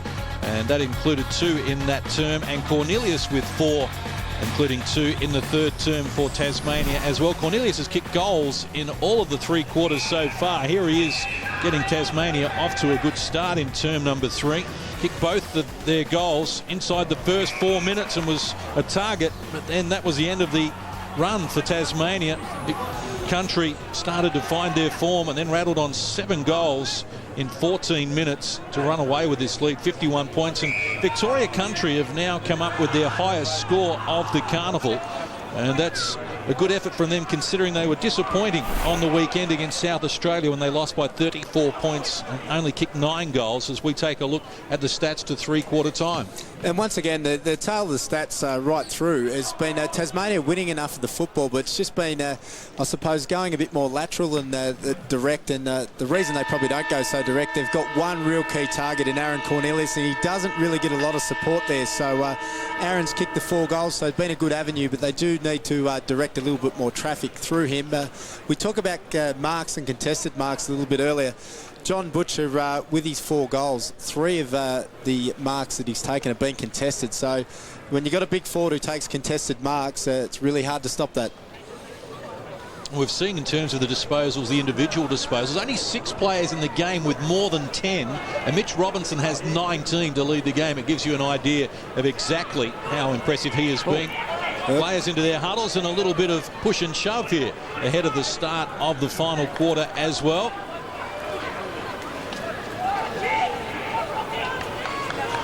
Don't know if that moves you up the recruitment ladder any higher, does it, Jason, if you can handle yourself as well? Depends if you're playing the Swans regularly or not. Set to go in the final quarter. Victoria Country leading by 51 points against Tasmania. 20 minutes from the conclusion. McCulloch into the ruck for Tassie, and a strong tackle applied there by Tom Salter, the captain of the Islanders. When we talk about the statistics throughout the carnival, there hasn't been a lot of players get the big 30+ with the only 20-minute flat quarters. Generally, the best games we've seen, Robertson had 28 possessions last game on Saturday, but generally it's been around those low 20s, has been as high as it's got. So, plus with rotations, we know play a big part in football today. Jack Siebel surveys the options, looks up, high mark. Jordan Jones couldn't complete it, coming through Mackenzie. been a live wire. Adrian Williams for Tassie. His kick smothered, forcing a passage there. Shane Page with the support of Riley Milne. Vic Country retreating, but still in possession at the moment. Jared Blair comes through, smallest man out there today, and Tom Salter has the ball pinned to him. Salter with 15 disposals, second to Robinson for Tasmania. So ball up again. Jordan Roughead in the ruck, the cousin of Jarrett, who plays for Hawthorn. He's Hine, and he was pinged. So free kick going the way of Ryan Harwood, who laid the tackle. Harwood will just go down the line with a short kick. Robinson again takes the mark, hands off to Simmons. Simmons with a bounce, and then a kick up inside 50. Where's Cornelius? Ball hits the deck. Oh, Maverick Weller was just put to the ground there. Away here is Jared Blair, able to get past one and then go inside the 50. Coming out, McKenzie able to take the mark. He'll go back and line him up. Been extremely impressive today, McKenzie, not only at ground level but his ability to lead up as a small forward and mark the footy. So been a really good game to finish off the championships. Club's always looking for little goal kickers as he comes from just on the paint of the 50. Won't quite have the legs. Big fly in the goal square. Ball still alive. Rockcliffe hard up against the boundary line. Centering hand pass. Blair again. Gets rid of one. Gets rid of two. Around the body. Put it through. Good work. Goal of Vic Country. And he was able to shake off a couple of tacklers.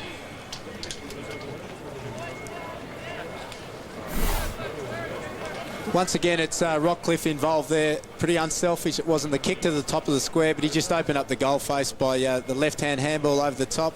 Just putting it in a dangerous position, and really good evasive skills there and a quality finish. That's 8 unanswered goals now from Vic Country, bracketed across three-quarter time. Blair kicking his previous goal at the 11-minute mark of term number 2, so both at the northern end, and they're going forward again. Nick Hine has them inside the attacking 50, coming out strongly there. Marcus Davies went without it. Adrian Williams backs him up though, just bangs it indiscriminately to centre wing, more in hope than any sort of target, and another chance for Zeeble. Well, Victoria Country all over Tasmania at the moment as Bart McCulloch takes the mark. Support running past for McCulloch. Tom Claridge with a bounce. Again kicking to a contest though, and outnumbered Jacob Hislop. Will Martinello looping hand pass to Andrew Hooper. He's been strong all game. Half forward line. The ball knocked towards the boundary line and now over by Adrian Williams.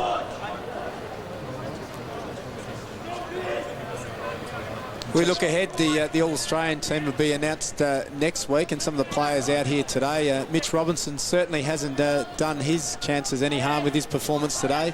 Neither has Steele Sidebottom or Nick Subin been really good performers again for Vic Country today. And you mentioned Mitch Robinson, as I spoke earlier on. He's 19, the oldest player in the game today. So he does have an advantage of that maturity, and he certainly plays with that as well.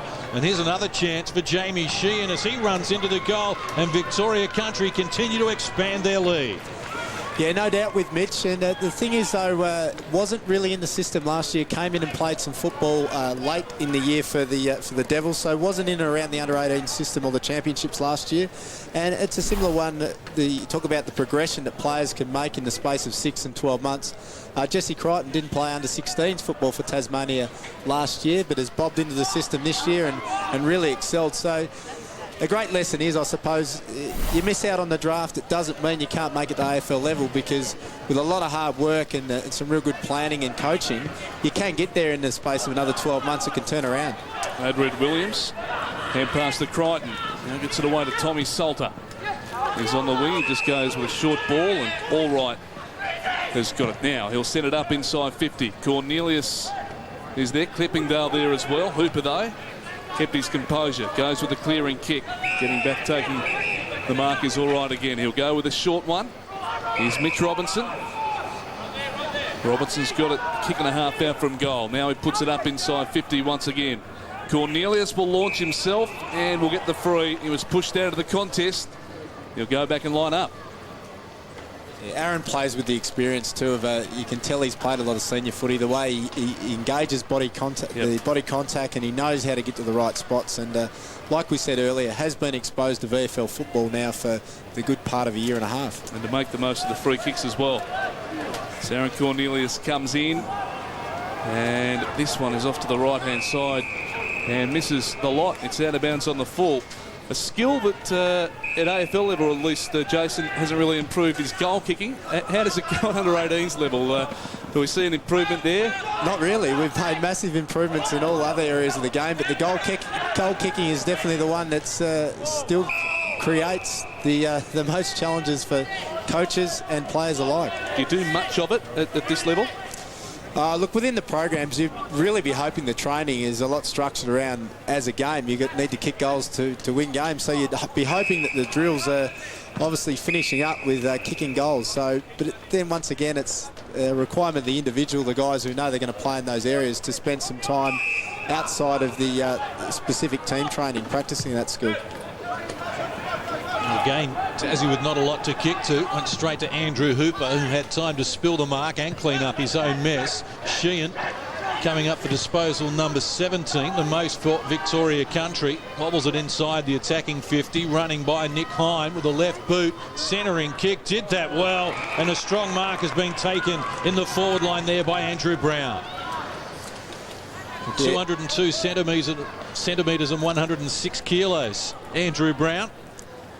Big target for them, and a multiple goal kicker against WA, a goal kicker against SA on the weekend as well, and should make no mistake from point blank range. And the margin now extended to 69 points. Yeah, Andrew, he is a big and strong player. Predominantly plays in the ruck for the Murray Bushrangers from Mansfield. He's shared the rucking duties with Jordan Roughhead for Vic Country, but also what's been impressive for Andrew, the ability to go forward and actually take a mark and kick goals, as you've mentioned, throughout the championships. And that's really important for a ruckman, because in the game we play today, you can't just afford to be a ruckman coming off interchange. You need to push forward and have an impact there. 9th goal kicker for Victoria Country. Here they go again, Vic Country. Hine, he was nearly dragged down but got his boot to ball inside the 50. McKenzie launches and gave away the free kick. And it's going to be a free kick to Vic Country, and it's against Gardam, so a shot at goal from 40 out directly in front. Didn't like the decision, Gardam, but he didn't say too much to the umpire, so it'll be a free kick to Vic Country. It's going to go the way of Butcher with a rip jumper, who's kicked 4 goals, 1. 45 out directly in front. It's good. He's got 5. Yeah, once again it highlights, and playing in defence for a lot of my career, you do panic when the ball comes in quick and you're playing on a big marking target. No need to muck around with it out on the flanks. If you can get a quick centre clearance, get it going your way, you actually can, and it didn't look to be a lot in it, but you actually can draw the free kick. So John Butcher, being in the right spot, being in front as all forwards should be, benefit from that, but more importantly finished off with the goal. There's Brett Ratton, the Carlton coach. Craig Bradley along with him, surveying the options, and John Butcher, after kicking 4 goals against New South Wales, now with 5 today against Tasmania, and more to come for Vic Country. They're running riot at the moment. Rockcliffe's overdue for a goal, and he gets the job done, as well as the margin expands out to 81 points. It's interesting there, we did see Brett Ratton and Craig Bradley on screen there. Wayne Hughes, recruiting manager at the Carlton Footy Club. He's going to actually have to earn his money this year, Hughesy, because he's not going to get the first pick. The Carlton Footy Club obviously performing quite well this year at AFL level, so he's just going to have to dig a little deeper into his bag of tricks to come up with some quality this year, Hughesy. Well, they'll be impressed what they see from Vic Country at the moment. They kicked the last 7 goals of term number 3. They've kicked the first 5 of the final term here in 10 minutes of action, and the margin out to 81 points. There's Tom Allright, sends Tassie inside 50. Here's Hooper again, who's been good. Goes out looking for Heath. He's able to gather it in. Hand pass Zeeble, but flat-footed back to Heath. Little short kick. Mark's been taken by Hine. So Hine looks up. And you're helping him. Listen, I keep him straight enough to get the job done, that's all. And what if the job gets him killed? He's just another pawn you're prepared to sacrifice. Hey, I didn't make him a junkie. He did that all by himself. He's trying to get straight. I'm helping him do that. Helping yourself, you mean? Chew him up, spit him out, and if they get killed in the process, who cares? Just like Claire. How I deal with my informants is up to me.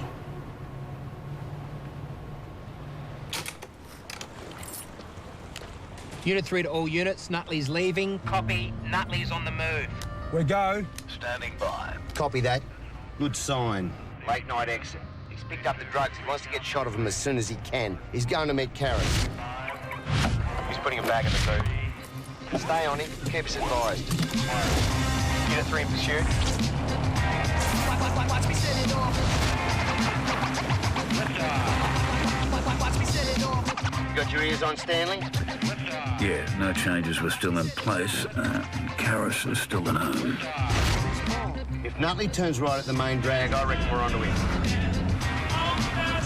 He just did that, heading in your direction. Heads up, Stanley, 10 minutes. Back off, mate, before we'll take up the tail. Don't want to spook him. Copy that, pulling back.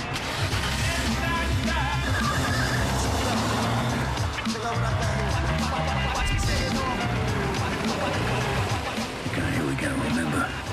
Wait for Jarvis's call.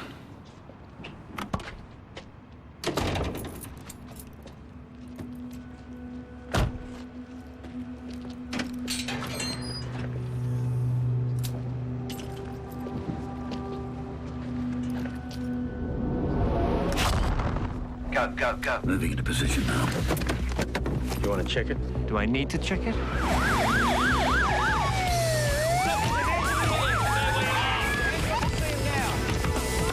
Please don't move! Don't move!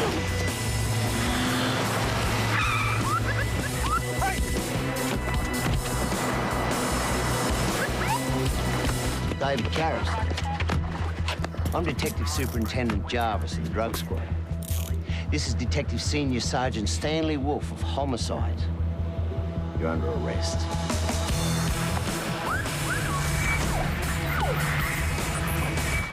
This is not just a plane crash. 6 people died, but they found 7 bodies. Bones coming up next on 7.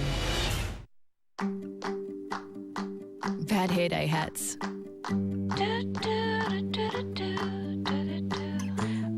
A compliment from a stranger. Terry Glass. Little things can make a big difference to your confidence. Like wings on a tampon. New Carefree Flexia is the only tampon with soft folds wings that catch the fluid other tampons may miss. Chicken fillets. Feel confident. Feel carefree. Oh, baby Belle. Oh, baby Belle. You got me rocking and rolling, rocking and rolling, baby Belle. Baby Bell cheese, the healthy snack alternative.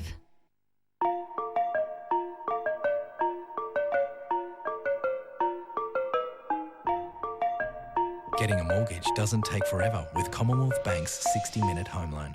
Stop by or call us to get started. Right now, the 08 model year clearance is making Mitsubishi the smart choice. Choose Lancer ES in sedan or all-new Sportback and enjoy a safer, smoother